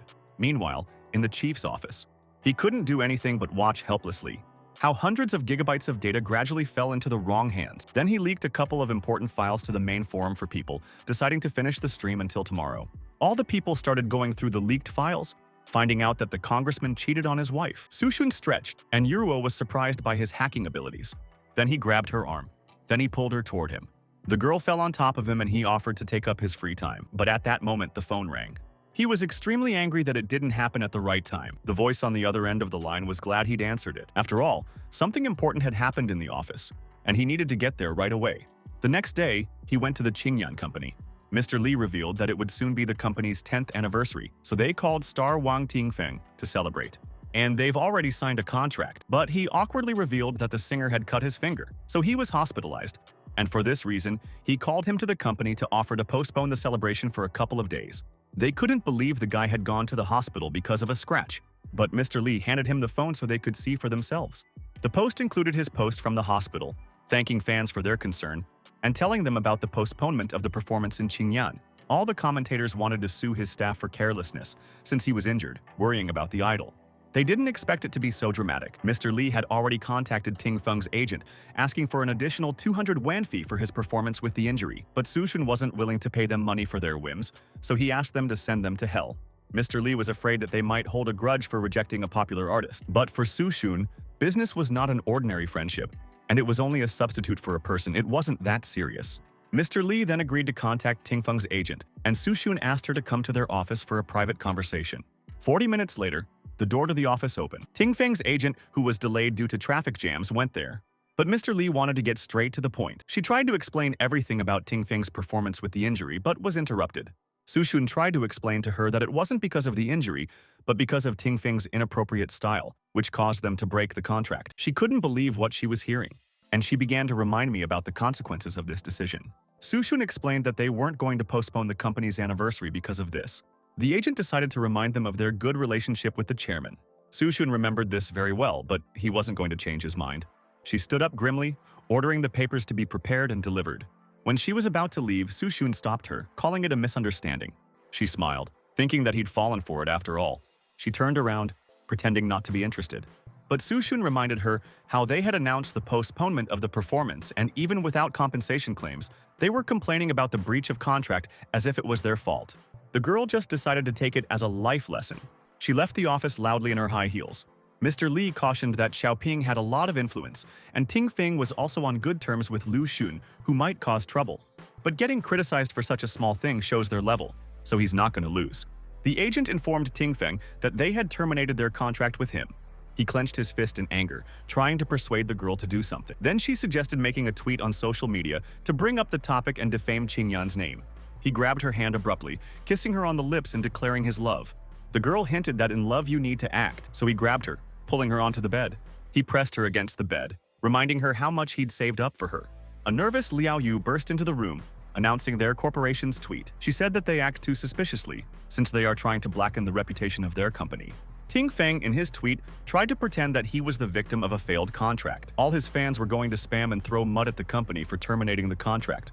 The girls were shocked that people are ready to listen to any of his words. Liao Yu suggested that we step in and clear things up, otherwise things will go too far. But Sushun decided to continue playing the big game if they were so insistent. At that moment, he made a call. He called Mr. Lu, introducing himself to him. Lu Xiong, meanwhile, was sitting in the middle of a group of girls. Realizing that the call was about Ting Feng, Sushun decided to get straight to the point, explaining that it was worth reining in his artist who was trying to tarnish their reputation. But, according to Liu Xiong, Ting Feng's tweet did not contain a single negative word towards Qingyan. He knew they were plotting something against him, but the man decided to just laugh, waiting for proof of this accusation. He denounced him for being too young, intending to help only in the business council. Then Sushun hung up. He found it strange how Liu Xiong defended a small artist with all his might. Then he started typing the code quickly. Yuruo realized that he was trying to hack into Ting Feng and Xiaoping's phones to get information. The phone was lying on the bedsheet, and Sushun connected to the camera. At this moment, Ting Feng and Xiaoping were busy with personal matters while he tried to get compliments. The girls blushed, judging them for having such a relationship with such an age difference. While Xiaoping praised Ting Feng and compared him to her husband, Sushun realized that Xiaoping's husband didn't know anything, so he could be the catalyst. At this moment, he was sitting in the gym, wiping off his sweat.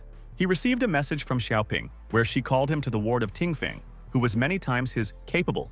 The man grumbled, intending to deal with them. Zijing called him a villain, but he didn't think so. After all, he only helped them have fun and raise their spirits. Zijing screamed in terror, wanting to get it out of her sight. Yuruo recalled how Tingfeng always said how hard it was for him to go so far. But in fact, it turned out that he was working on two fronts. But Sushun recalled how he tried to cheat with a few other actresses. He read the correspondence as he continued to molest girls even after rejections. Zijing was extremely displeased with his actions. Liao Yu was waiting for Sushun's next move. He decided to copy all the data and put it on the internet. So they decided to send the media to the hospital to see Tingfeng with the film crew. Everyone was shocked when they noticed new information about their favorite artist. On the main page of the forum, there was a picture of Tingfeng with Liu Xun, pretending to be a movie trailer. In the comments, half of the users were shocked by the discovery of its orientation, while others expected it initially. At this moment, in the hospital, Xiaoping told Tingfeng that the internet had exploded from his tweet, so they would be in big trouble, and he considered it a well-deserved punishment. The girl started praising him again. At that moment, the door to the ward was opened with a kick. It was Xiaoping's husband who came to them with a bat. Xiaoping was shocked, not expecting him to be here at all. He swung at them, intending to kill her. He started beating them up when the media arrived on time and started filming the sensation. The battered couple lay on the bed, begging not to hit again. After a while Liu Xiong was chatting with the girls, a ward came running to him with the news. He tried to explain that he would rather look in social networks. Liu Xiong picked up the phone, and the main headlines were only about Tingfeng, his infidelities and affairs. He was very angry that someone was spreading rumors about him. And also, Qingyan's communications department gave an answer about breaking the contract with Tingfeng. All the commenters took their side because they tried to raise the fee thanks to a small scratch. Liu Qiong watched the entire situation in silence, not knowing what to do. At that moment, an unfamiliar number called him. It was Su Shun, who hadn't expected so much news during this time. Liu Xiong was sure that he had done it himself, but Su Shun didn't hide it. The man was going to get back at him when he cleared up all the problems. But Su Shun wasn't going to let him decide all this. He was going to say it directly. Liu Qiong didn't expect him to act so globally after a small problem. But Su Shun respected people, and he respected their corporation. If they don't respect him, then it's considered an insult. On the computer, there was a correspondence between Mr. Liu and a small artist, Xiao Luo, who he was willing to arrange a role for in return. Su Shun didn't expect him to be completely unreasonable for his age. Li Qiong realized that he could only get such personal information from a hacker. He reminded that times are changing, so it would be better for him to take advice from a professional. Liu Xiong paid him before ending the call. He dropped the phone against the glasses on the table. Qinju reported that the corporation admitted tax evasion, and now they were ready to be punished and pay their taxes. But she understood that they wouldn't apologize and would attack Qingyan. Qinju explained that they already suspected the hacker as an employee of Qingyan Corporation because their company was hacked too easily. She handed him her phone so that he could read the discussions on the internet. In the comments, everyone suspected that the hacker must be connected to the Qingyan company, and some were unhappy with such methods. Sukun realized that this was an enemy corporation that was trying to stay afloat. I decided I was going to give them a big present tomorrow. Suddenly, Qinju hugged him from behind, wanting to receive a gift as well. After all, his other girlfriends have it and she does not, but he categorically refused her. He was going to take a shower, and she offered to go with him, pushing him into the bathroom. She started to take off her dress while Su Shun thought it was a sin. Director Ye was informed of the news about the Hacker King. He was surprised that they were able to find anything. After investigating, they began to suspect a connection between Mr. Su of Qingyang and the Hacker King. Then, he decided to go to his company right tomorrow morning. In the morning, they met up with Su Shun. He introduced himself as Director Ye Wu and would have liked to hear an introduction in return, but he was interrupted. Su Shun was immediately interested in the reason for his unexpected visit. He admitted that he had come to talk about the Hacker King. Su Shun didn't mind and was willing to answer any questions. Director Ye didn't hesitate to ask directly if he was the king of hackers. He tensed, waiting for an answer. Su Shun pretended to have no idea what he was talking about, but according to Director Ye's information, he hired the king of hackers to get into the internal affairs.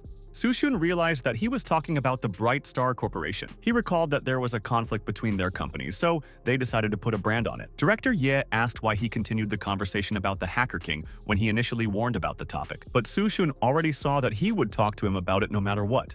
Director Ye was surprised at his shrewdness. Su Shun deduced that a refusal would show him to be either characterless or secretive, and he confessed that he is not the king and is not related to him.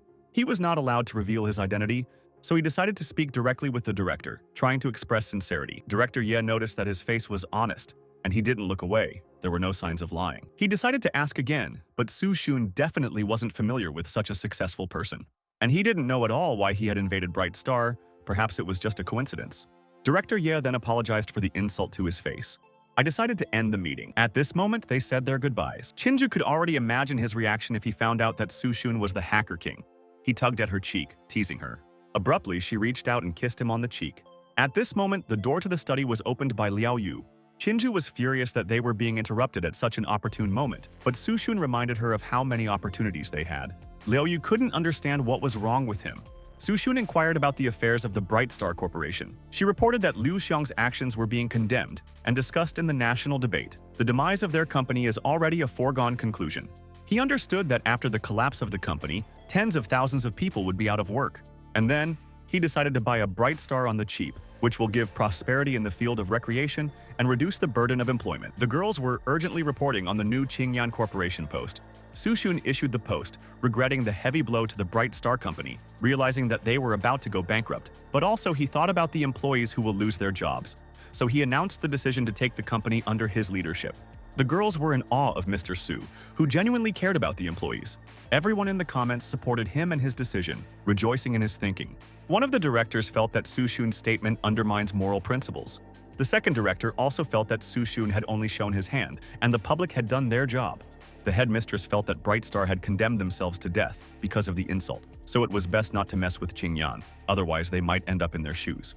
In the evening, at Liu Xiong's office, he was breaking dishes when he heard the news about Su Xun's purchase of their company. One of the employees handed him a tablet with a contract on it. He was shaking with anger that he had created this situation and made himself a hero to buy their company. The man's mouth dropped open in rage when he opened the post.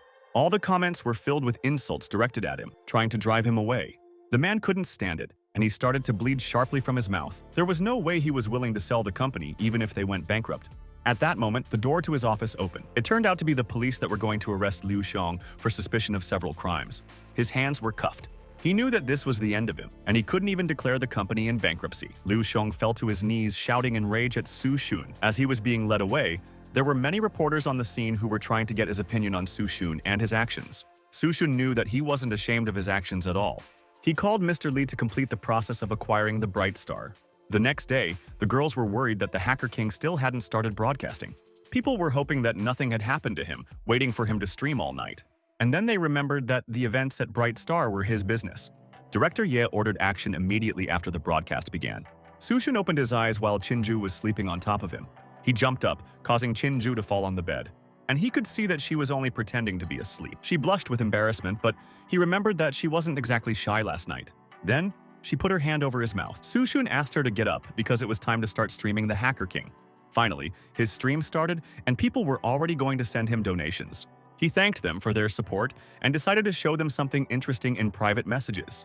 There were messages with insults, where his skills were devalued, asking him to hack his country. He was asked to accept the challenge to show off his power. Su Xun decided to comply with his request and hack the country. In one beautiful country, their security system was suddenly attacked, and they are trying to prevent data copying. Su Xun posted more important information on the forum for viewers to check. They didn't expect him to be able to receive such confidential things. The head was horrified, ordering him to stop immediately. Qinju had never seen such an outrageous request in all this time, but Su Xun decided to immediately follow through with the challenges. In the private messages, a message from Director Ye Wu suddenly appeared. He clicked on the chat. There, Director Ye introduced himself to him and decided to invite him to serve in his country to prove his status as a good person. Su Xun didn't expect that he would look for him for the sake of this. He remembered hiding his identity right in front of him when the director showed up at his office. Then, he decided to politely decline, wanting to be free. He answered it, not wanting to join its ranks. Director Ye was shocked that he chose to be an ordinary streamer, even though there were a lot of unusual things about him. He was informed that the Hacker King had blocked them, so they wouldn't be able to give him an answer.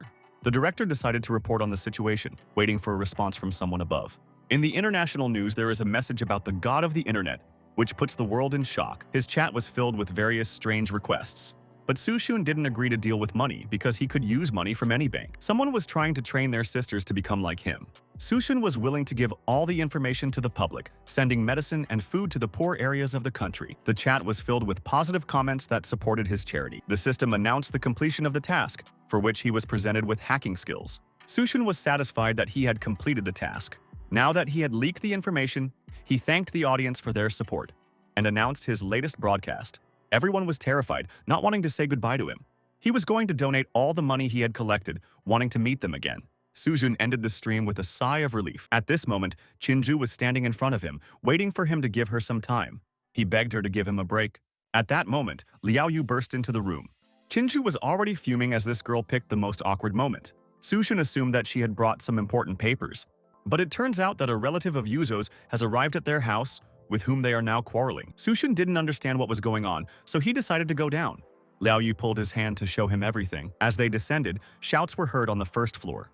Yuruo was fighting with her brother, who tried to take her home forcibly. He wanted to talk to the jerk who'd charmed her into staying with him. Su-shun coughed, and brother Yuruo frowned at him. Suddenly, his demeanor changed, and he greeted him respectfully, introducing himself as Yan Yulin. He apologized for the trouble, calling his sister mean. Su-shun heard all of his words, assuming that the jerk in his words was him. He tried to apologize for his emotions, not wanting to leave his sister here so that she wouldn't give him any more trouble. Yuruo ran up to him, holding out a glass of water. Yulin couldn't believe that she was calling him master, but the girl didn't see anything wrong with it. During all this time, his sister didn't offer him any water or a seat, so these nicknames also made him very uncomfortable. Su-shun invited him to sit down and asked Yuruo to pour him some water, but she smiled and said he wasn't thirsty. Yulin resentfully shouted what he wanted. Su-shun asked to leave them alone so they could talk. Yuruo agreed and left, causing Yulin to open his mouth in shock. He didn't understand how he had managed to subdue his capricious sister, but this was all Yujo's initiative. He couldn't believe what he was saying. Su-shun guessed that it was all because of his beauty. Liao Yu was afraid that Su-shun might have problems, but she thought Su-shun was smart enough to maintain a good relationship with the Yan family, which would bring more benefits. At this moment, brother Yulin was about to leave for the plane and asked to behave himself, and then he asked her to be more careful about delicate matters, which made her blush. Yulin said goodbye to Su-shun, asking him to call if he needed anything. Early in the morning, Su-shun was sleeping with Liao Yu and Yuruo in his arms. When he opened his eyes, he remembered that today was the beginning of the day with a new identity. He asked the system to extract the identity, and she gave out a new identity for the week, the villain.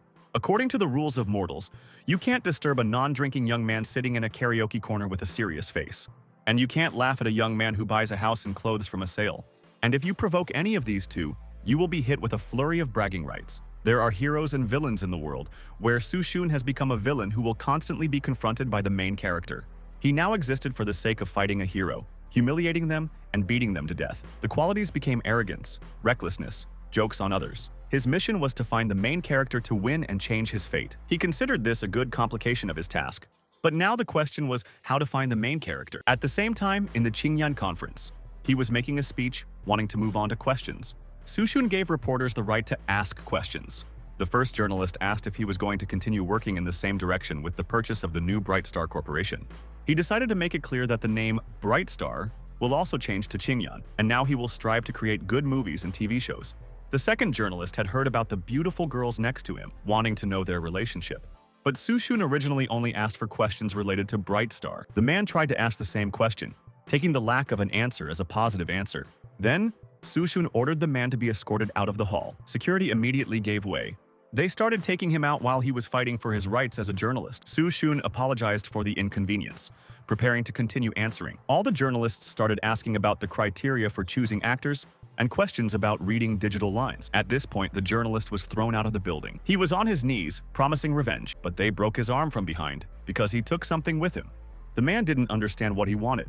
Li Hu took out a taser from his pocket, and again he threw it to the ground, letting go. Su-shun ordered him to find out who the journalist was. He still couldn't find even a clue on the main character. Liao Yu noticed that the enemies used the journalist, but their plan was immediately revealed. He considered it a test from the enemy, or a provocation. But he couldn't think of any enemy who could have done such a thing. After all, he considered himself to be truly kind, believing that he had no enemies until Liao Yu could remember them all. Li Hu burst into the room, having found out about the news reporter Zhang Zhou. But they couldn't continue their investigations because they were covered. Su-shun wanted to get information about them and who their boss was. Li Hu reported that the Kanglong Association is mysterious. So few people know about it, and their power is not small, so he suggested asking Nantian, who knows a little about it. In the evening, Zijing was offended by him as he had forgotten about her existence, but he was too busy buying Bright Star. He went inside, and Nantian invited him to sit down. Su-shun confessed that he had come to ask something. He wanted to know about the Kanglong Business Association. The man was startled, not understanding how he knew about them, and Su-shun told him about their little problems.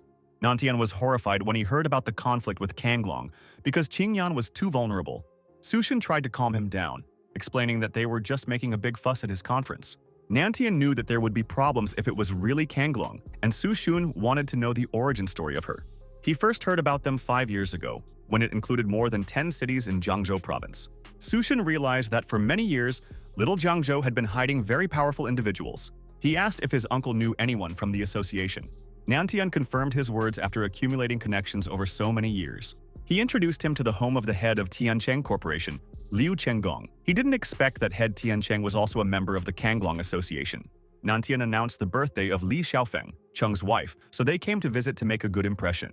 He opened the door wide for them. The guy already knew Director Su, even though they didn't know each other personally. A voice behind him was telling him how long it had taken him to open the door for the guests. Nantian introduced his son-in-law that he would marry his second daughter. He lived off their family's wealth, so they didn't like him. A crowd of people gathered in the hall, and suddenly he noticed a girl next to Ye Feng.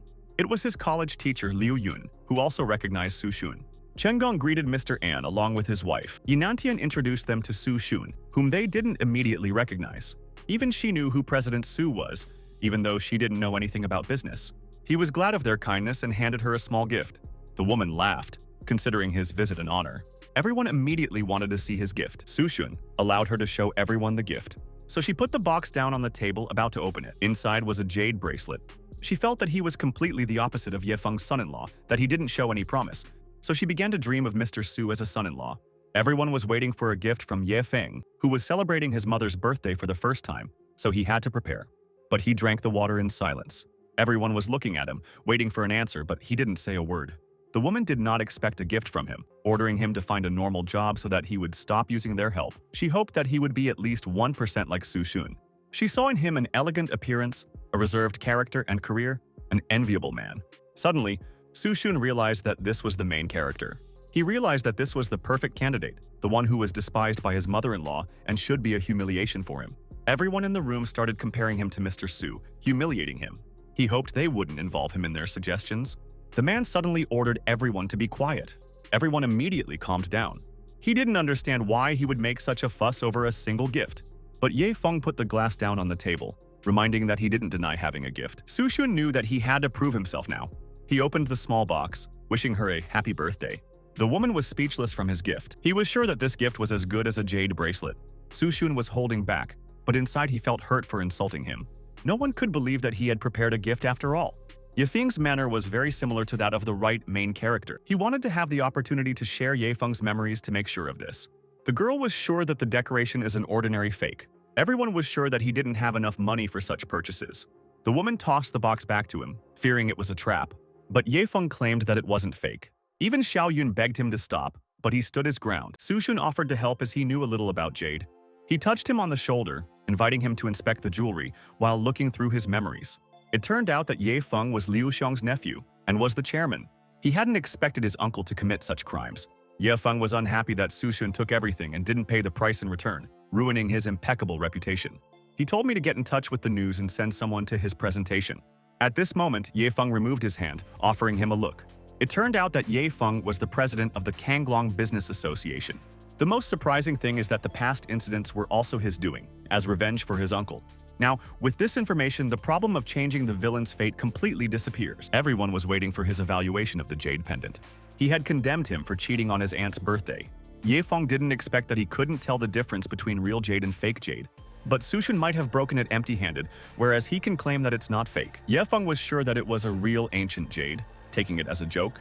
It claimed that it couldn't be broken, but at this moment, Su Xun clenched it in his hands and it broke into pieces.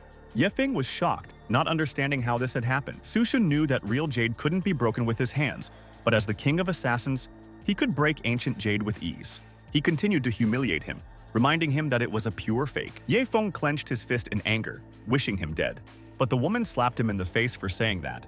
She couldn't stand it anymore and ordered him to pack his things. Ye Feng didn't expect Su Xun to be strong enough to break the jade at all. Xiao Yun wept at the shame. The woman started running away as Su Xun tried to stop her. The man ordered Ye Feng to run after her instead of standing there. Everyone humiliated him again until he didn't want to help his teacher. Chenggong apologized to Nantian for the performance. Su Xun found the teacher crying on the bench, trying to find out how she was feeling. She knew that Ye Feng didn't have the opportunity, but he kept showing off and shaming her for the whole family. Ye Feng intervened and ordered her to leave. Su Xun was just trying to calm her down, but Ye Feng didn't want him to calm his wife down. Ye Feng tried to explain to her that it was a real jade, but Su Xun broke it to embarrass her. Su Xun ingratiated himself with the teacher, reminding her that he didn't look like a lying person. especially since if it was real, he wouldn't be able to break it with his bare hands. She was terribly disappointed that even now he was blaming others. She started to leave while Ye Feng tried to justify himself. Sujin touched his shoulder again, telling him to leave her alone, and used the medium skill.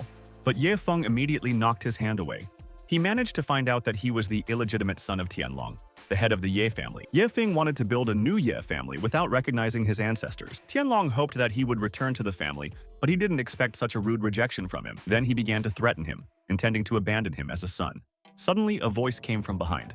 It was Nantian, suggesting that he inquire about the details of the Kanglong Business Association next time. Su Xun agreed, and they left together. He wanted to take a walk and think, and his uncle promised to take care of everything together. He called Li Hu so that he could find out the phone number of Ye Tianlong's family head. Ye Feng suggested that she take the shard to an expert if she didn't believe in the authenticity of the jade. She was no longer interested because today's action had disappointed her greatly, and she wanted a divorce. He couldn't figure out what the reason was. The girl saw him not as a man, but as a housewife who did not even try to find a job. Ye Feng didn't expect that she wanted to help him, but she just wanted to see the ambition in him.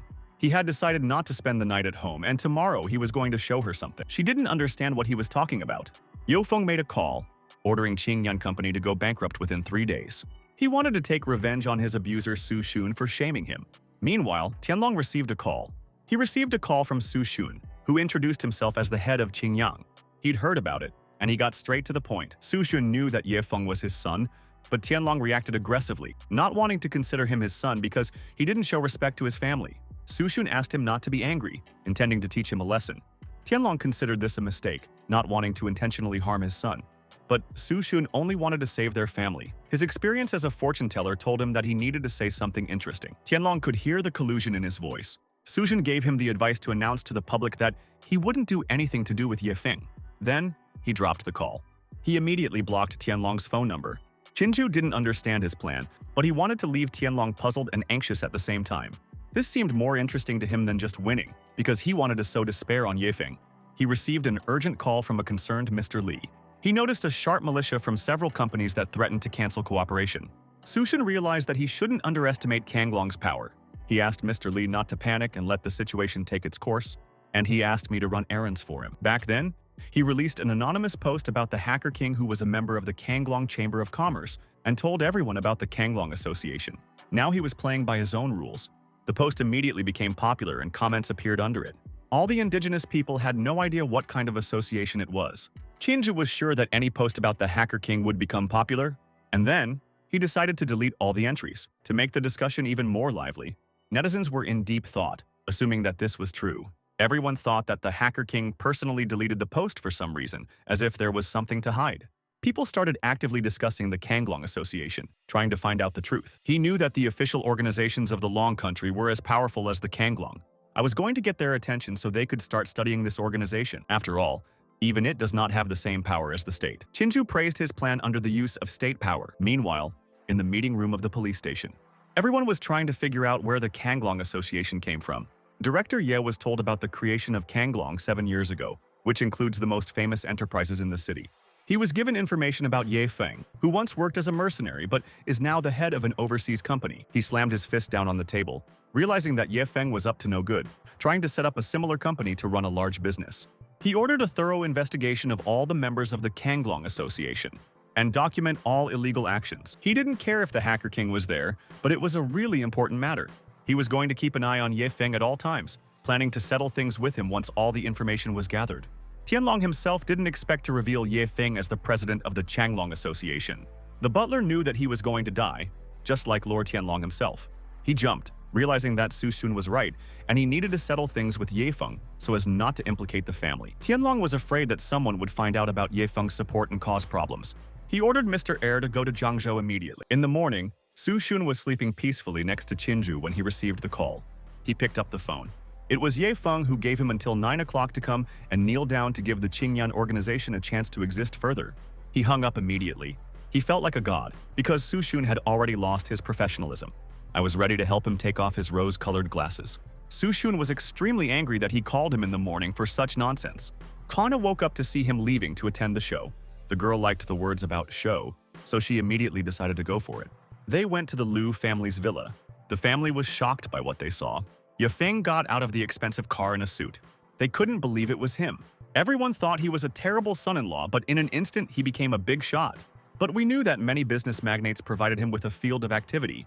The man pondered, knowing that most of the tycoons were members of the Kanglong Association, which is suggestive. Ye Feng walked up to Xiao Yun, showing his true self as a successful man. But at that moment, another car crashed into one of the cars. Everyone looked back at the accident. Su Xun, who was dissatisfied with their parking spot right in the middle of the road, got out of it. Ye Feng smiled as he waited for his performance on his knees. Su Xun ordered the cars to be removed from the road. Everyone was shocked by his words. At this moment, several bulldozers drove into the road, which began to demolish cars. The guards ordered them to stop. Ye Feng couldn't believe that Su Xun was so confident. Su Xun reminded him that he wasn't invulnerable. He started threatening him, reminding him who he was threatening. He immediately introduced himself as the chairman of the Kanglong Association, warning that he could destroy it with one hand. The whole family was shocked that he was the chairman. Xiao Yun didn't know how powerful this association was, but her father explained to her how many powerful people there were. She understood what he'd said last night, and the whole family was still trying to figure it out. Ye Feng grinned, waiting for them to apologize, not wanting to hide his status any longer. He gave Su Xun another 5 minutes to carry out his order, and if he begged for mercy, then he would allow Qingyan Company to exist. Xiao Yun asked him not to go too far because Su Xun was her disciple, but her mother silenced her, now siding with her dear brother-in-law. Ye Feng repeated his words, intending to close the company today. Su Xun offered him something else, ordering him to grovel in front of him for the sake of one piece of information. Ye Feng didn't understand his stubbornness, threatening him with a coffin. But Su Xun was only going to see his coffin. Ye Feng was greatly surprised by his words. Many police cars arrived at the Liu family home. The family didn't understand what was going on. Employees reported that the house was surrounded, and they ordered me to lie down on the ground and not resist. Liu's family considered this a mistake, not understanding the reason for the arrest. Ye Feng immediately knew that this was Su Xun's doing. Then, Su Xun snapped his fingers, and he waved to the policemen, introducing himself to them and ordering them to be arrested. The entire family was immediately thrown to the ground and handcuffed. The director of the police department, Zhao Dongqin, appeared in front of them. The man tried to justify himself, considering himself a conscientious entrepreneur. Dongqin didn't think so, pointing out its brutal demolition that injured several people. The man panicked, thinking that no one remembered about it. Ye Feng wanted to see their chief of staff, but they were in the city police, and his case was handed over to specialists. They suspected him of national security and were planning to take him to the police station. Neighbors were shocked when the son-in-law went from being president to being a prisoner. Su Xun started clapping as he watched this performance, regarding his global crime as a success. Ye Feng was shaking with anger, and with a blue face, he looked at her with a gloating look. He abruptly ran towards it but was blocked by the guards. But he pushed them aside. I swung my fist at him, but his punch was suddenly deflected by Mandala, who didn't want to let her boss get hurt. Her response made his hand shake with pain. Guns were pointed at him from behind, ordering him to raise his hands in the air. Su Xun was no longer afraid of death thanks to his bodyguards. Ye Feng believed that no one would dare to arrest the heir of the Ye family, but the Ye family's butler ran up to them, claiming that there were no such people in their family. He tried to explain that Mr. Ye had long since severed ties with him and asked him to follow strictly the law. Ye Feng knelt in front of him, trying to regain his status as the heir, but he slapped his hand away because he didn't deserve their last name. He didn't know what he was talking about. Ye Feng only wanted to return to his family. This was his only hope. But the master himself had decided to cut off all ties with him and was not going to accept him, especially after his crime. Su Xun tried to calm him down, telling him not to be so arrogant behind bars. Ye Feng asked him not to be arrogant in return because he still had people abroad who were going to take revenge. But Su Xun already knew about his company of mercenaries that were destroyed by his artillery half an hour ago. Ye Feng immediately didn't believe his words. Then, Su Xun decided to show him his last movie in this life. And on the phone, you could see how his company was burning down. Su Xun finally introduced himself to him as Satan and the Mercenary King. He immediately remembered this person. Su Xun suggested that he report it to national security, but Ye Feng knew that he wasn't afraid of this, and he was going to make fun of him again. He acknowledged his victory. As he was being led away, the system congratulated him on his victory, giving him a superpower to mimic. He could now annoy people, even if that would make him an easy target. He was approached by the Liu family, who invited him to come inside, but Tianlong was already tired of listening to her talk, glad that he had managed to sneak out of Kanglong. He apologized to Su Xun for this embarrassment, but Su Xun had things to do, so he decided to leave. Mom thought he was the perfect match for Xiao Yun, but she didn't even have time to get a divorce, especially since he was her student, so also with a girl. The woman didn't see anything wrong with it. The girl was not ready to fight with her student for a man. The woman asked her husband's opinion, but he only called her a snob, because of which the daughter cannot have a relationship. Qinju was upset that she didn't have time to intervene. He got in the car, reminding them that they wouldn't have resisted the police. Chinchu didn't mean anything by it anyway. The phone in his pocket rang. He got a call from Mr. Lee, who complimented him on his excellent work. Now companies with significant investments have returned them, and even doubled them. He believed that their company would soon take the lead. Su-shun praised him for his work, intending to announce the next task soon. He still had a few days left before receiving his new identity. He had already started planning his next weekend. But he looked at Chin-ju, who only wanted one thing. He knew better than to consult her, or she would start offering her own advice. In his mind, she was already looking at him with a loving gaze. And I decided to find other, more useful activities. The directors of other companies were surprised by Su-shun's greed, even taking businesses from the Kanglong Association. And he didn't even leave them a single crumb, just like with the Bright Star.